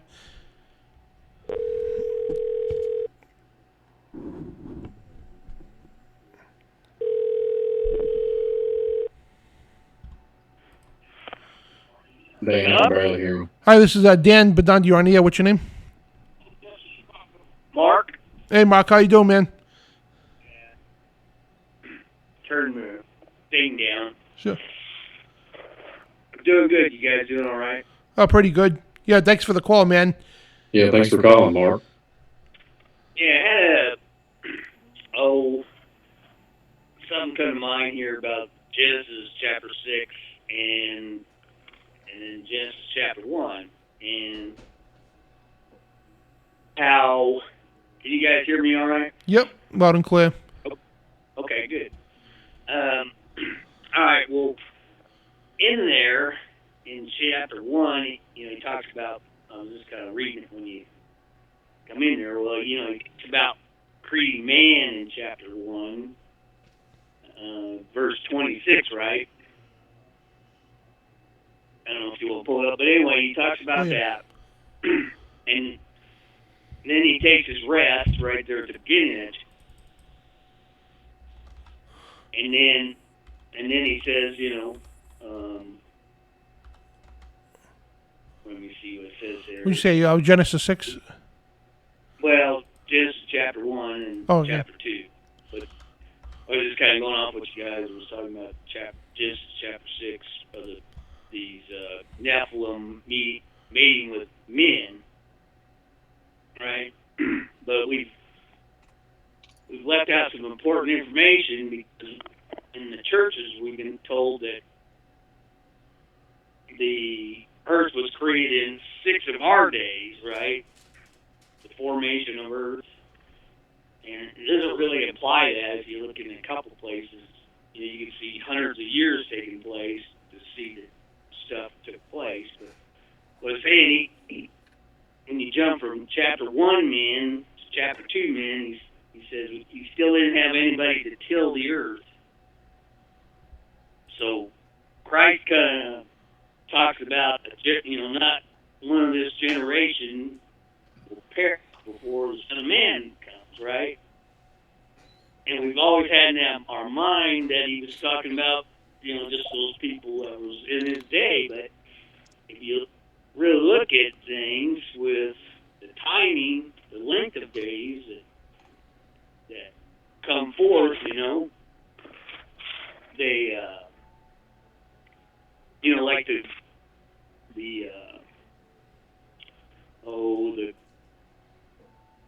millennial reign, right? You know what I'm saying? Yeah.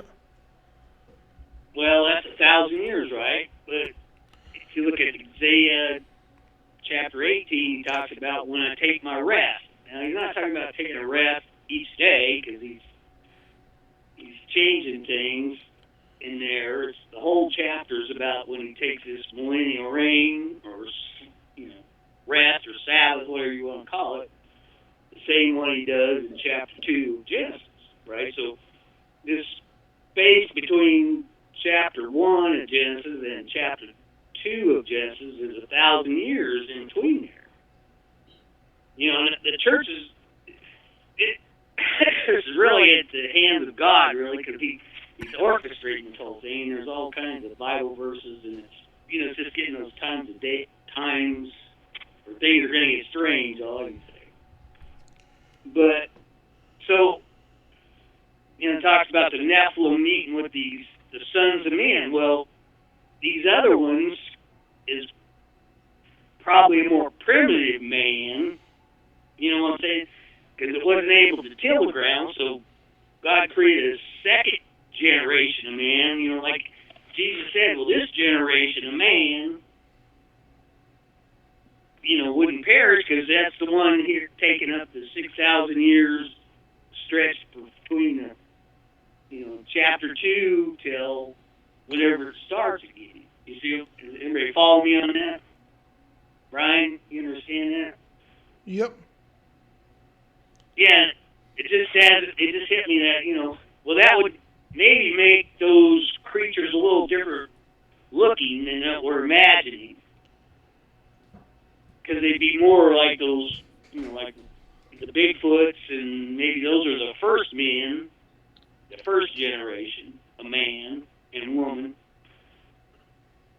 And then whatever the Nephilim was like, these spirits, whatever, the angels that fell to earth. So really, if you look at the cosmology of the earth, you could get, or the age, because the Bible says it's 4,004 years, but really we're right at about the 13,000 mark in this time frame, because if you just took chapter 1 is 6,000 years, and then add the 1,000 in between there in verse 2, and then the, where we're at currently, about 6,025 years or so, by what we know, it'd be a lot older. Well, I mean, I got to be honest with you. I can't say I support any of that because I really I'm not an expert by all means, but I really studied Genesis in depth to the cosmology and all that. So, no offense to you, man. I can't say I support any of that. And that to me is just a theory. But I go soundly by scripture. You know what I mean? So I would have to look into that before I even remotely say, all right, that's cool, whatever. But so that's something I would have. If you want to send it to me, fine, and I'll study it and see what's up. But I'm getting a lot of comments from people that are saying that you sound like you're all over the place. No offense here, and that's not scriptural, So, but if you want to send me something, email me truthradioshow@outlook.com. Send me, and I'll look into it. But I mean, other than that, I can't support any of that. And and to me, like if something's not biblical, I'm not going to allow it to be broadcasted. So, and no offense against you, man. So. No, that's all right. I mean, I was just contemplating that because really, if you look at chapter 1. No, I understand where you're coming from, but if you want to email me something on that, that's fine. You're not really taking involved the other stuff. I mean, I know my script's pretty good. Yeah. But yeah, I'll send you something you can all right. look at it. Well, I appreciate it, and God bless you, brother. People haven't thought of that kind of stuff before. Yeah. It's in there, but it's not. I wouldn't say it's that scripture. All right, guys. All right, well, thank you. Good show. You too. God bless you. Be blessed. Thanks for calling. Bye. All right, so yeah, guys, I can't support any of that because, to me it just sounds like, and I'm not claiming to be an expert at all. And God bless the caller there. God bless you. And so just send me something, email, and then we'll talk about it. But and Sumerian systems equal for Luciferian system. Was there one more call? Mike Shotton, I think. I went. And I want to tell that to people out there, the gematria system, the numerology, please, by all means, I've studied that myself. Don't take it as gospel, because you can literally make up any number to do anything you want with gematria. It's literally that way. You know what I mean? We understand the elite work with numbers and certain dates and all that, understand. But don't take gematria as something gospel. That's where the New Age crap comes in with the Pythagorean stuff and the angels with the numbers. Don't take it as gospel. There's a lot of truth to it, but there's a lot of bull crap to it too. So let's go to this other caller here. 984. I'm sorry, guys. I just have to be honest. That's all. You know what I mean? Because if I'm not honest, I shouldn't be doing a show like this. I have to stick according to the scripture. Hey, this is Dan. How you doing? You're live on the air. What's your name? Hi, guys. This is Chloe. Hi, Chloe. Hello, Chloe. I'm in the chat as not Nephilim. No, I'm sorry. I just wanted to... okay. Can you guys hear me? Yep. Mm-hmm. All right. Well, I had a story I wanted to share. Sure. About my own personal Nephilim Raphaim experience. And it's not as cool as me seeing one personally in person. However, I have experienced them on a spiritual level on the astral plane. Mm-hmm. When it comes to lucid dreaming and sleep paralysis. Yep. This was something that I'd struggled with for a very long time, ever since I was a child, right? And before I was saved, I was an atheist, so I was involved in all manner of miscellaneous wickedness and things like that. So when I started the process of being saved, with Jesus Christ coming out and finding me, the lost sheep, I noticed that my dreams started getting very hostile, right? And I experienced a lot about the lucid dreaming. And I say this just in case anyone else is struggling with this, if you're new or even if you're still struggling with it now. What happened to me when I encountered my very first Nephilim that I now know was a Nephilim spirit was the very first time I ever questioned any kind of entity that I came across on the astral plane, whether or not they were hostile or friendly. I remember I was lucid dreaming, and I used to go all over the place when I was lucid dreaming. I would go here, go there, and I would encounter entities, and I would befriend them. However, I started to question whether or not they were friendly, and then they turned extremely hostile. And I remember being filled with a sense of fear, encountering them once they were confronted. So once I was able to acknowledge that they were real and that there may be a hostility to them, they in turn attacked.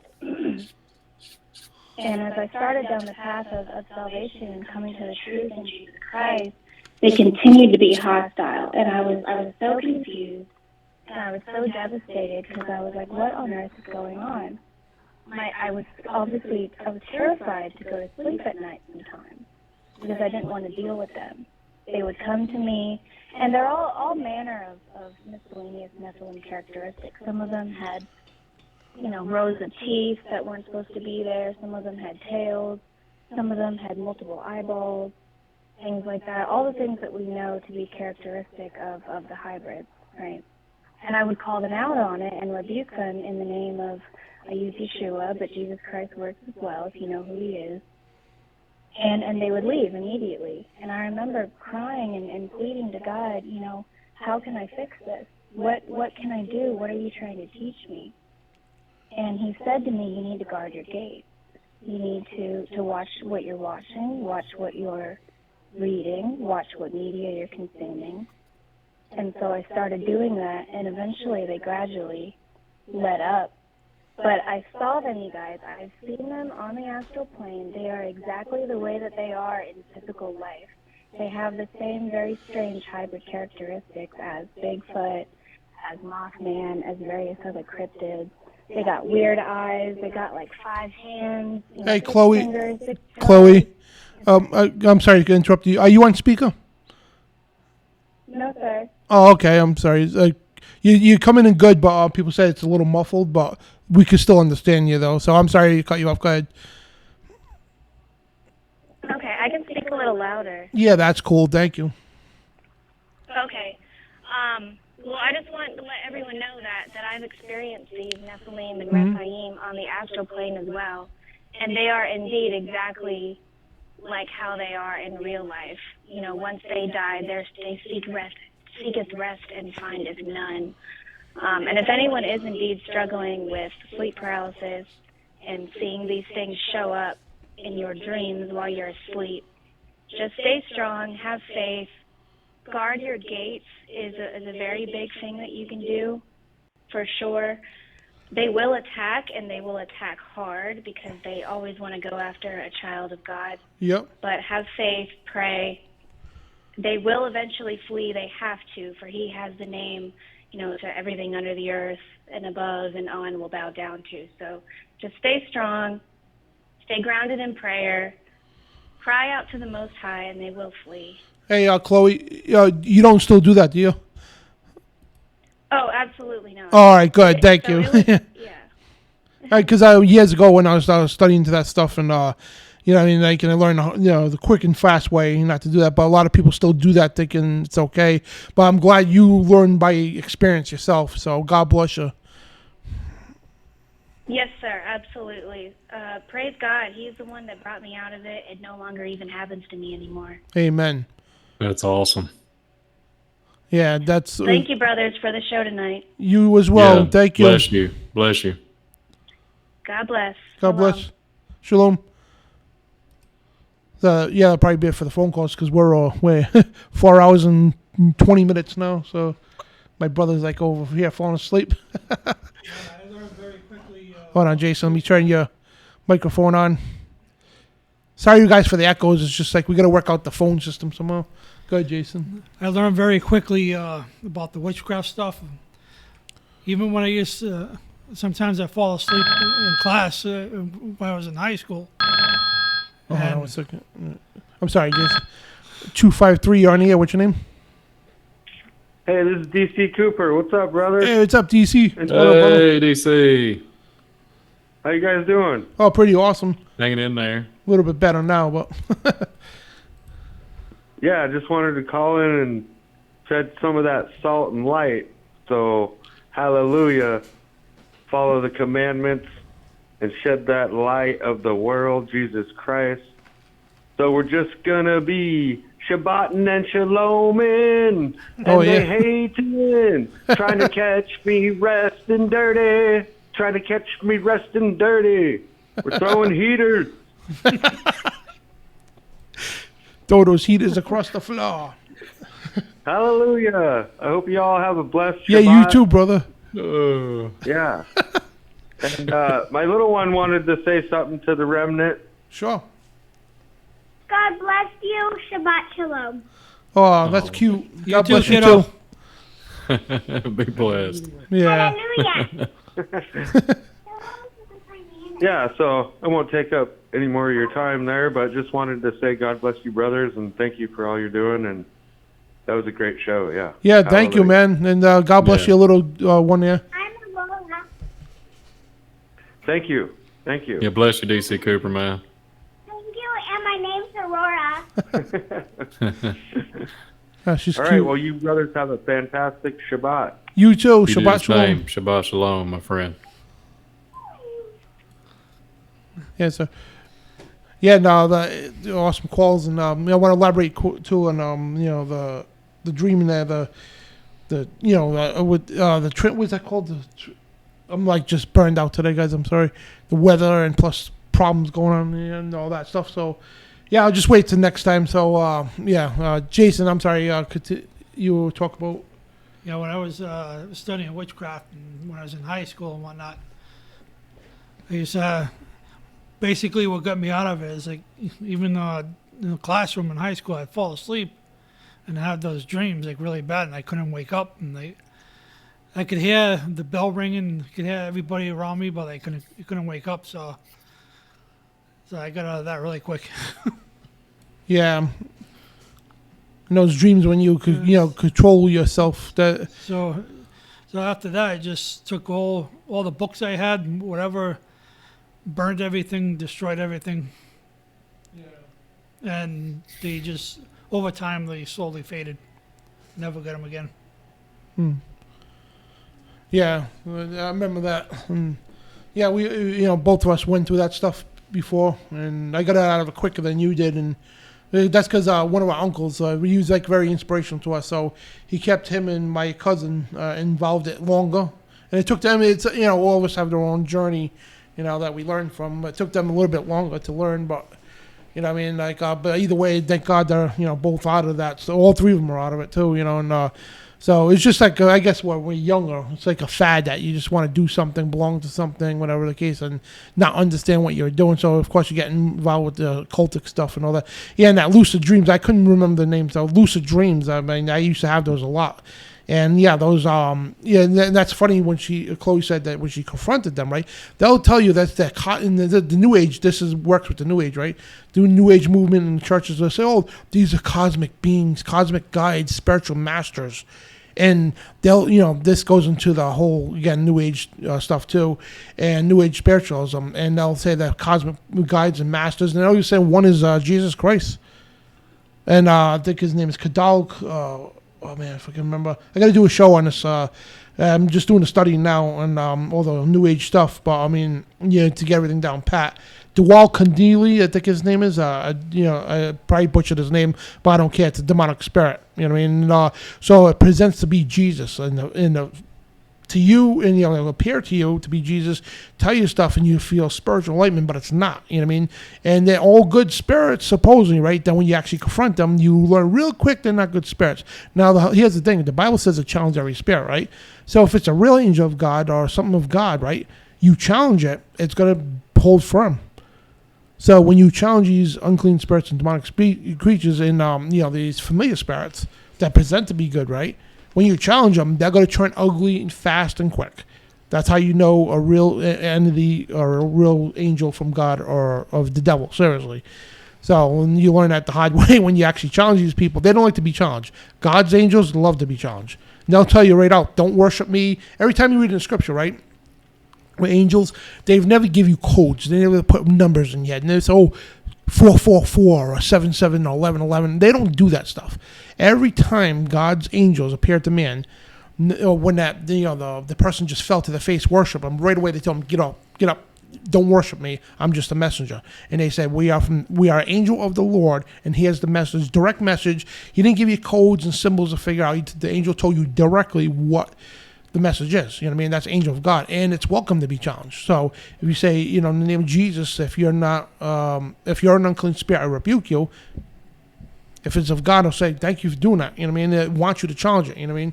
But these ugly, unclean spirits, they don't like to be challenged. And when you do challenge them, oh, man, they look like a 5-year-old in the temper tantrum. You know what I mean? That's how they operate.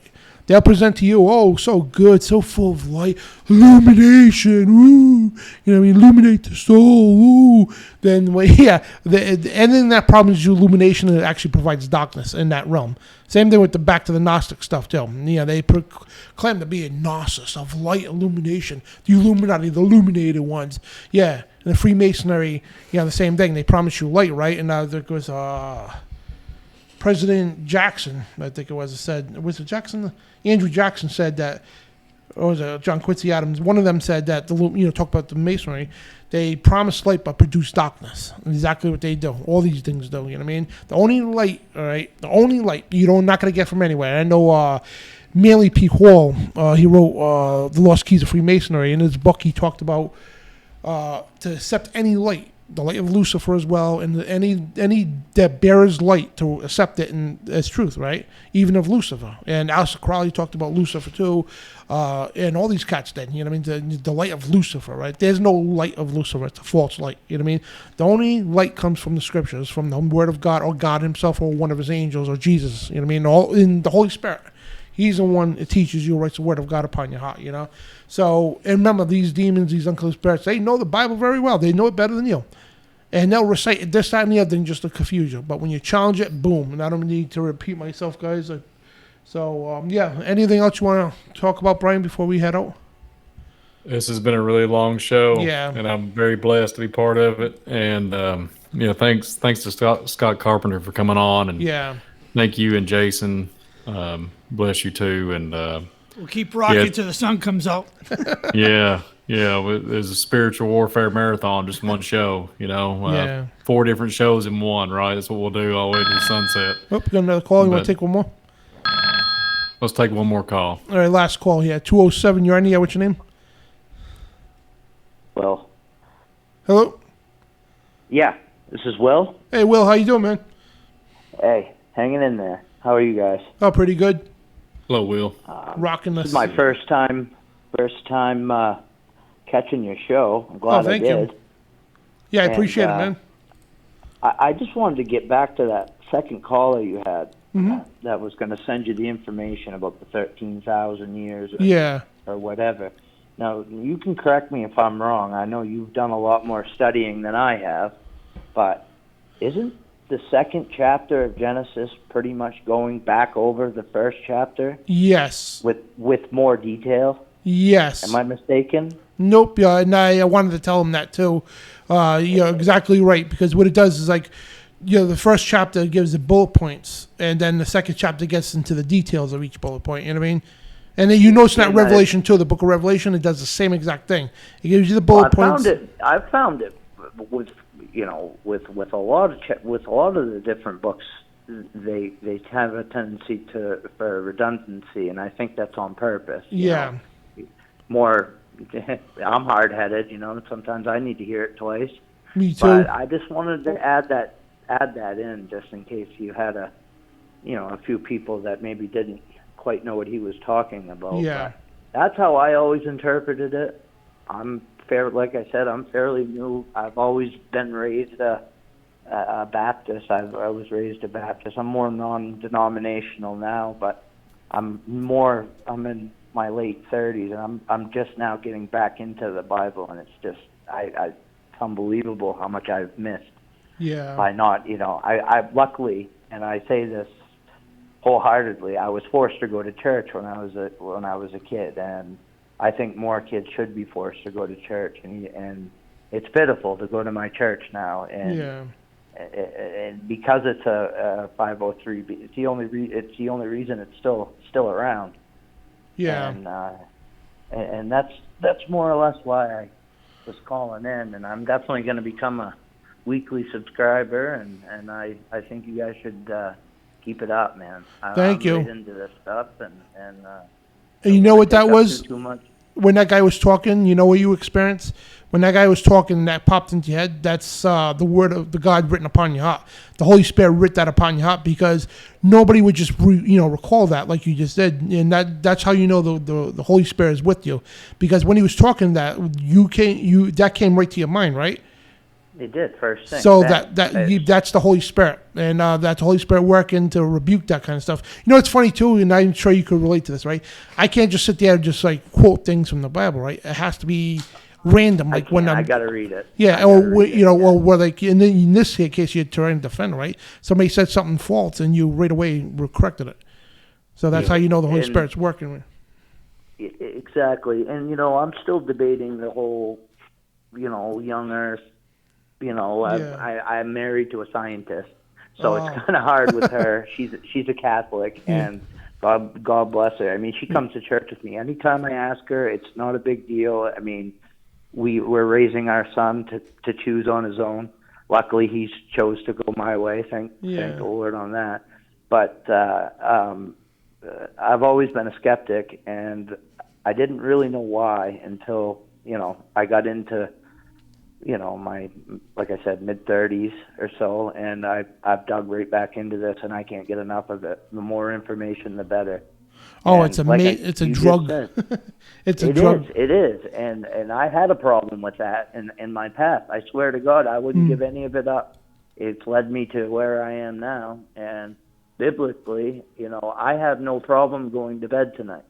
Chloe, the other caller, I have no issue. I think I'm defended. I don't think that the whole astral plane, that's way above my head, granted, but I've never had a bad dream like that. I've never had instances like that, and I think there's a reason. I've always been a believer.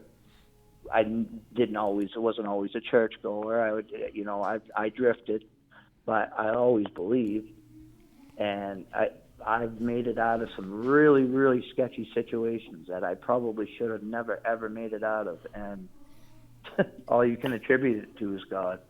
And I hope that guy doesn't take offense to what I just said, but hopefully maybe he'll open his Bible up. And somebody has never said that to him, but it was always taught to me that it was chapter 2 was a retelling of chapter 1, and with more bread and butter, I guess. Yes. And like I said, the book of Revelation is the same way. The first half is basically laying bull points, and it gets into it again. It sounds like it's repeating, but it's not. And it has to do that because, like you said, we're all stubborn, all of us. And that's why Jesus also talked in parables. He told you what they meant, right? Then he went into a parable about it, 2 or 3 parables sometime, so you could not possibly misunderstand him. You know what I mean? And because he knew people of all generations would read this. In the future and all that. So he spoke in parables, and same thing with the scripture. It's written that way purposely, like you said, because it cannot possibly be mistranslated. It's clear as day when you read it in context. That's the important thing, is reading in context. And you pulled that out. The Holy Spirit told you in your heart. That's what happens to me. I mean, normally I can't say, this chapter says that, but in defense of the Bible, it pops out of my head, because the Holy Spirit's in there working through you. And thank you for your call and everything, and absolutely. Keep up the great work, brother. Yeah, and you guys as well. And I hope to be able to support you guys, financially, if we get into a little bit better situation. Your prayers are more important, brother.